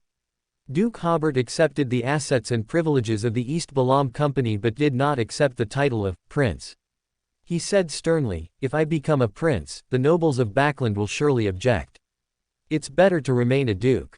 In fact, he considered that if he were ennobled as a prince, the effect of the potion digestion might not be as good when the South Balam Duchy became independent in the future. Although Alice felt Duke Hobert's reason was far-fetched, she did not insist further because his tone was unquestionable. That evening, Duke Hobert hosted a grand banquet to entertain the king's special envoy, but Alice felt no warmth whatsoever. Audrey, who attended the dinner, immediately understood that Duke Hobert had completed his promotion upon seeing his demeanor. Audrey quickly had her maid, Annie, inform Furs of this matter. Before this, they had discussed that during the period between Duke Hobert's promotion and the wedding, they would take turns staying by his side to prevent him from doing anything out of line. The next day, during the formal talks between the South Balam Duchy and the king's special envoy, Alice requested support from the South Balam Duchy for the Loan West Line. As expected, Duke Hobert rejected it, citing that all Beander forces were currently in Highland County and Corran County. Alice then proposed visiting the industrial zone of the South Balam Duchy, which Duke Hobert also rejected, citing too much snow and inconvenient transportation. After seeing off the king's special envoy, Duke Hobert immediately sent for Medici to come to his office. Medici, with a young face characteristic of the South Continent, quickly entered with a servant. He glanced at Duke Hobert and said, "Both of your wives are so beautiful, yet I didn't expect your condition to be so poor." He thought Duke Hobert was in poor condition, which was why his divinity had gained the upper hand. "None of your business." Duke Hobert frowned and said, "I called you here today for something else." Medici smiled, "To help me re-promote to Archangel." "Yes," Duke Hobert said, "this is your reward for your efforts in the previous war." He paused and continued, "However, I have one condition: you must join the Creator's faction. I know that with your seniority, no one is qualified to lead you. So I specially applied to the Creator that you have the same status as me, except our authorities are different. I have no other demands, only that you must act according to my strategic intentions." Medici teased, "Do you think I'm a fool? This is the status the Creator gave me, isn't it? How did it become something you applied for?" His smile was just right, making his words and actions appear utterly obnoxious. Duke Hobert took a deep breath before saying, "You need to pay attention to the timing and target of your provocations." Medici, however, said, "You also need to pay attention to whom you are speaking to, and whether you have a basic moral sense of respecting the old and loving the young." Duke Hobert was immediately exasperated and laughed. "All right, child, I will love the young. Speaking of seniority, Lilith did you a great favor." Medici had been hovering around the periphery of the angel battlefield at the time, so he already knew that Duke Hobert was Lilith's child, but I am still very curious, why would Lilith have a child at this time? But this should be her nature, after all, her specialty is having children. If Medici had used he instead of she, Duke Hobert wouldn't have bothered with Medici, but Medici clearly knew how to hit Duke Hobert's sore spot, causing him to instantly unleash his angel's pressure. "You." All right, Medici quickly said, seeing that Duke Hobert was getting serious, "Let's talk business." Duke Hobert also understood Medici's intention. He took a deep breath, withdrew the angel-level pressure, and felt that his humanity had recovered significantly. That's right, Medici had deliberately provoked him repeatedly just now, trying to help Duke Hobert restore his humanity. During dinner that day, Audrey was surprised to find, "Duke Hobert, you seem to have overcome the divine impact after your promotion on your own." Duke Hobert sighed, "I do feel much better." Furs, on the other side, asked, "How did you do it?" Duke Hobert gave a wry smile, "If you have a colleague who is very good at annoying people, you can easily achieve this too." Backland was now in chaos, with a large number of people unemployed and losing their sources of income. The number of vagrants and streetwalkers on the streets had increased several times over. And the large quantities of grain previously sold by the Duke Grain Store in Backland were acquired by the military in a manner close to forced purchase. The collapse of the West Line was faster than imagined, and Lowen simply didn't have time to transport too much grain away. The loss of this large granary, coupled with the alternating harassment of Pritz Harbor by the fleets of the Fasak Empire and the Intis Republic, led to a scarcity of military supplies. To raise enough military rations, the Lowen military had no choice but to acquire grain in this manner. At this time, it would still be about a month before the new season's grain harvest in the Rorstad archipelago, and in the South Continent, the Lowen colonial army had lost all territory of another world-class granary, the Pa River Valley. This meant that the Duke Grain Store also had little grain to sell, so the price of grain tripled daily, and even the middle class who were not yet unemployed were almost unable to afford bread. Thus, robbery and theft became the norm in Backland. People not only had to find ways to get bread but also had to be able to deliver it to their families. On the streets of Backland at this time, scenes of people fighting fiercely over a piece of bread, severely injuring one party, were common. The police were too lazy to intervene, and pedestrians had grown accustomed to it. In such a turbulent situation, Duke Hobert and Audrey's wedding proceeded as scheduled. In this war, the lives of the nobles had not been significantly affected so far. They had long stockpiled enough grain for 2 or 3 years, and they had many estates that could continuously produce food. Moreover, the military would not acquire the grain in their hands. Therefore, the nobles largely feigned ignorance of the current chaos in Backland.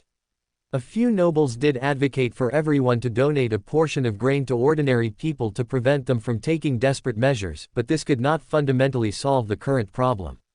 In Duke Hobert's view, the best solution now was to provide work as a form of relief, giving these people something to do. Duke Hobert even had his proxy in the House of Commons, Lord Bradley, propose such a bill in Parliament.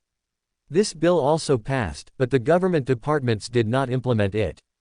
Because all government departments were currently serving the war, they simply had no time to implement these bills. They planned to arm the police and disperse crowds when things became uncontrollable in the future. They believed that after a few dispersals, no one would dare to cause trouble again. Duke Hobert no longer interfered much, focusing on his wedding. Although it was under the shadow of war, and for the nobles, the wedding was held rather hastily, it was still a very grand ceremony. The wedding was held at St. Samuel Cathedral of the Night Goddess Church. Preparations began 2 days in advance, with carpets, candelabras, and decorations almost entirely replaced. Due to the political status of Duke Hobert, Christine, and Earl Hall, almost all nobles and high-ranking military officers from across LotM would attend the wedding. On the wedding day, around 7 in the morning, as the main doors of the cathedral hall opened, elegantly dressed nobles began to arrive in succession. There were simply too many nobles attending the wedding today. This earliest group of nobles generally did not have seats. They could only be arranged to stand behind the seats or by the windows. Gradually, more and more nobles and military officers arrived at the cathedral. Duke Hobert's butler, Corliss, and others were extremely busy. By 8 o'clock, the important guests began to arrive at the cathedral. They were either holding important positions or were earls or dukes. In short, as soon as they entered, some of the guests who had already seated themselves had to respectfully stand up to greet them. Around 9 o'clock, Georgina, Alice, and other royal family members arrived. Following them, Duke Hobert, dressed in a black formal suit, entered through the back door and arrived at the altar at the front of the cathedral. At this time, the Queen Mother, the King, and the Queen arrived one after another. Everyone present stood up to greet them. Duke Hobert, at the altar, also expressed his gratitude to the King and the other two for attending his wedding. By now, the entire cathedral was packed. The last time LotM nobles gathered so completely was at the ceremony when Christine was conferred as a duke. The orchestra began to play. Duke Hobert heard the music mixed with the chaotic chatter of the guests and suddenly felt that getting married was truly troublesome. Outside, the sound of horses whinnying rang out again. The bride, Audrey, dressed in a white wedding gown, elegantly extended a hand from the carriage. Earl Hall, who had already dismounted, took his daughter's hand and helped her out of the carriage.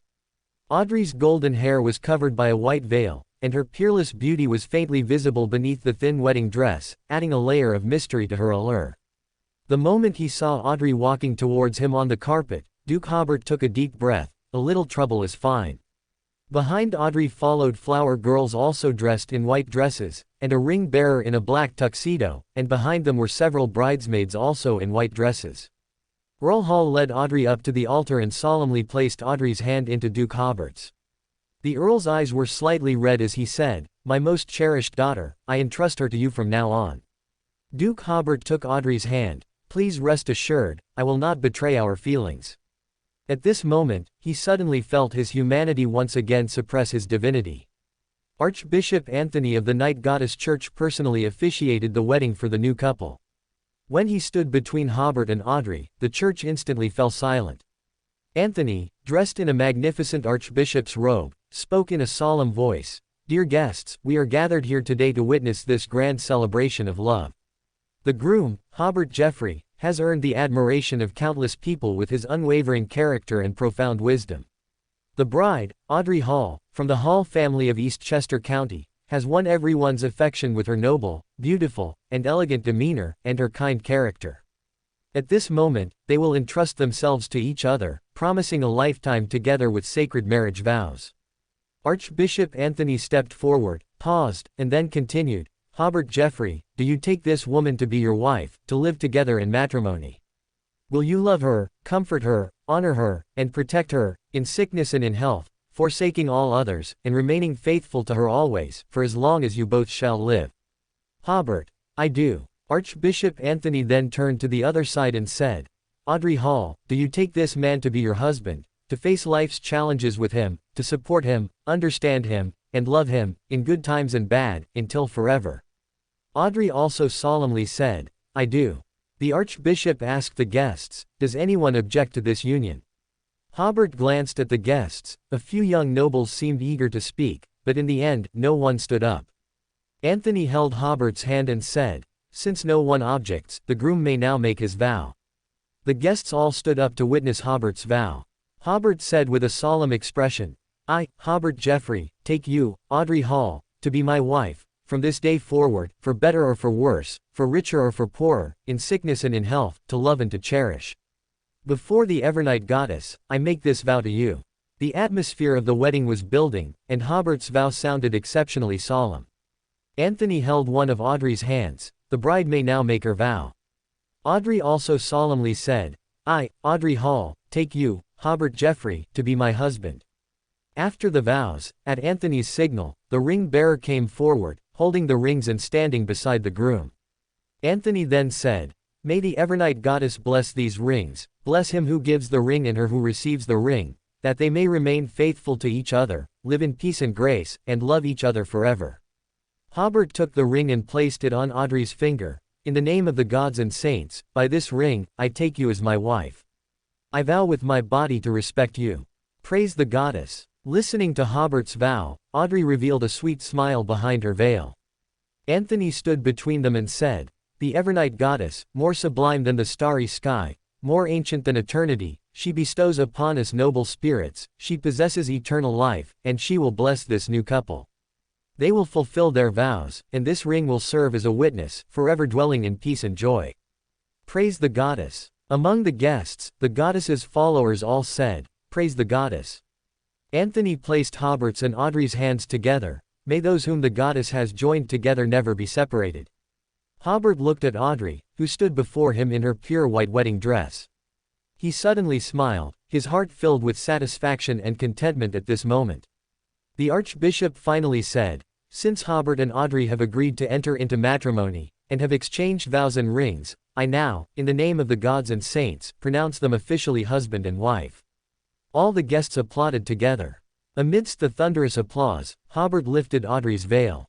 Looking at the beautiful face before him, he still felt a sense of disbelief. "I married Audrey." Hobert took Audrey's hand, kissed the back of her hand, and then both raised their hands to receive the applause from the guests.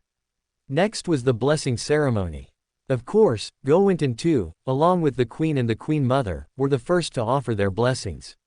Because there were too many nobles present today, those below the rank of Earl were not eligible to come forward and offer blessings. After the blessing ceremony, the choir took the stage and blessed the bride and groom again through hymns.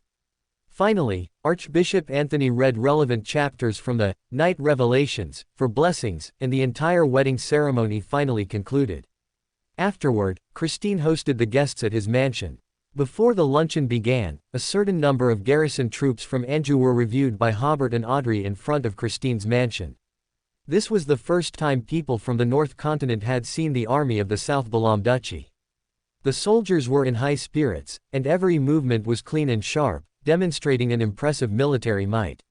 Many high-ranking military officers attending the wedding fell silent. They seemed to see light in the eyes of these soldiers. The officers knew very well that it was the light of faith. These soldiers were filled with a sense of honor for their mission and for their identity as soldiers. In the Loan Kingdom, where many veteran soldiers had already fallen, no army possessed such a spirit anymore. Gawain too and the royal family also fell silent. They saw loyalty in the soldiers' eyes, the kind of loyalty that made them willing to die generously for Hobert and for the South Balam Duchy at any moment. Next, several civilian phalanxes offered their blessings. The immigrant phalanx, dressed in simple attire, blessed and praised the new couple in plain rune language. The members of the Anjou phalanx, wearing both Fenaport and Loan attire, praised Audrey for defending the duchy's capital during the civil war and sincerely blessed the new couple. The most enthusiastic was the indigenous phalanx. Dressed in exotic and festive attire, they sincerely praised Audrey for the new life she brought them and sincerely blessed the new couple. Following them were the Ministry of Foreign Affairs phalanx, and each county also sent phalanxes composed of 20 to 30 people. Their blessings allowed the guests to see a united and diverse South Balam Duchy, completely different from their preconceived notions of colonies and the South Continent. Those in politics, meanwhile, saw that the South Balam Duchy's government mechanism had become very complete in a very short time. Even a large portion of the former subjects of the Highland Kingdom were now willing to submit to the duchy's rule. After these civilian blessings and military review segments concluded, the long-awaited luncheon finally began with soothing music. The banquet tables were set from the hall to the outdoor lawn. Although the dishes looked luxurious, one shouldn't expect them to taste particularly good. Because the quantity was so large, it was impossible for the kitchen to make every guest's dish too good. The chefs mainly ensured that the dishes for the new couple and important guests like the king were exquisite enough. The wine at the luncheon, however, was consistently good, all red wine from Audrey's birth year. During the luncheon, Hobert and Audrey had a table to themselves. At this point, they were relatively relaxed and could enjoy the delicious food before them without interruption. Hobert looked at the guests and whispered, "Is that big fat man your uncle?" Now I finally believe that family genetics don't always manifest in every descendant. Audrey, who had changed into a more comfortable dress, corrected him, he's a distant uncle. Then she added, his son is currently working in the South Balam Duchy. He's one of the batches of noble children you recruited earlier. I heard he's likely to be transferred to Corin County to be governor soon. Hobert slowly nodded. This uncle doesn't look like much, but his parenting skills must be excellent, as he has provided the duchy with such outstanding talent. Audrey smiled and shook her head. After the luncheon, it was time for the groom's ball. The guests moved to Hobert's Duke's mansion to attend the grand ball held there. In the dressing room of the ballroom, Hobert and Audrey changed their clothes with the assistance of servants. Audrey noticed in the mirror that Hobert was staring blankly at her, so she asked, "What's wrong?" "I've never seen anything so," Hobert raised his hand to describe, "so perfect." At this moment, Audrey was only wearing a thin, close-fitting garment, her perfect figure unintentionally revealed. To Hobert, she looked like a work of art. Audrey was somewhat shy but still showed a generous smile. "Let's change quickly, the guests are waiting for us." Dressed in magnificent attire, the two danced their first dance of the day. They both danced with great passion, providing the guests with a performance that was truly a feast for the eyes and ears. Afterward, it was time for conversations, and the two became thoroughly busy, not even having time for a glass of champagne. First, King Gowinton II praised Hobert's achievements in the South Continent, then subtly suggested that Hobert might be able to assist Loan. Hobert began to plead poverty to the king, explaining how difficult the internal affairs of the South Balam Duchy were, and also saying that the duchy was currently surrounded by the other 3 countries in the South Continent, as if moving even a single soldier from within the country could cause the entire duchy to collapse. Listening to Hobert describe such a critical situation, Gowinton too was eventually persuaded and provided the South Balam Duchy with £100,000 in funds. Some prominent nobles, utilizing their familial ties with Earl Hall, hoped to curry favor with Hobert and gain some benefits in the South Balam Duchy. Other nobles hoped to meet Hobert at such an event, as the news of the Duke granting Lord Bradley a seat in the House of Representatives with a mere wave of his hand had long spread within noble and wealthy circles. So, they seized this opportunity to desperately showcase themselves, hoping to leave an impression on Hobert. Thus, Hobert and Audrey's social engagements followed one after another. From the afternoon to the evening ball, the two had no time to rest. Finally, after hosting the guests for dinner in a buffet style, the wedding ceremony finally concluded. Hobert and Audrey were both beyonder of middle sequence, so their bodies did not feel tired, but their minds were exhausted. In the evening, Hobert and Audrey removed their makeup, changed into their pajamas, and met in the bedroom. It wasn't until Hobert kissed Audrey and felt her somewhat inexperienced return kiss, until Hobert held Audrey in bed, feeling the softness against his chest, and one hand moved to Audrey's round, shapely bottom. Hobert suddenly felt a surge of excitement. At this moment, he truly realized, I possess the beautiful and captivating Audrey. The complexity of noble marriages exceeded Hobert's imagination. In the following half-month, Hobert had to visit some noble relatives with Audrey. This round of visits was originally supposed to take place before the wedding, serving to introduce them to each other, but at that time, the South Balam Duchy was at war, and Hobert had no time, so it had to be arranged for after the wedding. Fortunately, half of the Loan kingdom had already fallen into enemy hands, otherwise, the visiting period would have been even longer. This further delayed Hobert and Klein's hunting plan for the nightmare wolf. It wasn't until late May that the two agreed on the specific time for their operation. After once again instructing everyone not to disturb him, Hobert prayed to Fool in his study, "Fool, who does not belong to this era. I will embark on a hunting operation with Mr. World in the forsaken land of the gods. For this, I will sacrifice myself. Please utilize this method to help me travel to the forsaken land of the gods." After completing the prayer, Hobert knelt on one knee before the altar, awaiting a response from Fool. About 4 or 5 seconds later, Hobert's vision blurred, and he found himself above a spectrum of colorful lights. The 7 lights were the 7 lights of the spirit world, and beneath them were masses of knowledge, illusory figures, and scenes suspended between reason and unreason. Passing through a massive door, Hobert arrived at a castle shrouded in gray mist. The surrounding gray mist reached out like tentacles, seemingly intent on entangling Hobert, but a force kept them at bay, protecting him. Deep within this castle, an illusory figure sat on a high-backed chair and raised his hand slightly. Hobert immediately felt himself being pushed by a force into a shimmering doorway. When he regained his senses, he was in a space dominated by darkness. Hobert was kneeling on one knee on an ancient altar. Before him was Klein, also kneeling on one knee, head bowed. As far as the eye could see was a desolate wilderness, with the occasional creature that looked distinctly abnormal. Hobert withdrew his gaze and looked again at Klein, who still had his head bowed. This posture served well to conceal the fact that his spiritual body had returned from Fool's divine kingdom. The next second, Klein looked up. "How do you feel?" Hobert stood up and stretched before smiling. "Mr. Fool's divine kingdom is a bit cold."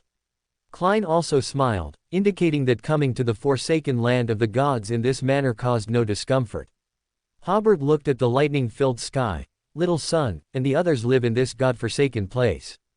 Before Klein could say anything, Hobert took a deep breath. "All right, it's time for us to get to work." "Wait a moment, I'll do an experiment first."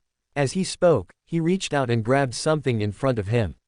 The next second, he seemed to have caught something, and his movements became somewhat sluggish, but he successfully retrieved the Death God's sword, 0-76, from the country of disorder.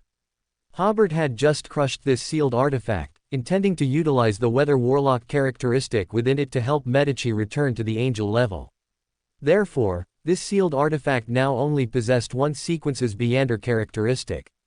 Its appearance had not changed much, nor had its Beander abilities diminished. Only a few abilities, such as weather manipulation, were weakened. Then, Hobert explained with a smile, "The spatial magic granted to me by the Great the Creator can be used. We can start moving." Klein, seeing this very convenient ability, hummed in acknowledgement and pointed to a deep pit in the distance, "Over there." He paused, then added, "By the way, congratulations, I heard you got married again." Hobert and Audrey's wedding was heavily publicized by the LotM media. In their view, it was a symbol of the deep binding between the LotM kingdom and the South Balam Duchy. This made the entire North Continent and the Rorstad archipelago aware of the wedding. Klein even heard about it not from a tarot club member, but from Danitz. "My friend, no need to mock me so much," Hobert said with a smile. "Do you think this is a happy marriage? Do you think I married the most beautiful woman in Backland?" Neither of them used their Beander abilities, walking forward leisurely as if on an outing, chatting as they went. Klein was slightly taken aback. "I pretty much thought so." He had met Miss Justice and knew how beautiful this noble lady, as stunning as a high-ranking witch, was. However, from Hobert's tone, it seemed there was some other hidden reason. Hobert said seriously, "Your assumption is correct." It took Klein 1 or 2 seconds to realize that Hobert had just Versailles him. Hobert found that after working with Medici, he was increasingly unable to speak in a normal manner.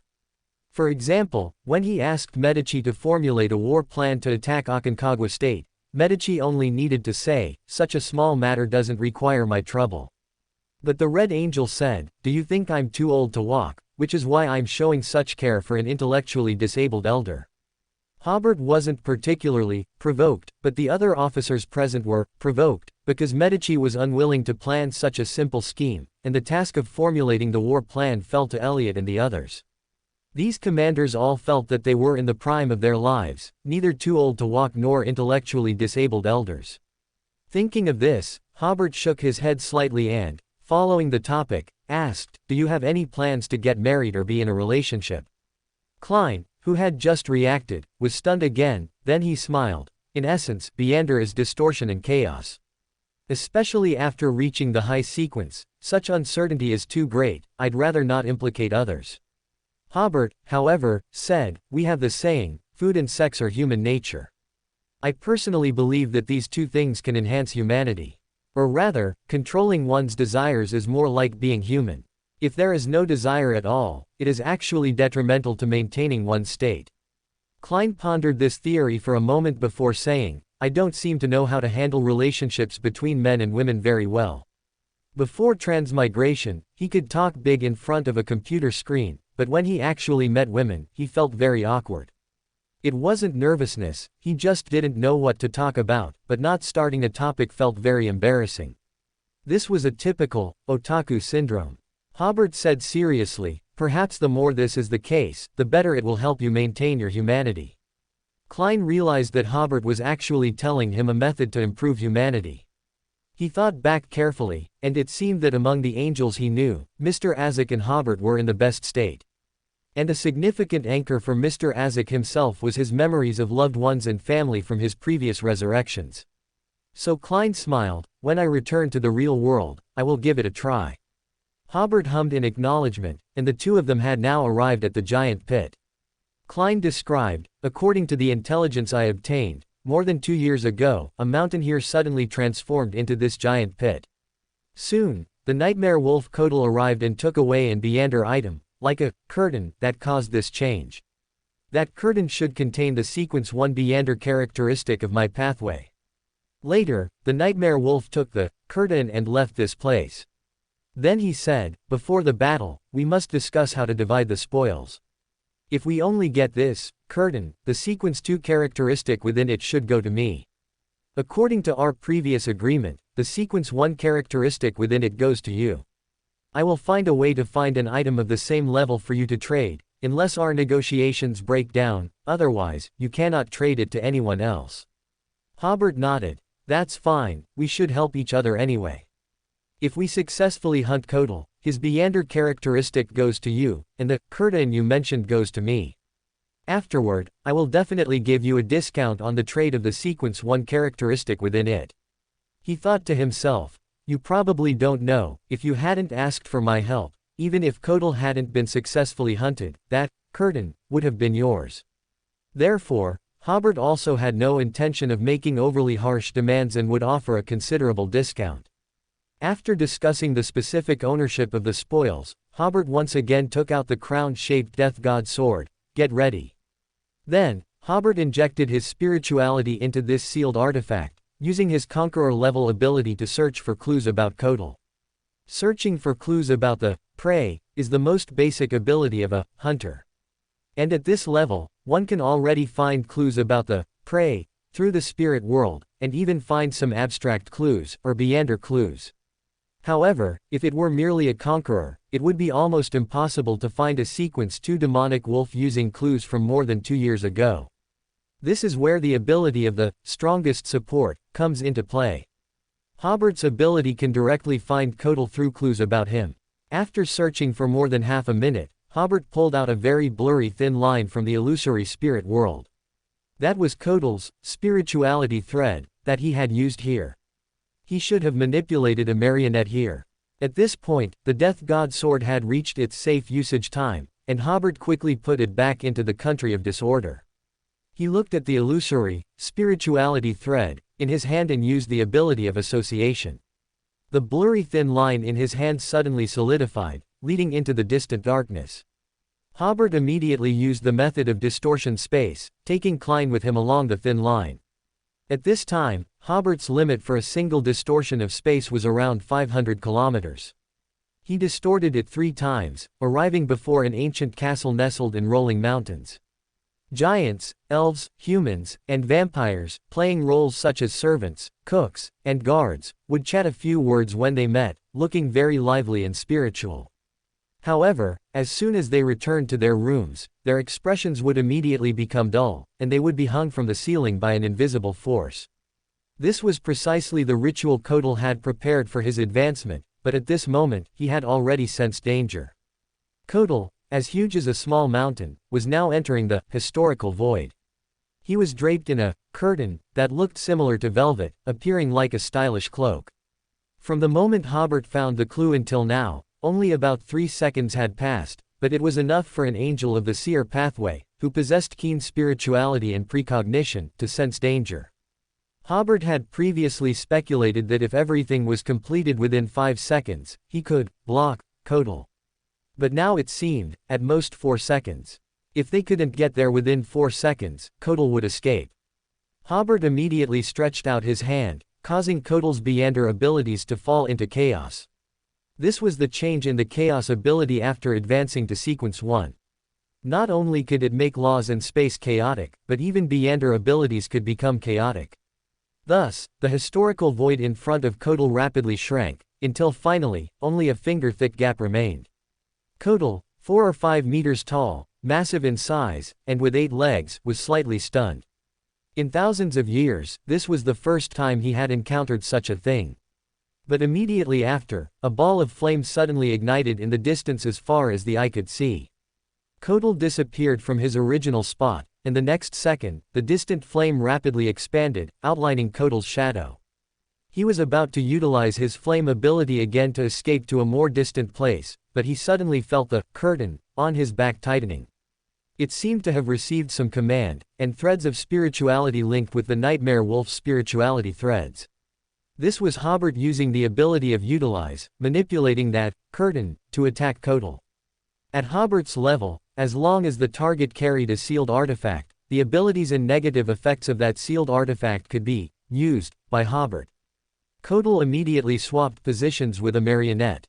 The next moment, the curtain turned Kotal's marionette into its own marionette. That puppet rolled up the curtain and fled the battlefield. At the beginning of the battle, Kotal realized that his enemy was very powerful, so he abandoned the curtain and fled for his life. But Hobert had no intention of letting this nightmare wolf go. He altered its 8 legs into one. Thump. Kotal, unable to hop on one leg, immediately fell to the ground. He simply lay there, using his sole remaining leg to grab something from the void. The next second, Hobert appeared in front of the nightmare wolf, taking out the 0 to 78 spiritual field from the country of disorder, while holding the order-slaying sword and thrusting it into Kotal.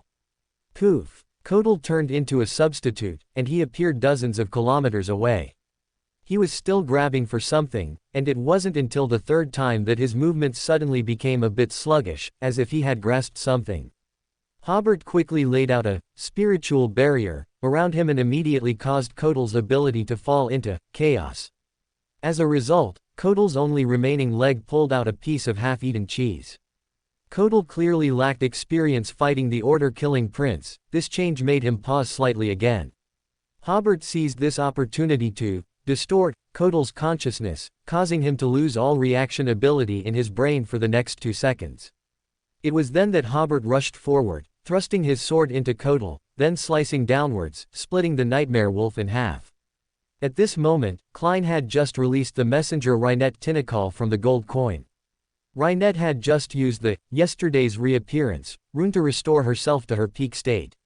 Seeing the miserable state of the nightmare wolf, the two of them were slightly stunned, feeling that they probably didn't need to go over and help. Hobert did not continue to attack Kotal but continued to set up the surrounding spiritual barrier with the spiritual field. Soon, Kotal regained consciousness. After feeling that he had suffered a fatal injury, he immediately used a substitute to evade the damage. The paper he used as a substitute split in 2, and at the same time, his injuries lessened, but after 2 or 3 seconds, the injuries returned to their original severity. Hobert completely ignored the nightmare wolf's death throes. After building a thick spiritual barrier around him, Hobert began to utilize the power of the country of disorder to lay a thin layer of order crystal outside the spiritual barrier. At this moment, Kotal suddenly disappeared from his spot, exchanging places with a puppet. Like the paper, the puppet also split in 2, but Kotal's injuries still did not improve. Immediately after, he tried his best to perform damage transfer with his only remaining claw. Not only did the original wound not improve, but the transferred area immediately developed bone-deep wounds. Finally, Kotal wished upon himself, "I hope I can fully recover." The injuries did indeed begin to improve, but after a few seconds, they began to worsen again. At this point, Kotal realized that his injuries could not be healed. He could feel that his own order was rapidly collapsing. Kotal's feeling was correct. At this time, his essence was injured, and it would be difficult to recover using only Beyonder abilities unless he mastered enough authority. At the same time, the attack of the order-slaying sword also had an entropy increase effect, and Kotal's wound began to turn into powder. By the time Hobert had built the order crystal barrier, Kotal had already turned into a pile of dust.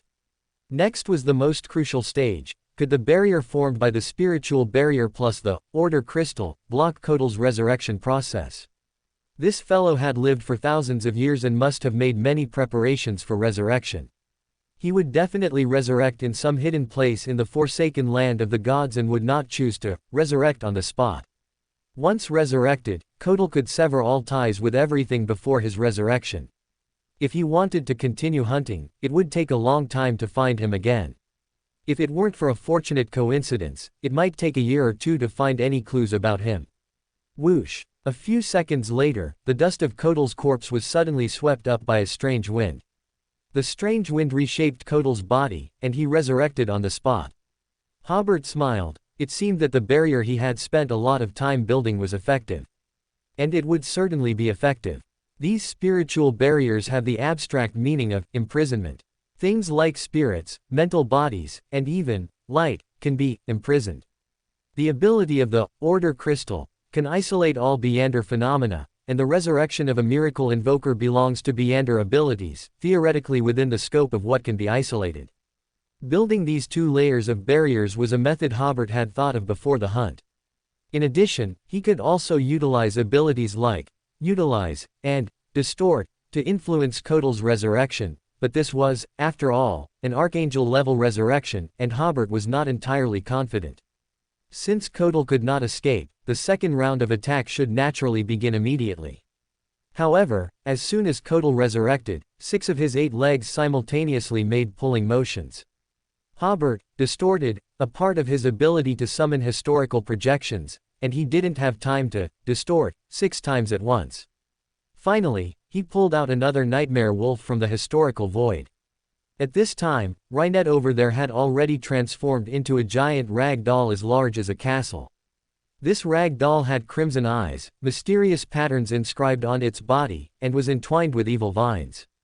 Rynette immediately used the deformation curse ability, turning Kotal into a sheep.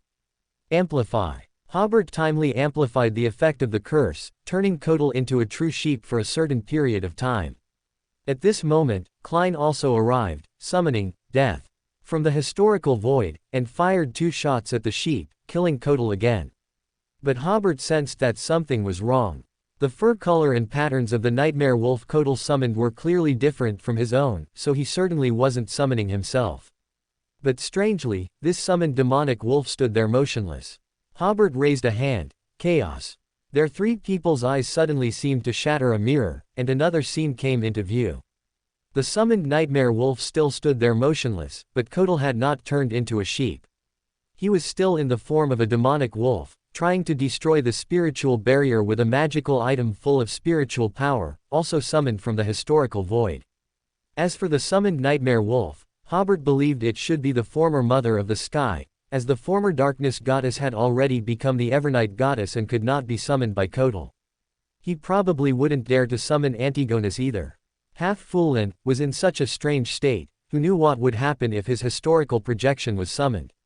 Rampage. Hobert caused the historical projection of the Mother of the Sky to temporarily fall into a state of rampage. As a Beyonder of a higher sequence, this was easily achievable. The next moment, the 3 of them appeared in front of Kotal again. Their main target of attack was still this God of Wishes.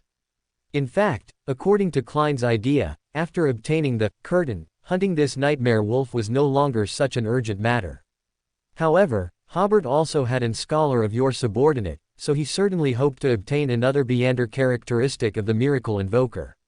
Led by Hobert, their offensive remained sharp. A giant rag doll figure suddenly appeared in Kotal's eyes.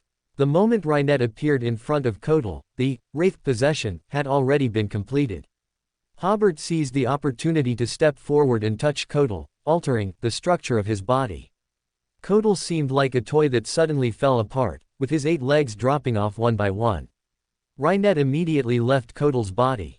At this time, Kotal's head and tail also fell off, his entire abdomen disintegrated, and all his internal organs spilled out. Once this process reached this stage, Kotal found it difficult to stop his own disintegration. At this point, Hobert stepped forward and thrust his sword into the head of Kotal, who was already powerless to resist. If he waited patiently, Kotal's body disintegration process would continue until the parts of his body were as scattered as they could be. Only through actual combat could Hobert feel the changes between an archangel and an angel. Although it cannot be said that another drastic change occurred, it was still very easy for an archangel to deal with a sequence 2 angel. However, sequence 2 angels have many ways to escape. For example, in this battle, if Hobert did not have the help of the Order Crystal, he could still relatively easily kill Kotal once. After all, this God of Wishes was clearly very unfamiliar with the abilities of a lawyer at the angel level. But if the other party was given a chance to resurrect, it would be difficult to find him again and difficult to kill him completely. With Kotal's second death, the Mother of the Sky he summoned also dissipated. A few seconds later, Kotal resurrected for the second time. He immediately exchanged positions with the puppet, creating distance from the 3 people. He opened his huge mouth and said in the ancient language, "I wish I had a delicious fried chicken." As Hobert and the other 2 rushed over, Hobert distorted Kotal's wish. Immediately, a fragrant fried chicken appeared in front of the nightmare wolf, but this was not what he wanted. Kotal again used the puppet to evade. Hobert simply severed his association with the puppet. For the next 30 seconds, he could not perform any operations on the original puppet. Then, with the cooperation of Hobert and Reinette, Kotal was possessed again. Hobert stepped forward and used the order-slaying sword to kill this God of Wishes. This time, Kotal could not resurrect again. Hobert accelerated the speed of the Beander characteristics precipitation, and the Beander characteristic truly precipitated, which indicated that this miracle invoker had used up all his miracle counts. Klein, following behind the 2 angels, couldn't help but imagine what he would do if he encountered a situation like Kotal's. Finally, he found that there was no other way except to utilize the power of the Saphira Castle. At the same, Klein gained a new understanding of Hobert's abilities after his promotion. However, he was somewhat mistaken. Hobert could only kill a miracle invoker so easily because he had a partner. Although Miss Reinette did not play a major role this time, this is a characteristic of the lawyer pathway's abilities. If it were just Hobert alone, it certainly wouldn't have been so easy. Duke Hobert handed the miracle invoker Beander characteristic, which resembled a crystal heart, to Klein. He then sealed the curtain, which had been manipulating a puppet to run around frantically but hadn't managed to escape far, with an order crystal. However, he did not place it into the country of disorder. Immediately after, Hobert waved his hand towards the ancient castle, and dozens of Beander characteristics flew towards him. These were the Beander characteristics of the nightmare wolf Kotal's puppets. Although their sequences were not high, for Hobert, who commanded a large Beander team, these Beander characteristics were a significant reason why he was so willing to participate in this hunt. Finally, Hobert retracted the spiritual barrier and order crystal barrier. Reinette once again used her mirror jump ability to return to one of Klein's gold coins. Hobert severed all clues left at the scene and their connection to them. He used distortion of space to swiftly take Klein away from the scene. It wasn't until half a minute after they left that 2 figures emerged from different directions in the darkness. One was an Aemon avatar wearing a crystal monocle, and the other was Elder of Foul Language, stiff, over 2 meters tall with completely white hair. There was no communication between them, they each searched for clues while remaining wary of each other. Ultimately, after confirming that God of Wishes, Kotal had been hunted and that the hunter had left no clues, they each departed in the direction from which they had come. During his departure, Stiff recalled the Scholar of Yore he had encountered earlier while patrolling the Lord's divine kingdom. And the Aemon avatar, who had been searching for Klein, was almost certain that this must have been done by Klein and his helper.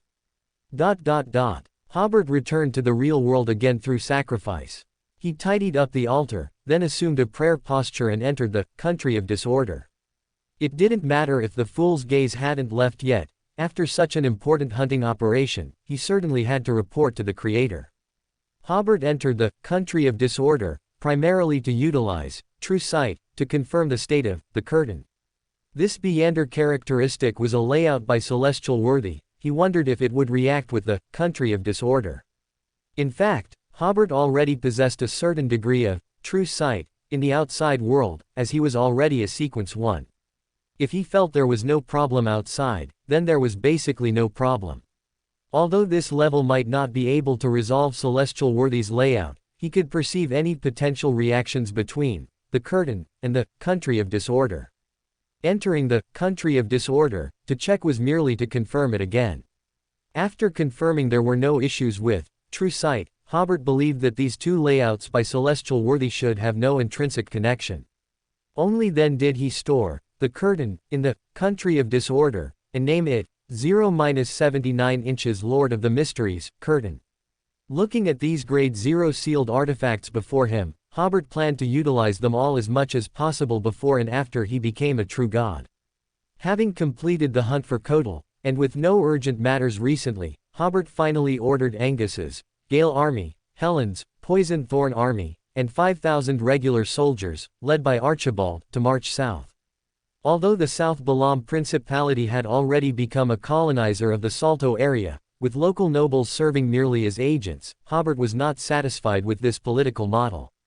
He wanted true rule. One very important reason why the four North Continent nations had previously ruled the South Continent through colonization was that the North Continent's forces found it difficult to quickly support their colonial armies in the South Continent.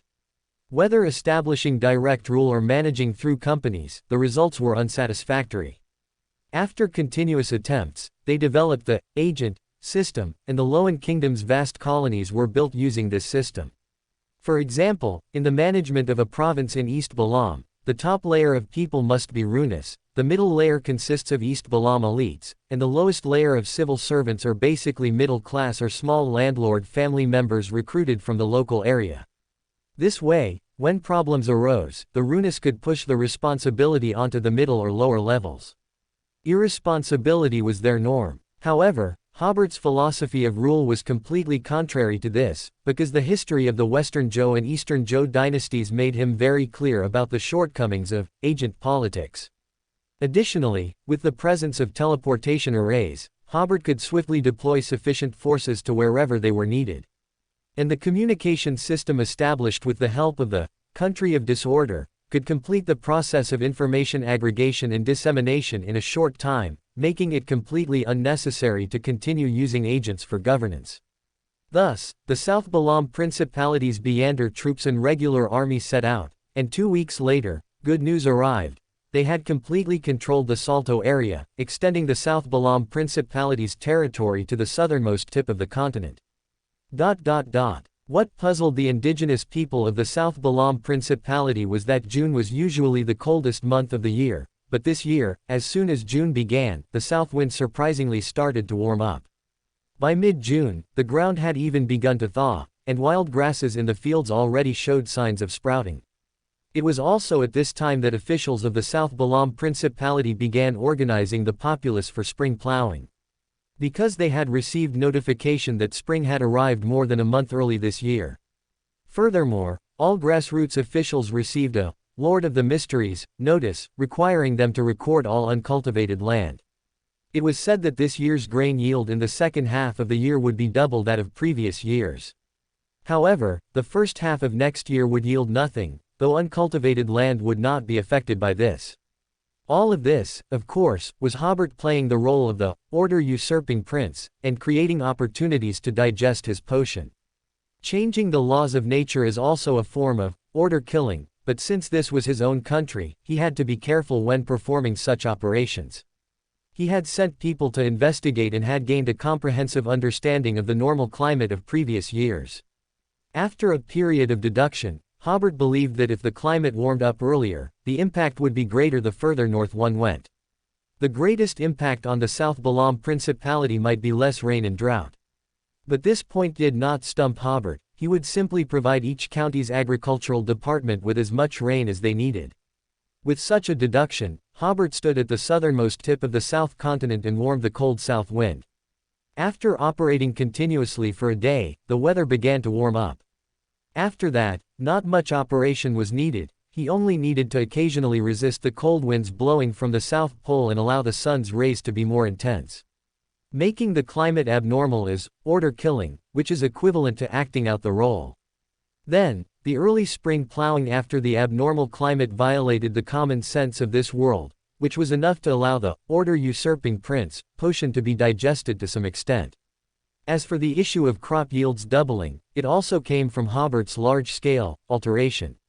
He altered the original yield of 1 for cultivated land to 2. This meant that in the next 3 or 4 months, as long as he continued to alter, the new season's crop yield would be double that of last year. However, the cost was that if cultivation continued on the original land in the first half of next year, there would likely be no harvest, and it would only recover in the second half of next year. Hobert was preparing to enter a mode of nationwide construction after this crop harvest. Not only would he build factories and small towns, but he would also drastically change the architectural style of all residential buildings, forcibly popularizing the Chinese architectural style from the East. This plan could not only continuously digest the potion but also prepare for his advancement to Black Emperor, killing 2 birds with 1 stone. However, such an operation required a suitable reason to be fabricated to prevent the populace from detecting the existence of Beander power. But that was the business of the Principality government. Hobert had no intention of worrying about it. As Hobert inspected the spring plowing situation in various places, he intuitively felt that he currently possessed a certain level of divine power. The scene Hobert was currently witnessing was akin to seeing people plowing in the 12th lunar month. He knew there was nothing wrong with this spring plowing, but it still felt, Lord of the Mysteries. The populace also had similar reactions, feeling very uneasy about plowing at this time, but the Principality officials strongly demanded it, and coupled with the apparent early arrival of spring, they were confusedly called to the fields to cultivate. No matter what, large-scale early spring plowing began this way, and even the initiator, Hobert, found it very miraculous. This was the power of a god, capable of changing a country's climate and food output. In people's eyes, this was a miracle. However, miracles in this world, for most ordinary people, would appear in terrifying and, Lord of the Mysteries, ways, with almost no miracles that catered to the livelihood of ordinary people. Perhaps only the miracles in the South Balam Principality would be connected to livelihood. After roughly touring the St.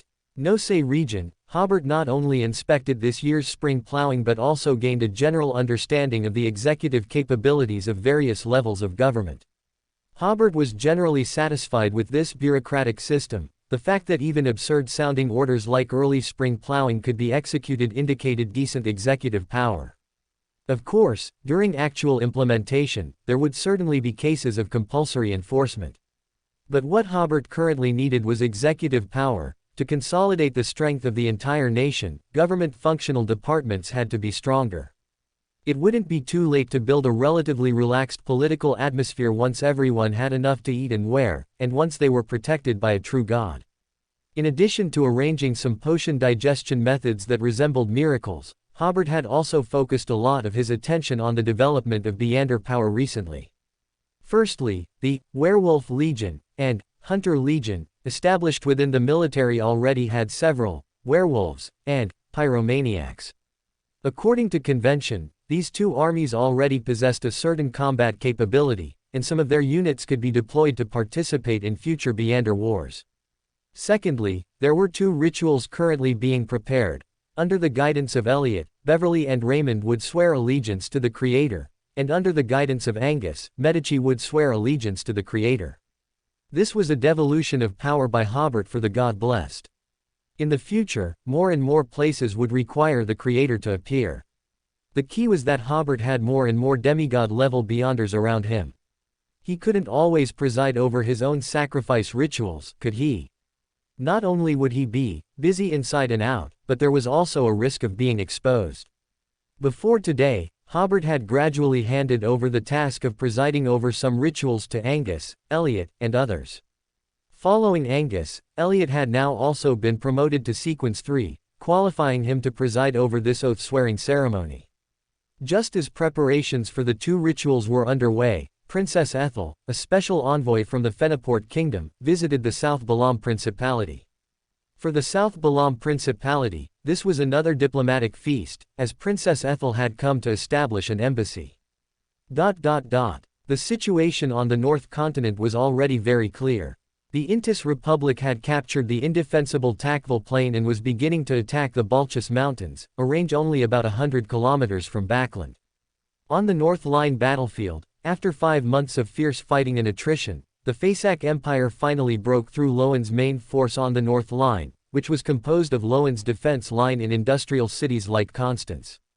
After only a week of rest, the Forsake army began to march south along the Tasok River.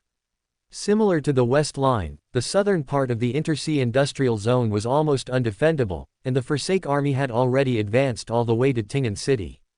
On the North Line, a new defense line could only be organized in the river valleys formed by the Balchus Mountains and the Chester Mountains, 2 mountain ranges running north-south.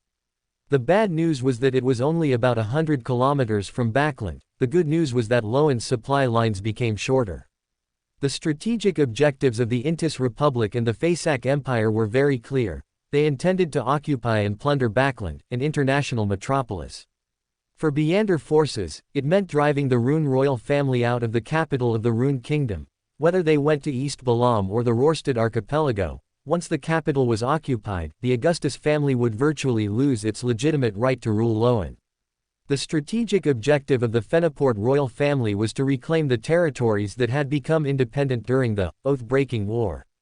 Therefore, while attacking Lindbergh, apart from their navy, no other Fenaport troops participated in the war against the Rune kingdom. Instead, they began to attack another small country, Masik. However, this time they met with opposition and resolute resistance from the Knowledge and Wisdom God Church. Previously, the Knowledge and Wisdom God Church had been reluctant to see the war in the North Continent escalate into a conflict sweeping across the entire continent.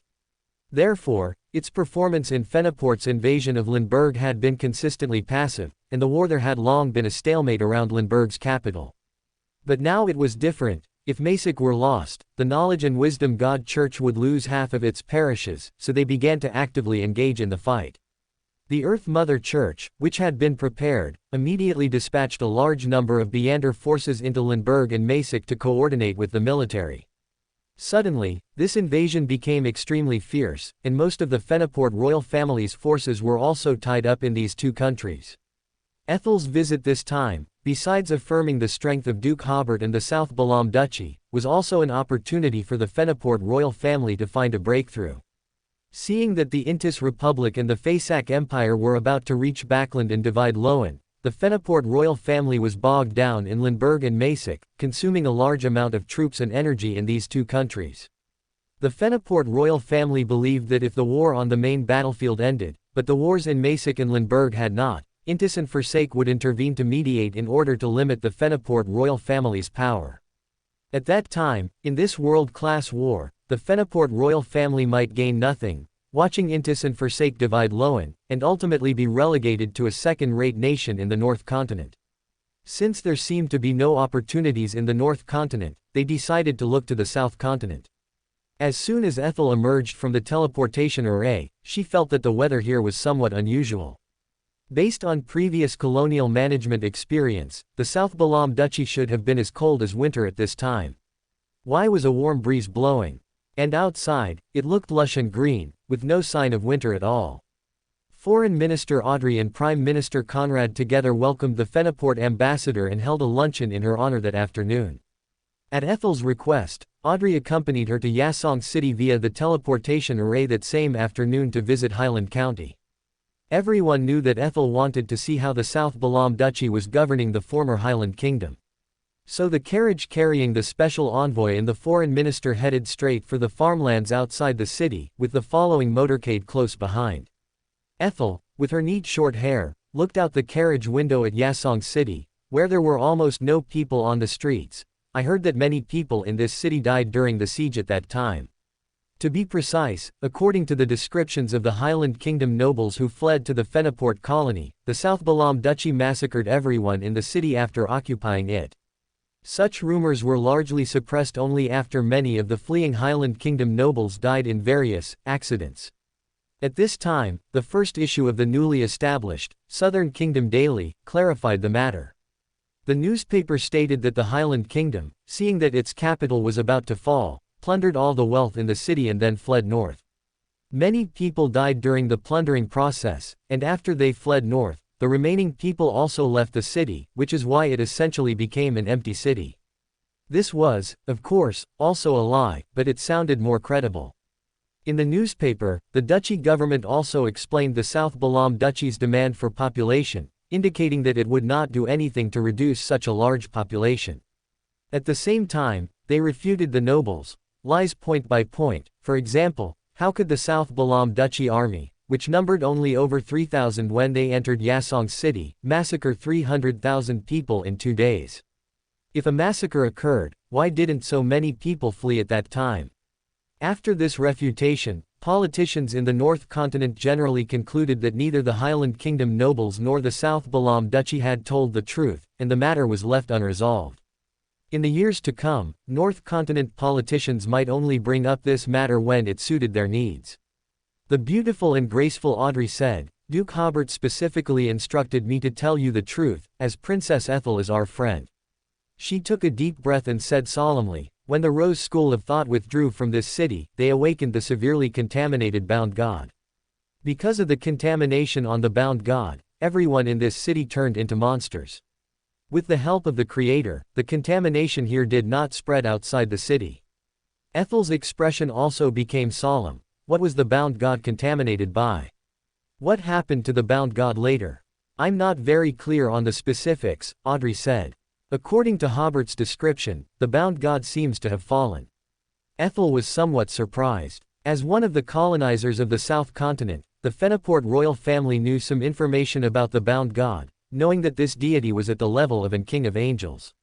She hadn't expected the Creator to have eliminated him. She then realized that the people of this city had died because of a war between deities. Thinking of this, Ethel continued to look out the window, only feeling that the city seemed filled with a heavy atmosphere. Outside the city, it was a different scene: spring buds and green grass, a vibrant and flourishing sight. The fields were full of busy farmers diligently working. At this moment, Ethel finally couldn't help but say, "The climate in the South Continent seems a bit unusual this year." "It can't be called unusual," Audrey said with a smile. "The Pa River Valley and the Tacville Plain have been ravaged by war, and a reduction in grain production is a foregone conclusion. The next year may trigger a worldwide food shortage. The South Balam Duchy doesn't have much grain left either, so the Creator had everyone start spring plowing early to avoid a food shortage." The Creator? Ethel was somewhat surprised. Did the Creator make the climate abnormal? I mean, did he make spring arrive early? In fact, Philip I could also achieve this with his abilities, but he wouldn't utilize his abilities on such small matters. Audrey smiled and said, "Yes. In the government of the South Balam Duchy, this was no longer a secret. After all, in a few months, once the grain production task was completed, there would be a nationwide construction boom, and government departments would certainly have to make corresponding plans in advance." Ethel was silent again, not expecting to receive so many surprising pieces of news on her first day here. The carriage traveled for a long time on the roads between the fields before Ethel noticed something. "Excuse me, where are the garrisons around here?" Audrey thought for a moment. "I think there's a garrison in Yasong City." Ethel was startled. "Why didn't I see them?" When they left the city, they indeed hadn't seen any pedestrians in military uniforms. Audrey smiled and said, "I'm not sure where the barracks are located, because there's only one regiment." Ethel interrupted, "Only one regiment?" "Yes." This time, Audrey was stunned, not knowing what was wrong. "That was once the capital of the Highland Kingdom," Ethel said with a shake of her head, smiling. "Even if there were few people left in the city, its symbolic significance would be difficult to erase quickly. Such a place should be heavily garrisoned to demonstrate the victor's authority and prevent the populace from having other ideas." However, the South Balam Duchy's method of governance seemed completely different from what Ethel had always understood. Audrey understood the princess's meaning. "Let me share an interesting story I heard 2 days ago." She smiled and said, "With the support of foreign forces, a Highland Kingdom noble returned to Corin County to secretly build a spy network. But on his second day back in his territory, he was reported by the people in his territory." Reported? Ethel thought she had misheard. It was the first time she had ever heard of common people reporting a noble. "Yes," Audrey continued to explain. "Because that noble wanted to restore the glorious Highland Kingdom, but what he didn't know was that the serfs and slaves in that territory had already been distributed his land, farm tools, and livestock under the government's supervision. Ethel had also heard a little about Hobert's land distribution. That's a clever move. At this moment, she suddenly realized the brilliance of this move. It bound all common people to the South Balam Duchy. Ethel could even imagine the expressions of the common people when that Highland Kingdom noble returned to his territory and quietly announced the restoration of the glorious Highland Kingdom. They would surely ponder in their hearts whether they would be purged if the Highland Kingdom was truly restored, now that they had received land and had been raising livestock for some time. Without any guidance, the sleepless common people would immediately report to the local officials. At this moment, Ethel heard a scolding voice from outside. She lifted the curtain and saw a person in a South Balam Duchy uniform standing on the field ridge, shouting curses. The farmers in the field bowed their heads, working diligently. Ethel then asked, "Are those people in the field slaves?" She had long heard that there were no more slaves in the South Balam Duchy. "Those are the nobles, servants," Audrey said with a smile. "As long as the nobles, servants haven't committed a crime, we generally send them back to their original homes. Those servants who are unwilling to return to their original homes and wish to continue serving the nobles of the South Balam Duchy have formed several natural villages. Generally, grassroots officials of the South Balam Duchy are unwilling to work in such villages because they also have to teach them how to farm, which is very troublesome."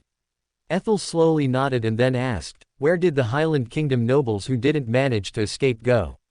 "Those who had a criminal record were imprisoned, and those who didn't were moved to Anjou," Audrey replied. "In fact, they were sent to construction sites to build a mausoleum for Hobert, as which noble didn't have a few lives on their hands.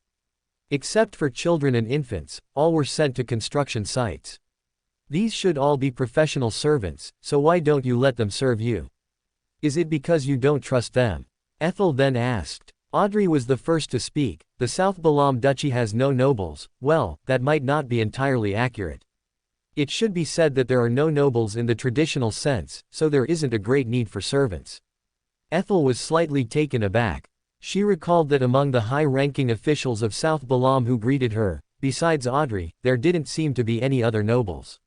She also noticed at the time that although those officials held high positions, they seemed somewhat out of place in the atmosphere of such large banquets.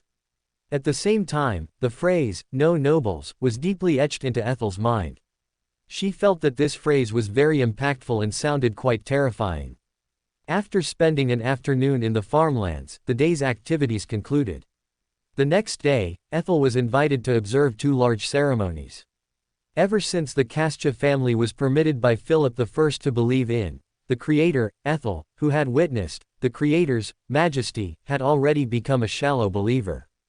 Coupled with her status as a special envoy, she was invited to observe the ceremonies.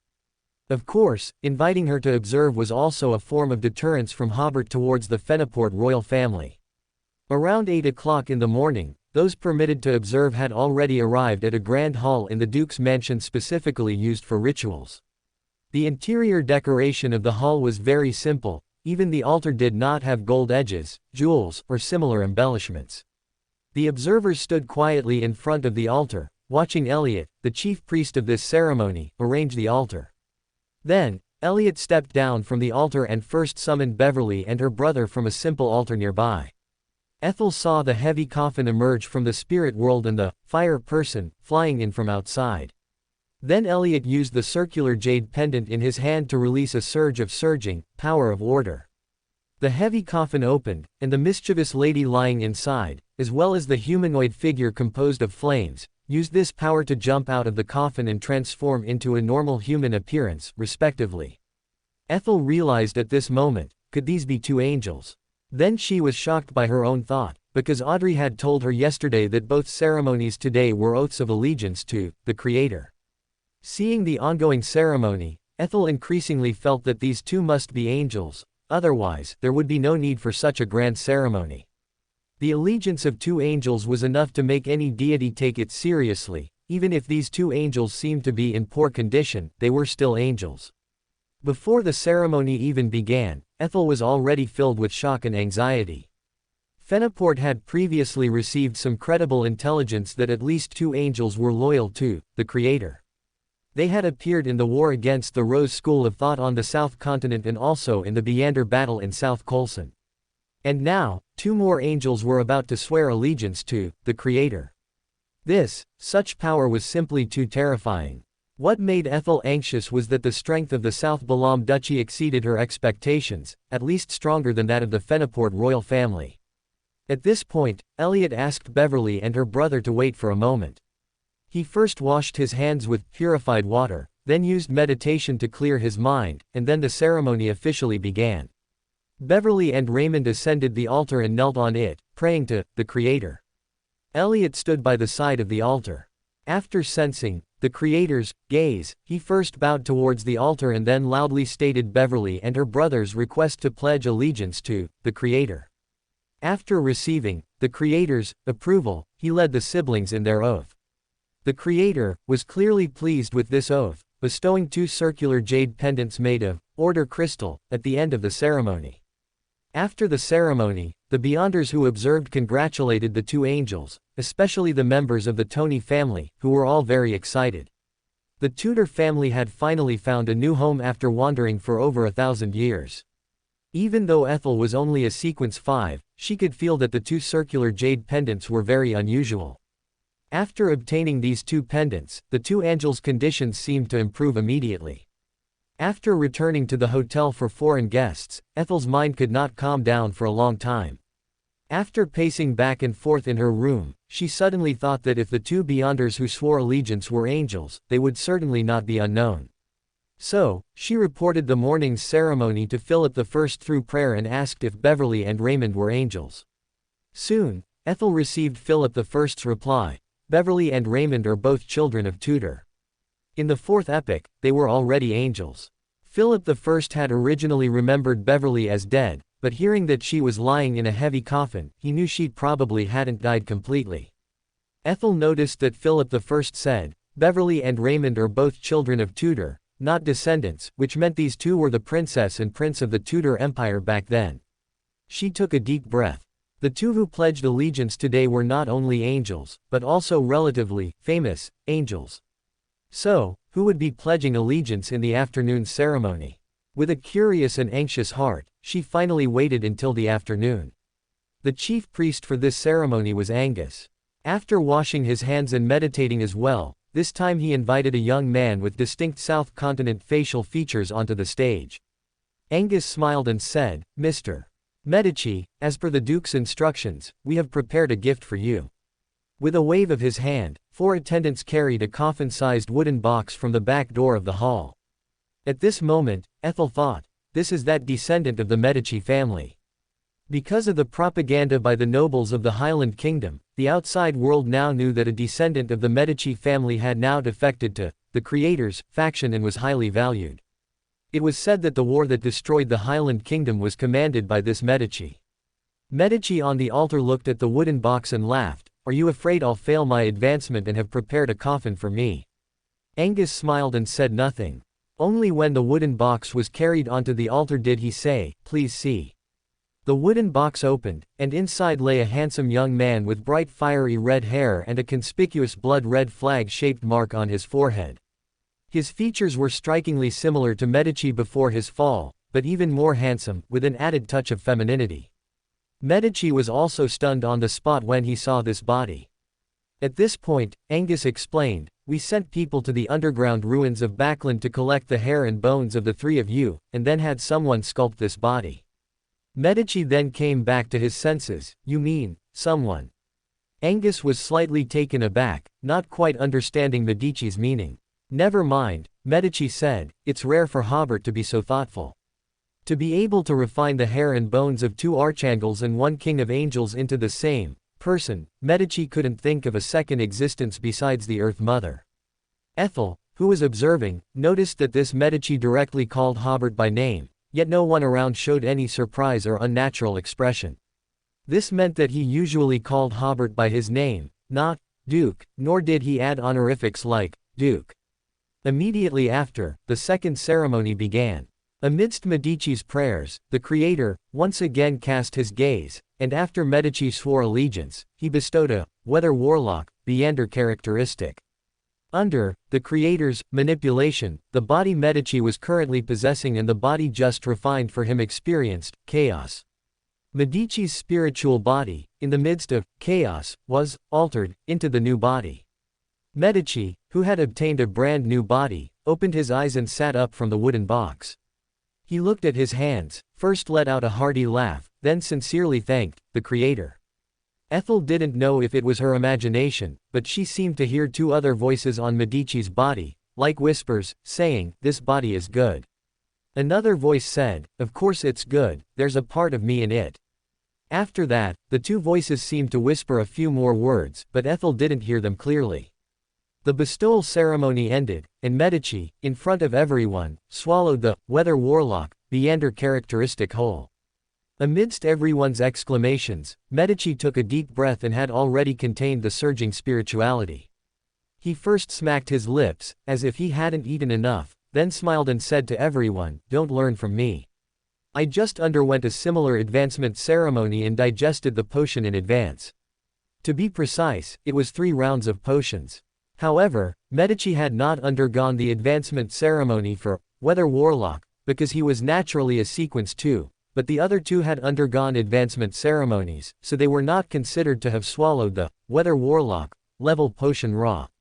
After thanking the creator, who had already withdrawn his gaze towards the altar once more, Medici laughed again. "Tonight, at the state-run Grand Hotel, my treat."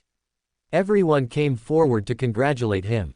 Although the Grand Marshal of the South Balam Duchy had a foul mouth, after spending some time with him, everyone had grown accustomed to his way of speaking. Overall, Medici was very seasoned in his conduct. He was always extremely rigorous when it came to professional military matters, and he would extend a helping hand when others needed assistance. He was the kind of person who made people grit their teeth in anger when they met him, but after calming down, they didn't feel he was that hateful, and sometimes even thought well of him. After several months, Medici's popularity within the Meander forces was quite decent, so as soon as he offered to treat everyone, they all expressed their willingness to attend. Hobert's interpretation of this was, Medici was using this method to tell the creator that he was willing to integrate into the creator's faction. Ethel, in the crowd, was thinking, the creator suddenly gained 3 more angels that he could command. Adding the demigods and sequence 5s who came to observe, the strength of the Orthodox churches was nothing more than this. Back at the hotel, Ethel once again reported the afternoon ceremony to Philip I. Upon hearing that a new body had been refined for Medici, Philip I asked Ethel to recall Medici's appearance in her mind. After a while, Philip I finally said, "He is Medici." Ethel was stunned for a full 4 or 5 seconds before she understood. The one who swore allegiance to the creator today was Red Angel Medici. On the 3rd day of the Fenaport Kingdom delegation's visit to the South Balam Duchy, Princess Ethel, the ambassador, met Duke Hobert in his ducal office with complex emotions. Her emotions were complex because she had seen 3 angels swear allegiance to the creator yesterday, and what she had previously considered an equal relationship with the South Balam Duchy had now directly become one of looking up to them. Hobert still wore a hearty smile, and the initial small talk phase gave the impression of old friends catching up after a long time. After chatting for a while, Hobert finally said, "The Fenaport Kingdom is the first country to send an ambassador to South Balam and establish an embassy. During the previous civil war in the South Balam Duchy, you did not participate in the joint forces of Fursak and Intis. This is the quality an ally should possess. I hope our relationship can remain excellent in the future. Currently, the Loan Kingdom only has an office in Anjou. If they were to send an ambassador, it would be tantamount to recognizing the independence of the South Balam Duchy. As for Fursak and Intis, their attitude towards the South Balam Duchy has been wavering. Recently, they have frequently sent people to show goodwill, but if the war on the North Continent ends, they will certainly not maintain their current diplomatic policy." Ethel smiled and said, "The relationship between our 2 countries will definitely become closer and closer." What Hobert didn't know was that Ethel's bet on the South Balam Duchy had gained her many political resources and gradually given her a certain advantage in the struggle for the crown prince. Most politicians in the Fenaport Kingdom, like those in Fursak and Intis, considered the South Balam Duchy merely a colonial state and did not give it sufficient importance. During the previous civil war in South Balam, the Fenaport military and parliament both believed they should join the allied forces of Intis and Fursak. It was Ethel who, against all dissenting opinions, chose not to participate in that opportunist act. Because she was very clear about Hobert's abilities and knew that, the Creator, was backing this country. Later events proved that Ethel's persistence was correct, establishing her image as a politically farsighted individual. A few months ago, when the South Balam Duchy attacked the Highland Kingdom, all countries on the North Continent, except for the Lowen Kingdom, collectively breathed a sigh of relief, believing that South Balam would not be able to extricate itself from the quagmire of the Highland Kingdom for at least 1 or 2 years. At that time, the Fursak Empire, having just completed negotiations, believed there was no need to maintain good relations with the South Balam Duchy. The Intis Republic even began planning a new war targeting the South Continent colonies. The Church of Steam and Machinery also took a stance at this time, expressing support for the Intis Republic. Only Ethel suggested that now was the time to strengthen ties with the South Balam Duchy and negotiate the dispatch of an ambassador. This point was still met with considerable opposition domestically, but just over 2 months later, the South Balam Duchy swiftly ended the war, once again delivering a harsh blow to the faces of those opponents. It could be said that Ethel's political standing at home was fundamentally built upon her political bet on the South Balam Duchy. After reiterating the relationship between the two countries, Ethel said, "We are currently facing a difficult problem. The war between Limburg and Maesic will not end anytime soon. Our strategic department estimates that Intis and Fursak will capture Backland by the first half of next year at the latest. If we don't achieve significant military success before then, we will be in a very passive position during future negotiations." Politicians were well aware of this, and Hobert was also very clear about the Fenaport Kingdom's current predicament, but it was different coming from Ethel. This was a political statement, and a gesture of seeking help. Hobert pondered for a moment, then stood up, took a map of the North Continent from a nearby bookshelf, and spread it on the table. He pointed at the map and said, "I suggest you occupy the southwestern part of Dissy County and Dixie Bay." The location Hobert referred to was in the southwest of Lowen. The geographical location of these places was not very important, and the Lowen army did not dare to station too many troops there during their retreat. Because the Intis Republic would certainly occupy the eastern part of Dissy County, as well as the coastal city of Connaught and its vicinity. At that time, the garrison there would become an isolated force. And Intis did not attach much importance to this area, it was a region where occupation was largely irrelevant. Therefore, this area nominally still belonged to the Lowen Kingdom, but it had already become an exclave, with almost no military presence. This particular location happened to border the Fenaport Kingdom. Ethel sighed and said, "We have also considered this idea, but these areas do not threaten the Intis Republic and do not border the Fursak Empire. They can only threaten the Lowen Kingdom, making it difficult for them to become bargaining chips in our negotiations with Intis and Fursak." The hilly region in the southwest of Dissy County had always been Lowen's frontline for resisting the Fenaport Kingdom. After occupying it, the vast Tacville Plain would lie before the Fenaport Kingdom. Hobert smiled and said, "Trust me, occupy this place first. The Fenaport Kingdom will absolutely benefit immensely in the future." He was very willing to utilize his, God's perspective, to help Fenaport, because he did not want the Lowen Kingdom to become the sole victor of this world war in the future. After Lowen began its counterattack in the future, even if Fenaport immediately switched sides, it would not gain much of the spoils of victory. However, occupying the southwestern part of Dissy County was different. If Lowen wished to reclaim it, it would have to exchange a large amount of victory spoils. It didn't matter whether the Fenaport Kingdom occupied Limburg and Maesic, it could still attend the post-war negotiations as a victor. Ethel pondered for a moment before asking, "Do you think the Lowen Kingdom still has hope? Or rather, will the Creator's forces go all out to help Lowen?" Hobert answered Ethel, yet also seemed not to. "That's right, we will dispatch a large number of forces to participate in the Backland battle at the appropriate time." Originally, Hobert had estimated that the war against the Highland Kingdom would not end until August at the earliest, after which he would enter the North Continent to participate in the war after a short rest. However, under Medici's command, the war against the Highland Kingdom ended swiftly and cleanly. This gave Hobert the opportunity for a calm promotion and enough time to demand an exorbitant price, but he would still choose to participate in the battle in October at the earliest, when Backland was in its most critical state. Ethel immediately nodded. I understand. In her opinion, if the South Balam Duchy participated in the war, while it might not change the overall situation, the Backland battle would certainly become a protracted war, which would be enough to force Intis and Fursak back to the negotiating table. Then the pattern of the four great nations on the North Continent would still not change much, the only change might be Intis seizing Loan's dominant position. With Hobert's words, Ethel's heart felt much more at ease. Then the two discussed mutual trade between their countries. Previously, the South Balam Duchy had opened the South Kholson region to the Fenaport Kingdom, and now Hobert had also opened Longtail Island and Anjou to Fenaport. Other cities still required a series of constructions, and their political and economic systems were not yet fully sound, so they were temporarily not open to the outside world. Ethel was also the first foreign dignitary to visit the Longtail Island Industrial Zone and the South Balam Industrial Zone. Ethel found these two massive industrial parks somewhat incredible. For a long time, colonies seemed to have nothing to do with industrial zones, so when she saw so many industrial zones in a colony, her first feeling was one of magic. After a more detailed understanding, Ethel discovered that the industrial system of the South Balam Duchy was even more complete than that of the Fenaport Kingdom.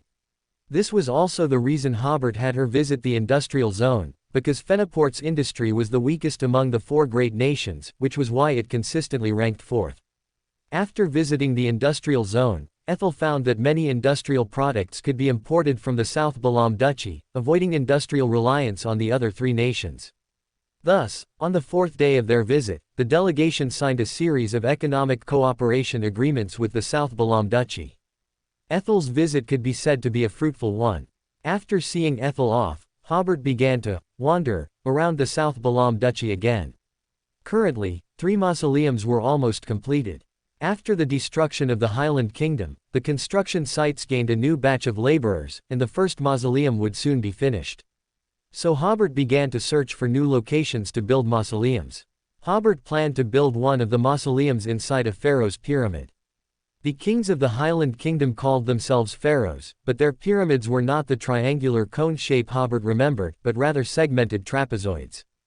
Generally, their pyramids would be protected by spiritual barriers. Without corresponding clues, even angels would find it difficult to locate them. Because everyone in Yusong City instantly turned into monsters, the royal family of the Highland Kingdom didn't have time to destroy the relevant data.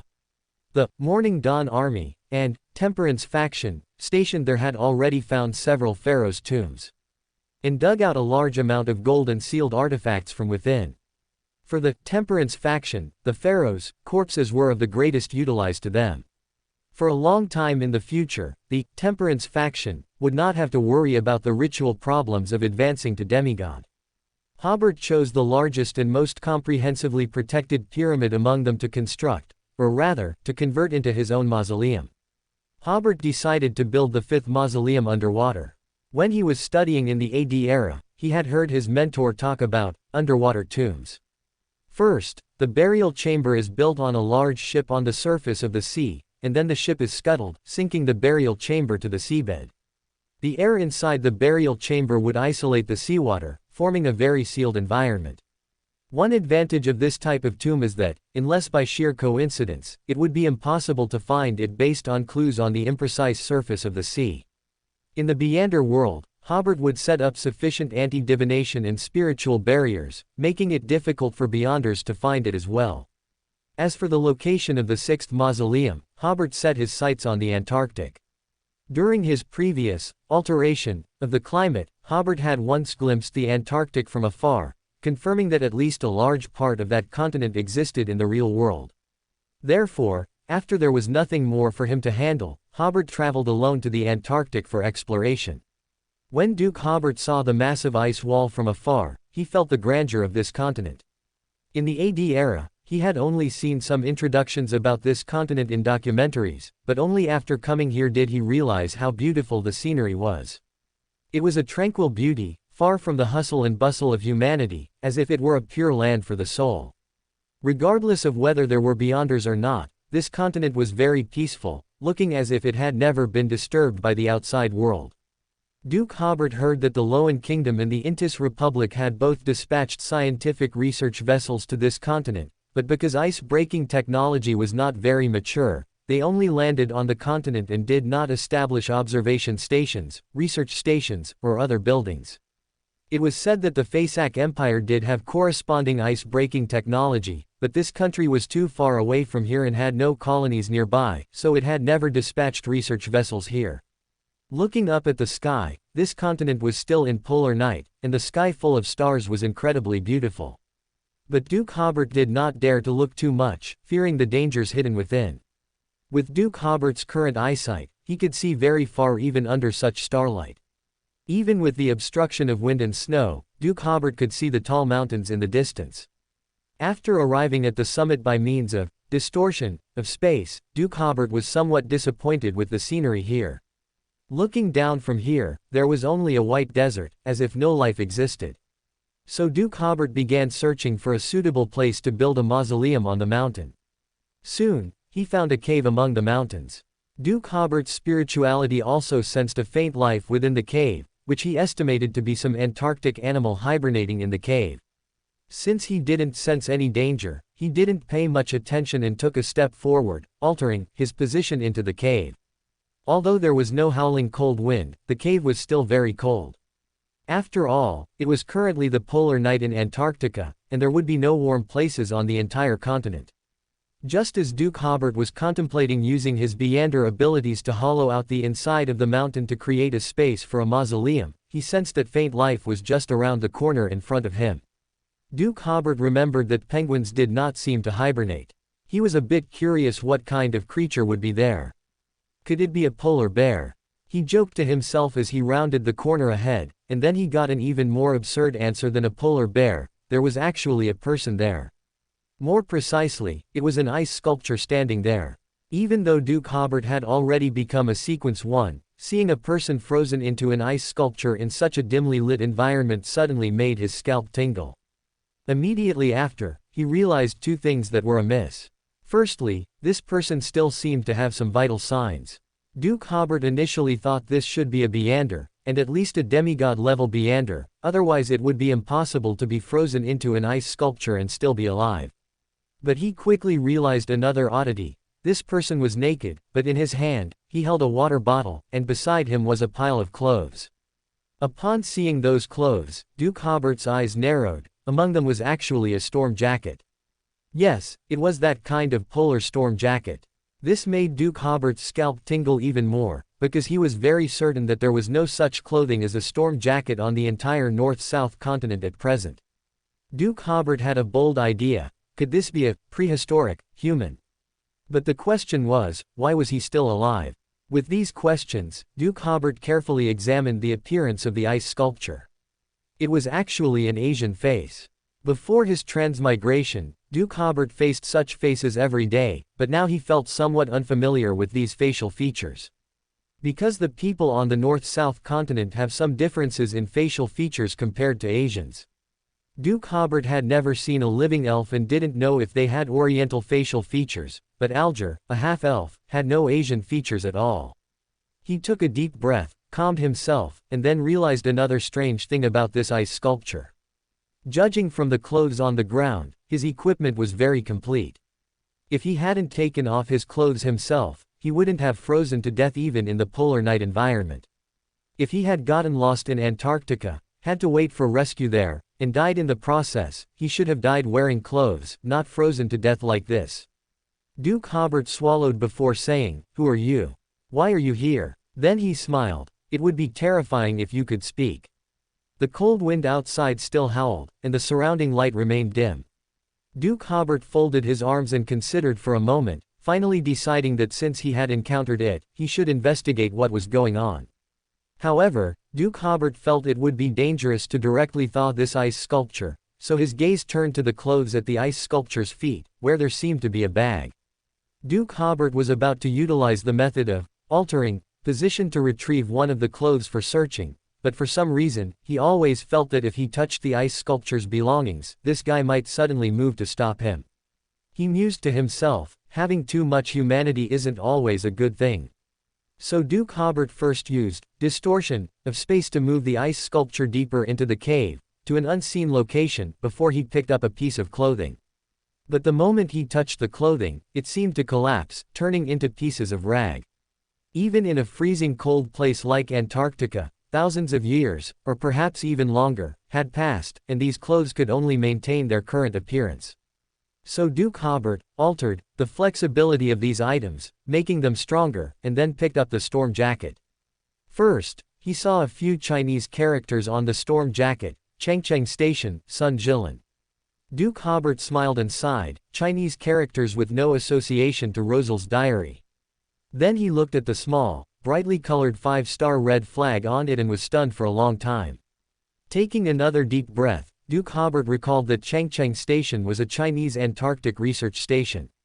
He wasn't very clear about its exact location, but he knew such a research station existed. This name tag confirmed the ice sculpture's identity as a prehistoric human. Next, Duke Hobert found some electronic products in the only bag, but when he saw the mobile phone, Duke Hobert was about to put it in his pocket, intending to let researchers study it when the time was right. But then he thought that without satellites, a mobile phone would be useless. He hesitated for a moment, but ultimately still put it away, just in case he might need it later. Fortunately, there was also a paper notebook in this bag. Duke Hobert opened it and saw that it contained very scattered notes, including meeting minutes and some data that Duke Hobert didn't recognize. It wasn't until he turned to the last page that Duke Hobert found something valuable. My phone ran out of battery, so I had to record the voice in my mind in this way. That voice said, everyone will die, but will also usher in new life. That voice said, he came from a very distant place, but was frozen beneath the South Pole. That voice said, the ice and snow of Antarctica have an abstract meaning. That voice said, he wants to take this opportunity to revive within my body. When Duke Hobert saw these words, he felt a little agitated. He knew that that voice was by no means simple. If he wasn't an angel, he might have already suffered unknown contamination. There were 2 more sentences. Everything began with the anomaly at Kunlun Station. I died, but I also seem not to have died. Closing the notebook, Duke Hobert's first thought was, is there also an entrance to the Chaos Sea in Antarctica? The staff at the research station were contaminated by the Saphira. But who was that voice? Could it be the awakened, original creator? Duke Hobert also thought. That voice said, he came from a very distant place. Where did he come from? Also, what did the ice and snow of Antarctica have an abstract meaning mean? Duke Hobert shook his head and made some inferences based on his knowledge. This should be the influence of the original creator on the research personnel here after his awakening. Perhaps the ice sculpture that had existed for thousands of years was an exception. The original creator was preparing to revive within his body. But no matter what, his current state was already that of a monster. Taking a deep breath, Duke Hobert continued to search and found an Antarctic map in the bag, which showed the locations of various national research stations. Among them, Duke Hobert found Changcheng Station, Zhongshan Station, Taishan Station, Kunlun Station, and Kinling Station, all marked with the 5-star red flag. Based on their approximate locations, Changcheng Station seemed not too far from here. Kunlun Station, on the other hand, was located more centrally in Antarctica, quite far from here. Duke Hobert pondered for a moment and decided to go to Changcheng Station first. As for the electronic products he found, Duke Hobert didn't recognize any of them except for the mobile phone, but he still kept them, just in case they might be useful later. Duke Hobert restored the flexibility of these clothes and then destroyed them. He didn't really want that prehistoric civilization to be presented to more people. As for the ice sculpture, Duke Hobert originally intended to smash him, but just as he was about to act, he suddenly thought of the name, Sun Jilin, and ultimately left the cave in silence. He reasoned with himself. Perhaps in the course of the investigation, he would need to obtain more clues from him. Amidst the vast snow, Duke Hobert, guided by his spirituality, arrived at the foot of a hillside. Logically, this should be the location of Changcheng Station, but there was nothing here. For more thrilling fanfiction stories like this, check out my channel Fanfic Audiobook. Dive into epic adventures, mysterious realms, and legendary journeys brought to life through immersive storytelling. Don't forget to like, share, and subscribe for more amazing audiobooks.